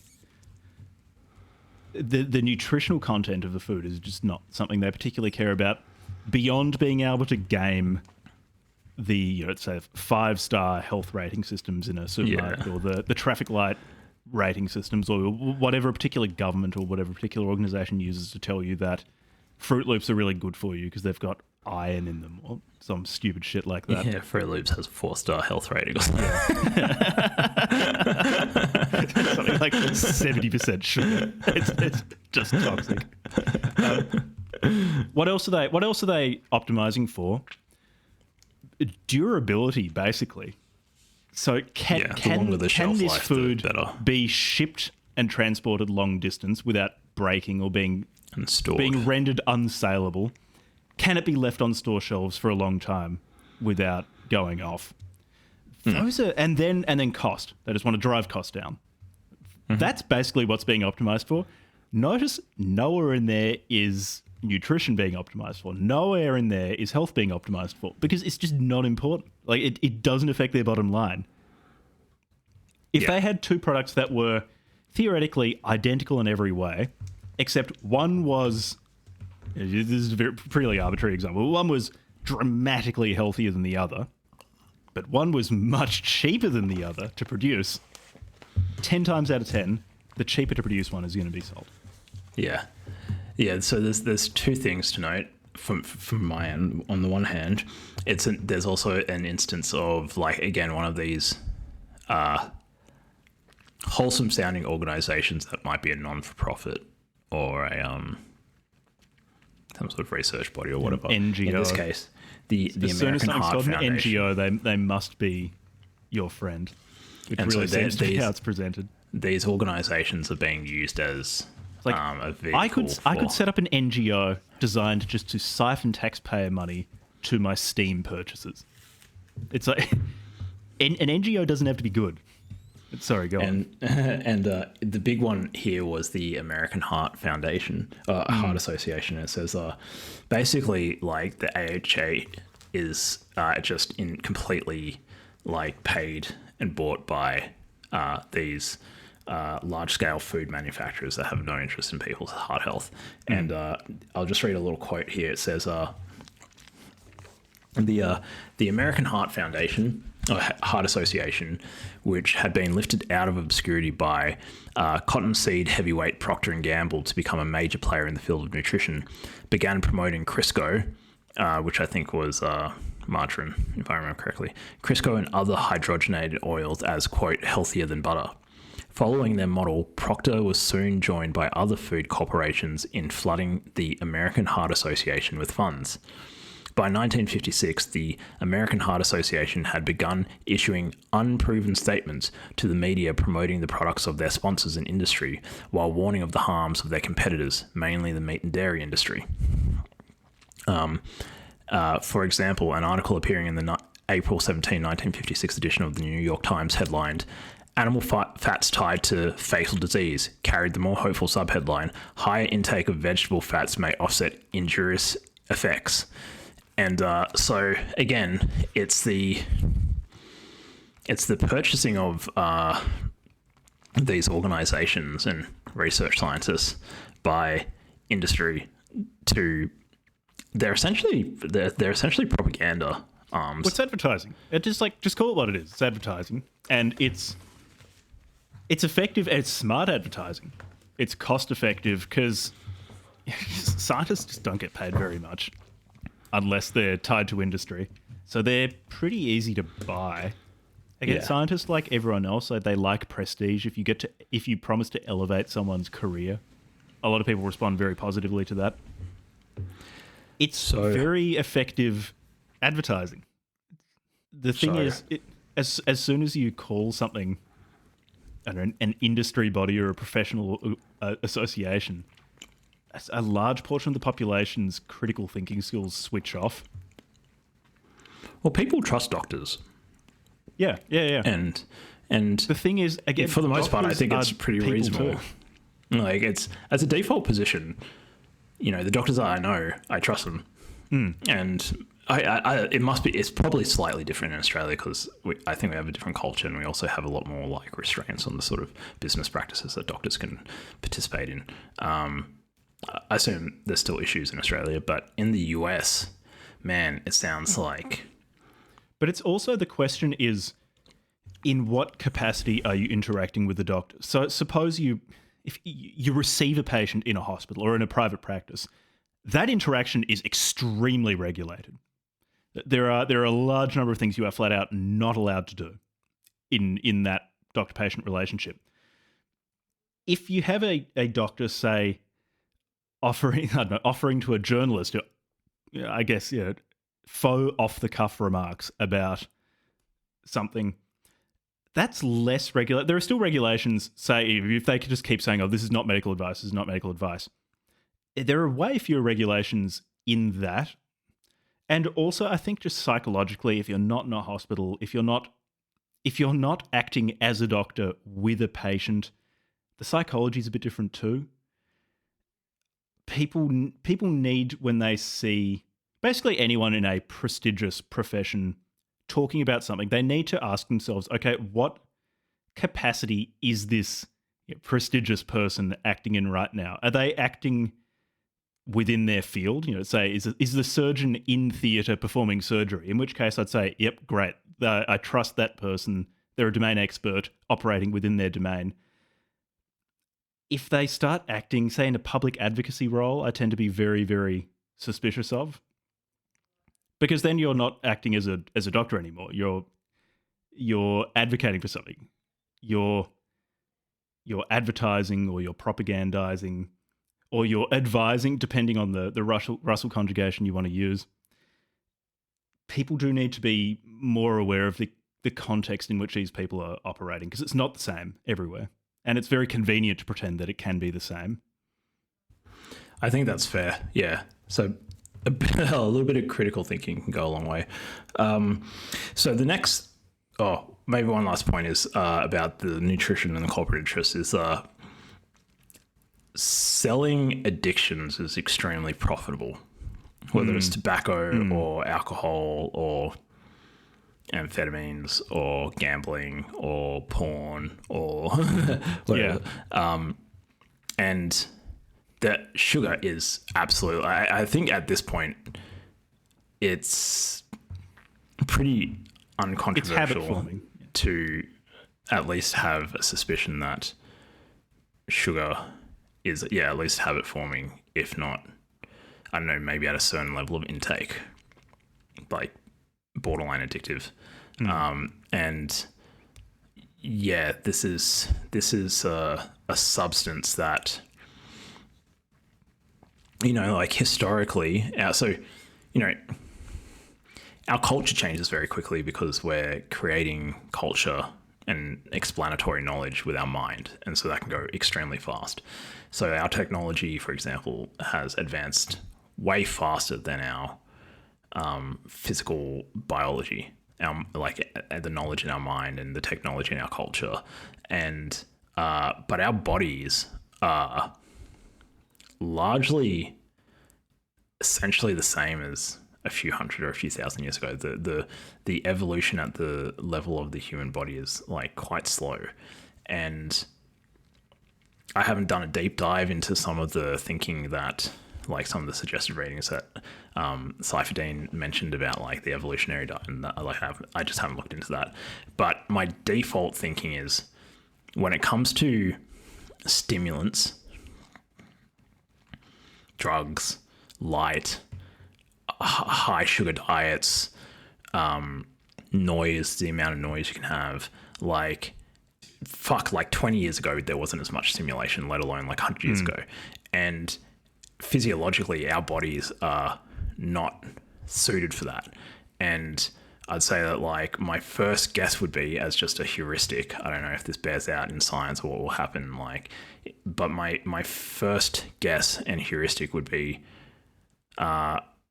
if you just went full throttle into, I'm just going to be on my computer all the time, I'm just going to be like watching as much porn as I want, or like having as much casual sex as I want. Yeah, I'm just going to like eat as much high sugar food as I want. I'm just going to have as much Red Bull as I want. And you just like no hold barred on all of those things, which are cheap and abundant. You're going to destroy your body very quickly. And people intuitively know that they'll feel really bad if they do. Yeah. And when it comes to sugar in particular, like the distillation of high fructose corn syrup in particular, but also just like highly refined sucrose, like that, those things can cause such insane spikes in your blood glucose levels. It's nuts. And if you're doing that like every day and multiple times, like your body is just not built to withstand that. Like getting those sorts of sugar hits, you know, like a couple of 100 years ago would have been like incredibly rare if you ever got that sort of sugar hit. Whereas now, like you're basically like just sending your like a hormone system through a fucking roller coaster. And it's also, I would say it's probably actually, if you're not considering what you eat, it's easier to repeatedly blast your body with very, very high levels of refined carbohydrates than it is to avoid doing that. Yeah, it's really easy. I mean, I just ate a banana, right? And even bananas, even something like I don't think it's that bad to eat a banana, but like if you actually look at like agricultural bananas in the West, like and how much their sugar content, original bananas look like, and what actual wild bananas are like, like these things are genetically engineered to be very, very sweet. It's basically a piece of bread. Yeah, it's candy that's being grown on a tree. Maybe it's not as bad as actually just eating like, I don't know, like a piece of chocolate cake, but you know, it's not exactly it's definitely much better. Yeah, but it's not like eating a banana like a couple of 100 years ago. You know, they're actually pretty bland, like wild bananas. So anyway, so the next one is Camp David. That's probably one that's worth unpacking a little bit. You went over it a bit at the end of that. Not last episode, the last time we were recording. So for the first half of the mega about episode, 2 hours ago. It's like, if anybody's actually listened to this whole fucking episode, like, shout out, they're a trooper. I mean, they might end up, just because it's a Bitcoin related episode, maybe like it's our show and we can do what we want. I feel like the faithful will still be listening. So shout out to the faithful. Shout out to the faithful. We'll reveal our credit card numbers at the end of the episode. There's a little bonus. So Camp David was basically where Nixon and his economic advisors went to hatch the plan that ultimately led to the theft of gold from the American people in 1972. Gamed too hard in 1972. 1972, and I think they cooked up some other plan about like how they were going to stop like foreign countries from also getting their gold. And one of the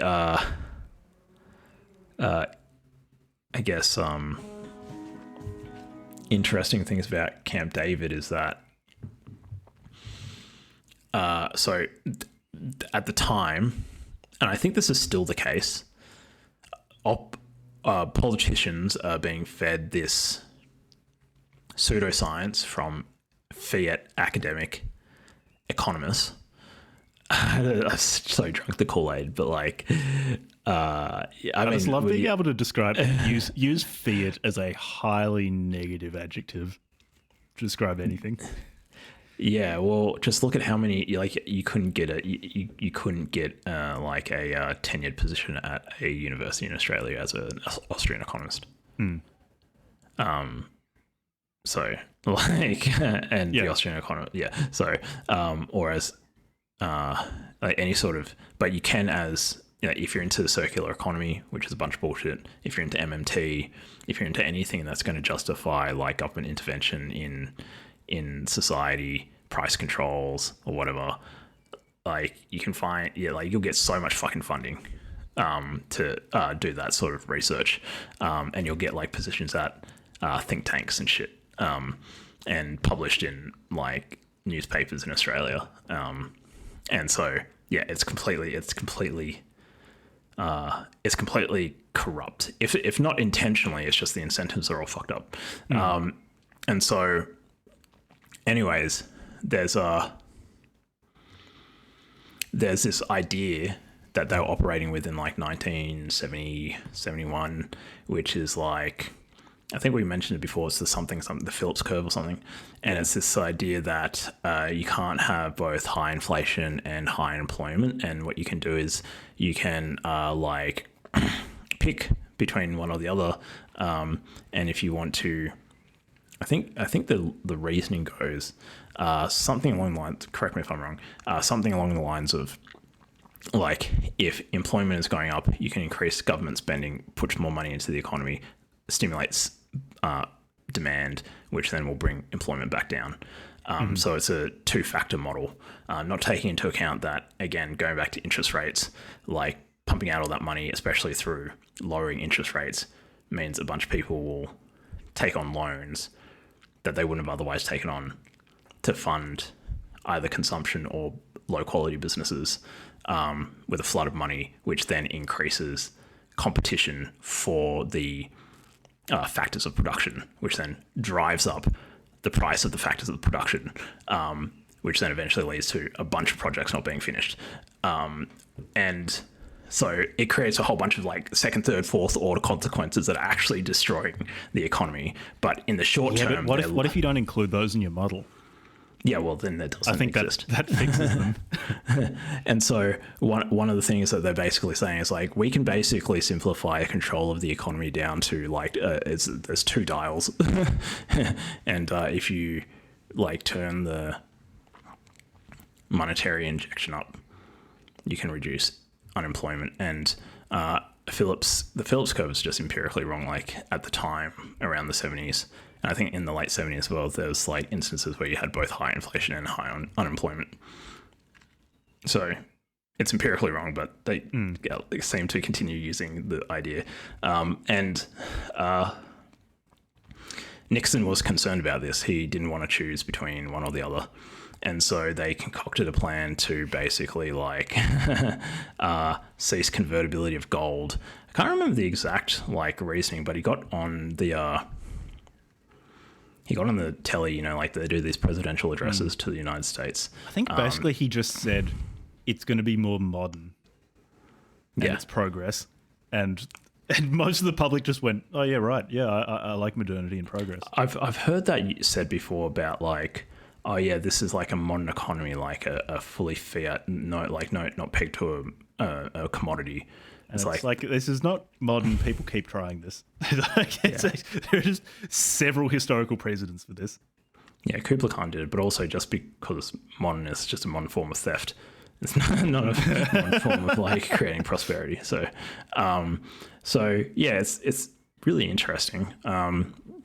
He essentially stole.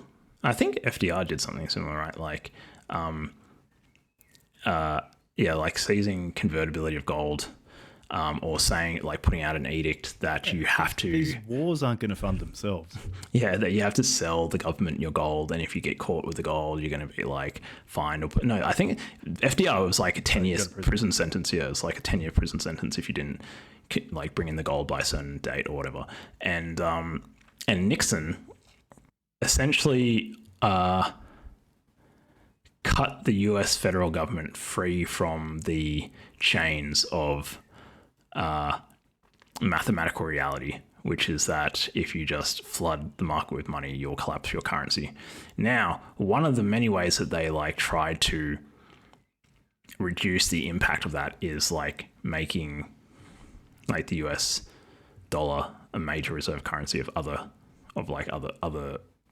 countries, and also there's this, I don't know the exact details, but something like all oil trade in the world is denominated in US dollars and has to be like transacted in US dollars, something like that. Like, I don't know if it's all oil, but like there's some Probably huge, yeah, like there's some, go and look at it into it. There's this huge issue where, yeah, like they're using the oil markets to also prop up demand for the US dollar. And yeah, so, I mean, we discussed it so much in the first couple of hours of the episode. Basically, that was like the death sentence for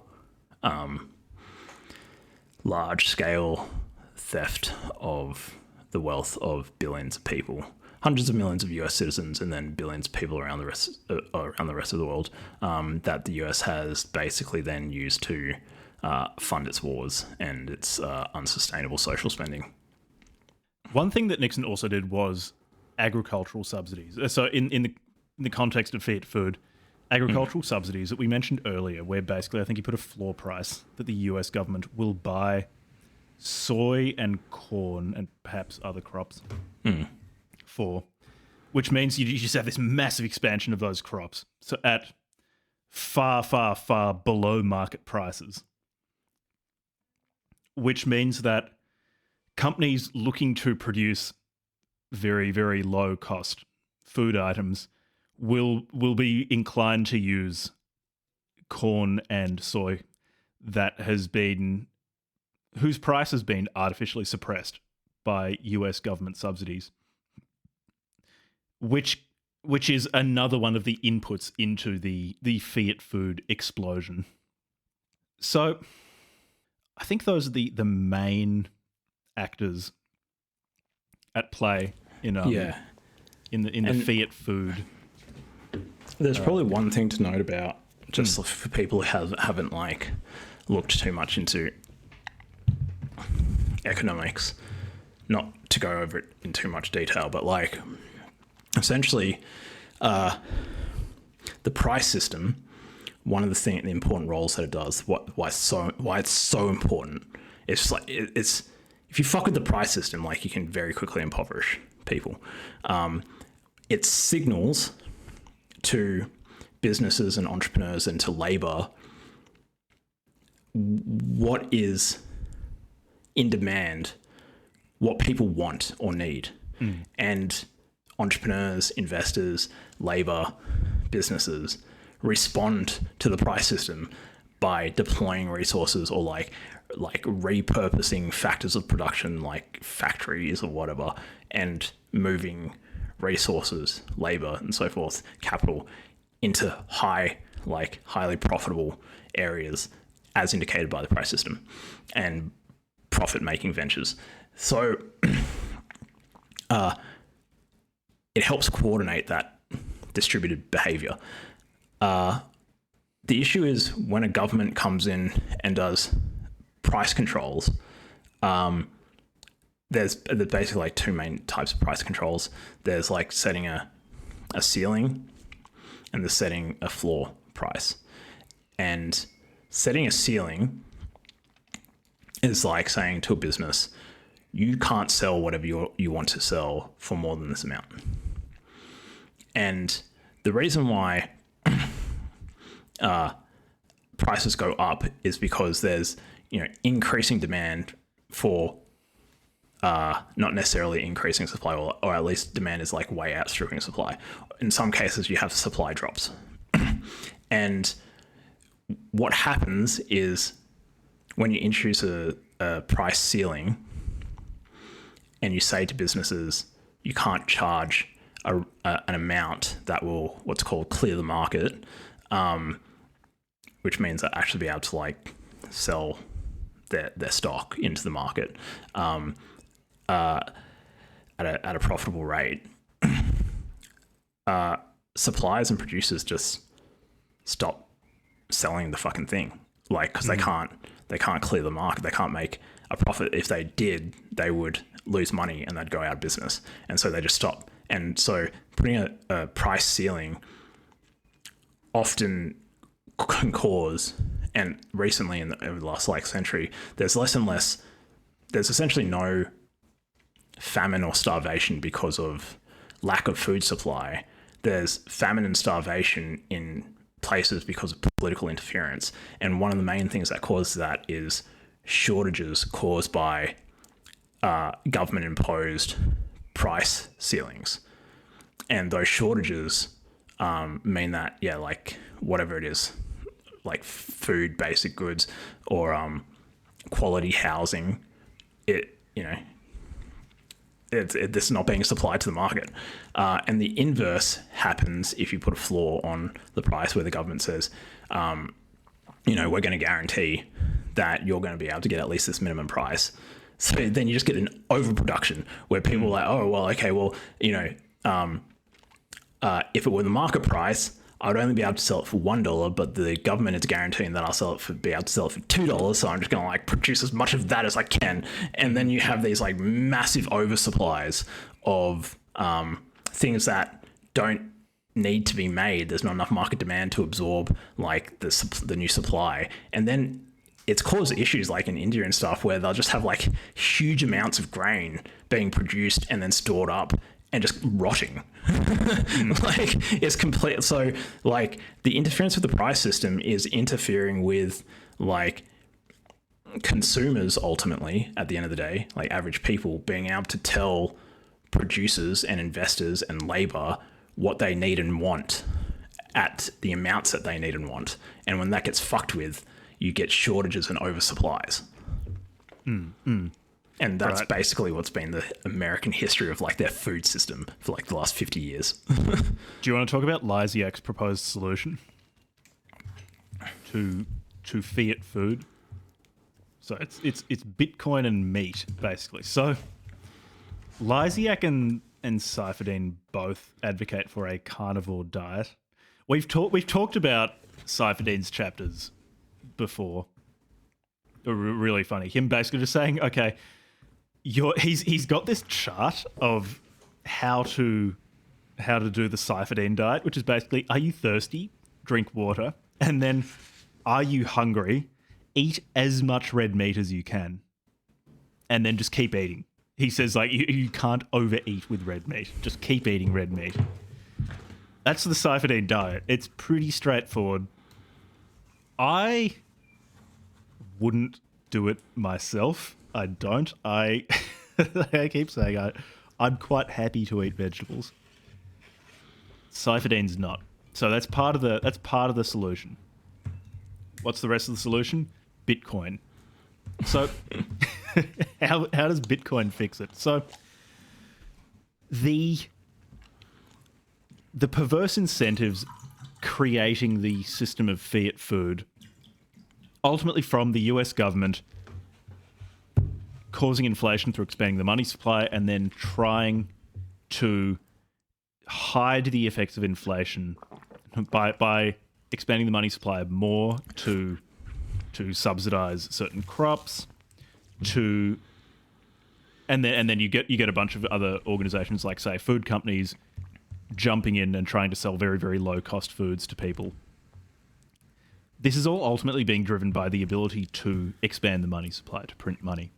What Bitcoin does is you can't do it. You have to mine or buy Bitcoin to have Bitcoin, and you can't sell Bitcoin or exchange Bitcoin for something if you don't have the Bitcoin. Like you can't produce more of it. If, say, the US government could buy up a bunch of of mining rigs and try mining Bitcoin to get more Bitcoin. But ultimately, any organization that wants Bitcoin is going to have to exchange something for Bitcoin, whether it's money or goods or services or electricity in just running hash algorithms over and over again. There's no way to just print more of it, to put into circulation. And what does this do? It restores both discipline in that you don't have the temptation of just expanding the money supply to pay for stuff that you don't want to, I guess, reveal the cost of to the citizenry. Suppose you want to invade another country.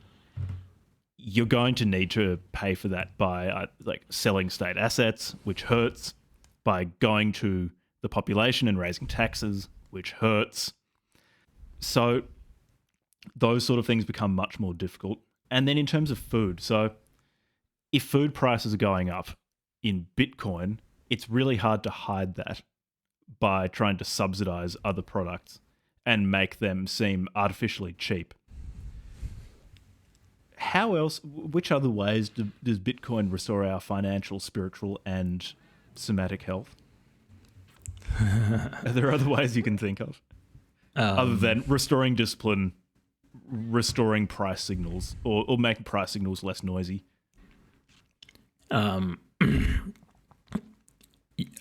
There's taxation resistance, so properly secured, and if you do, I think the thing with taxation resistance though, like the government can still tax you in more or less the same way it does now, where they say we're going to enact violence against you if you don't give us money. Yeah, and so that's on the second level. Like, there's an argument to be made about it increases people's ability to be able to. There's this idea that you can vote with your dollar, vote with your vote, vote with your voice, or vote with your feet.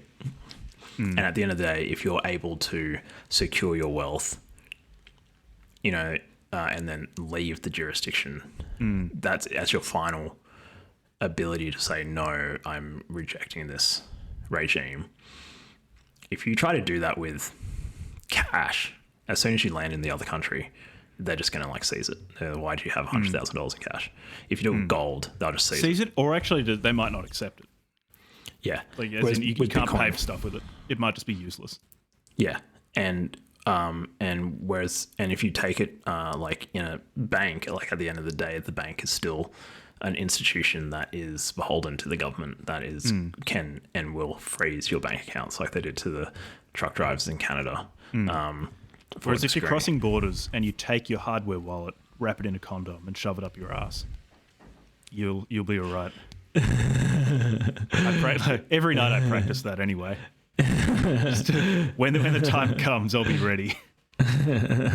Just engrave your passcode onto a titanium butt plug. Yeah, so there's you are able to distinguish between on your investment, I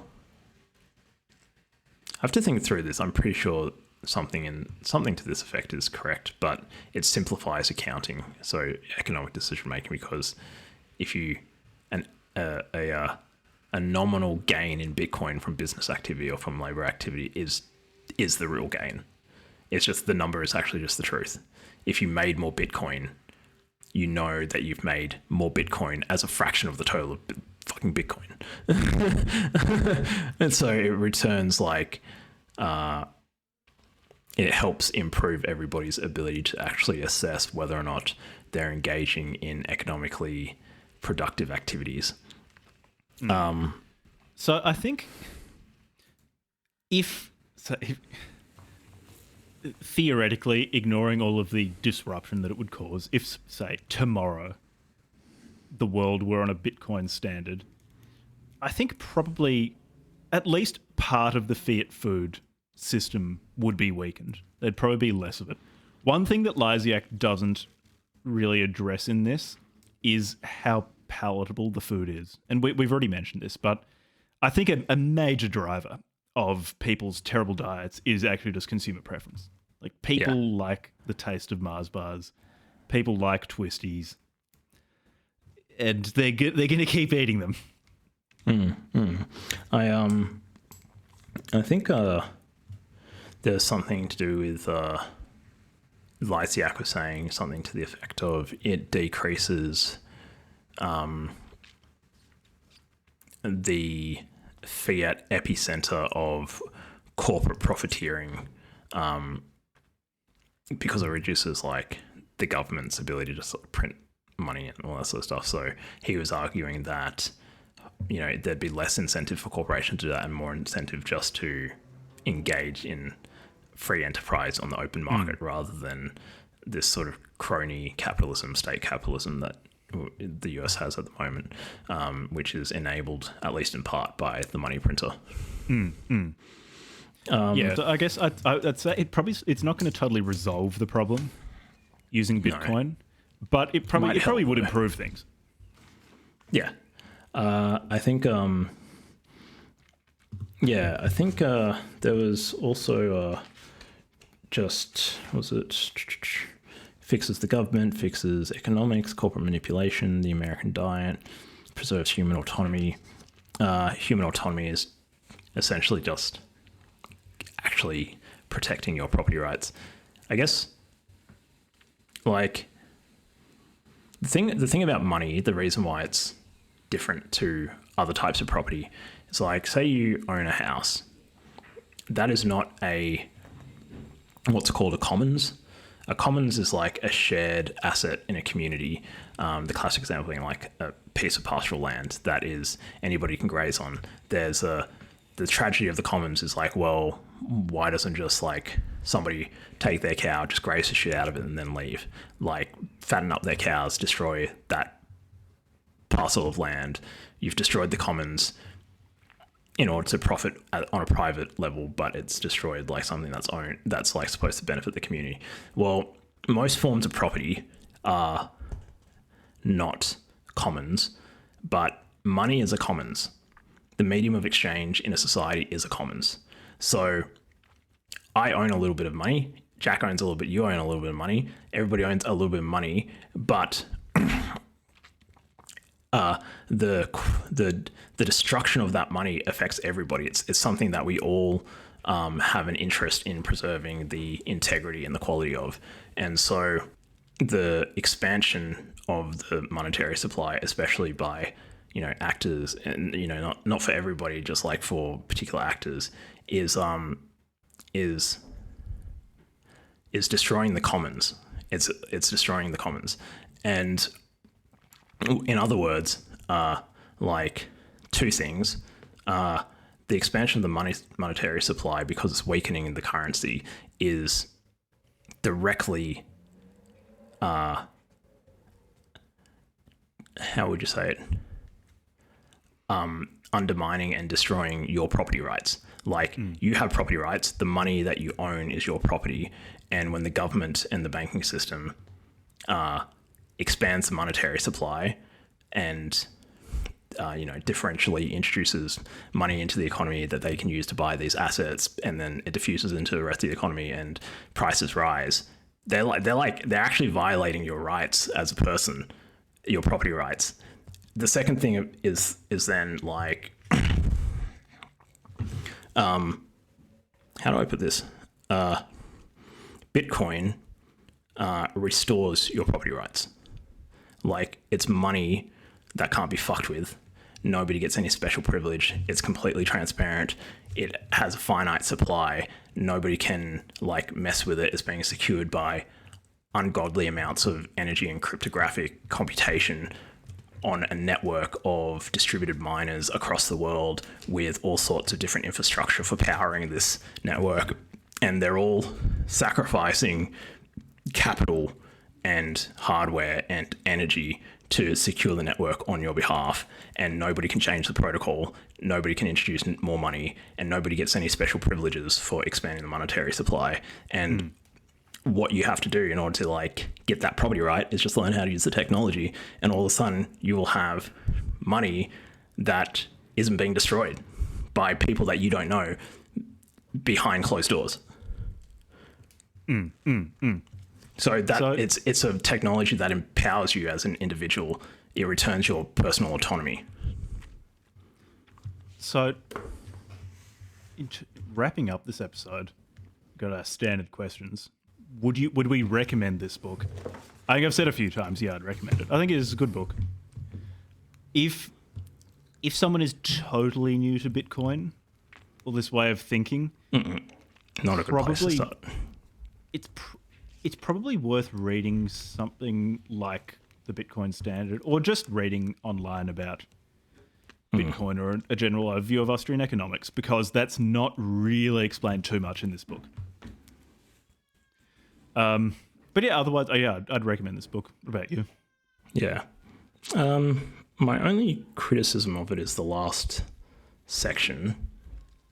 The Saifedean chapters? No, I found that like endearing. I really liked those. Those are really good. No, it's just that I find that sometimes when Bitcoiners and Austrians, they start talking about woods, these counterfactuals arguments, and especially when it comes to those sorts of hypotheticals and counterfactuals about the future, like very optimistic, and I hope some of the things he says come true.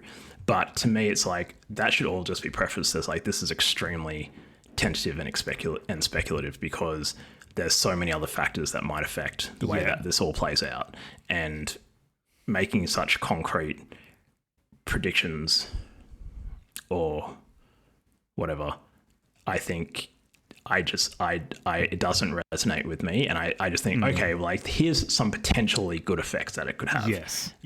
And maybe some of these things, and I hope for the sake of people that these things do come true, that, there is less corporate manipulation, there is more human, like individual autonomy, there is better diet, there is lower time preference, there is better entrepreneurism and a better banking sector, and I hope Bitcoin does help fix a lot of these things, but only time will tell, and we don't really know.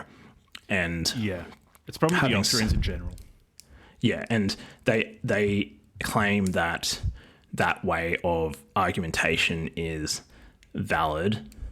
I think it's interesting, but because we have such limited cognitive capacity, the world is so complex and there's so much we don't know about and all these interacting parts, I always just think, okay, maybe something else will happen that you haven't thought of yet. Yeah, and I would be surprised if you could reduce the world to, like 4 axioms.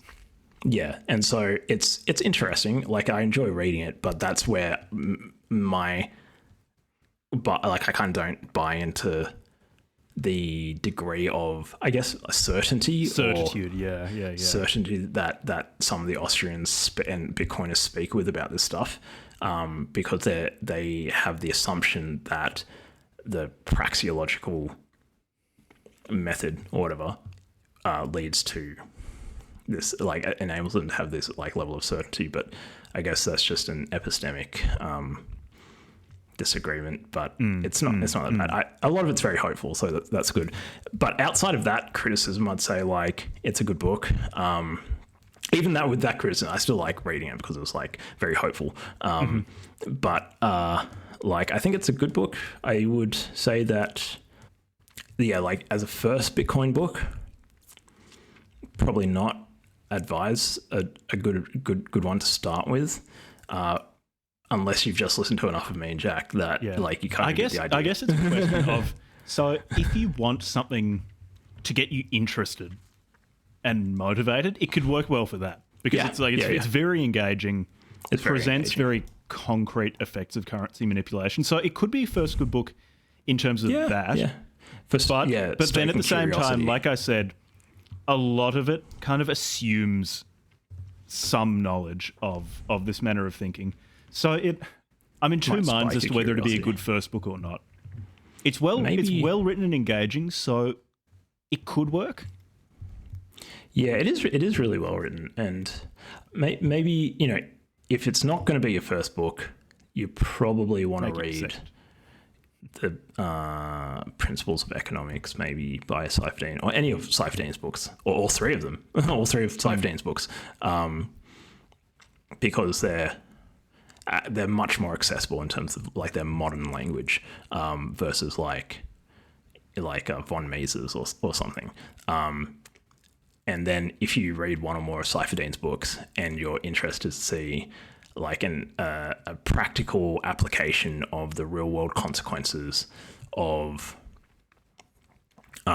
unconstrained government expansion of the monetary supply, like applying that idea to food, this is a great book for exploring that. I wonder if other books in Saifedean's publishing house will be doing the same thing, but applied to other aspects of society. The maybe the other book that would be an alternative to Saifedean's books would be Lynn Alden's Broken Money. That's probably a pretty good one to start as well. Mm-hmm. Did Lysiak solve his problem situation? I guess it depends on what it is. What was his problem situation? I can't remember what we said it was, but if the problem situation is basically why Americans so fat, drawing attention to these problems, then yeah, he did that really well. In terms of his proposed solutions, I'm with you in. I think he probably should be a bit less categorical in saying that this is exactly what's going to happen if you were to institute a Bitcoin standard. But you know, is he setting out to on the basis of this book bring about a Bitcoin standard? I don't think he's that messianic. So no. Yeah, if the problem he's trying to solve is basically drawing attention to this situation, then yeah, I think he did solve it because it's very engaging, it's easy to follow, it's well argued. I think he did a good job. He put meat on the bones of the chapter in the Fiat Standard that Saifedean wrote, like 20 or 30 pages on Fiat Food in the Fiat Standard. Yeah. And so from that perspective, he accomplished his goal of like really doing a deep dive into that and showing that that's not just some cooked theory that Saifedean had. Like there's actually like legs to it. Maybe again, just like I always find these future predictions less compelling, but if you just take the future predictions as like an interesting exploration, a thought experiment, then it's fine. Yeah. I don't have too much more to say. Shout out to anyone who's still listening. I don't know how long this episode's going to be, but it's a big one. 4 hours. It is going to be at least 4 hours, probably more. Although it might mean that if we ever do another Bitcoin book, that we won't have to spend as much time. You say that, but I'm pretty confident we'll end up just ranting about Bitcoin in that one as well. I just love Bitcoin so fucking much. It's just such an incredible technology. It's just so incredible. It's just so incredible. It's a completely unstructured, decentralized monetary network that can't be hijacked by any institution, that gives you like pretty much all of your property rights, right, as a person, exist in an institutional context, as in you have like a deed on your house or something and you're able to make a claim. It's a social contract and it's enforced by like the government a lot of the time. And but this is a government-free property right that is technologically enabled by the most advanced cryptographic distributed system in the world, and it's phenomenal. It's amazing. And as Hayek said, I don't see any way that we shall get money out of the hands of the government unless it's through some sneaky roundabout way. And Satoshi did it. He did it. He figured it out. He figured out how to get the money out of the hands of the government. It's amazing. So, on that note, do you have anything more to say? Thanks for listening. Join the Discord. Sign up to our Patreon. we'll try to do some more bonus episodes. Things have been a bit busy for the two of us recently. Yeah. Buy Tower by Jack BC if you want to learn Yeah. more about Bitcoin. This is not financial advice. The best book on Bitcoin and the economy ever written. This is not financial advice. It's not financial advice. Not financial advice. Not medical advice. Not health Buying advice. Tower by Jack BC is good financial and medical advice. and it health will help advice your and nutrition finances advice. and your health. And it will give you a raging hard on. It absolutely will do that. Yeah. The Seventh Day Adventists want it banned, but Tower by Jack BC, available on Amazon, Maybe will destroy Seventh Day Adventism. the last thing I would say after all this like ranting and raving about Bitcoin and criticisms of like alternatives and stuff is that regardless of what the specifics are, whether it's like what Lysiak says or what Saifedean Ammous says or Robert Breedlove or whoever, I think a monetary system built on individual sovereignty, property rights, that eradicates systematic theft and is able to be participated in by anybody in the world and is borderless is an entirely positive technology that will lead to a lot of positive effects in the world, some of which we can reason about pretty straightforward, like prices of everything will drop instead of going up. So everything in the future when denominated in Bitcoin is cheaper, which means that in the future, you're going to be wealthier under Bitcoin. It means that you can save under Bitcoin. It means that instead of thinking I'm getting crushed by inflation, how am I going to keep up over the long term? You can think, oh, actually like saving is very sensible and I can save for the long term. Those are concrete things, but I think there'll be a whole bunch of other really positive things that will be affected by Bitcoin. And we're just starting to see the beginnings of it. And I think under a Bitcoin standard, people should be optimistic about the future. I think it's an extremely optimistic piece of technology. All right. See you next time, because this second part is almost 2.5 hours long. See you next time. Thanks for listening, all of those who made it to this point.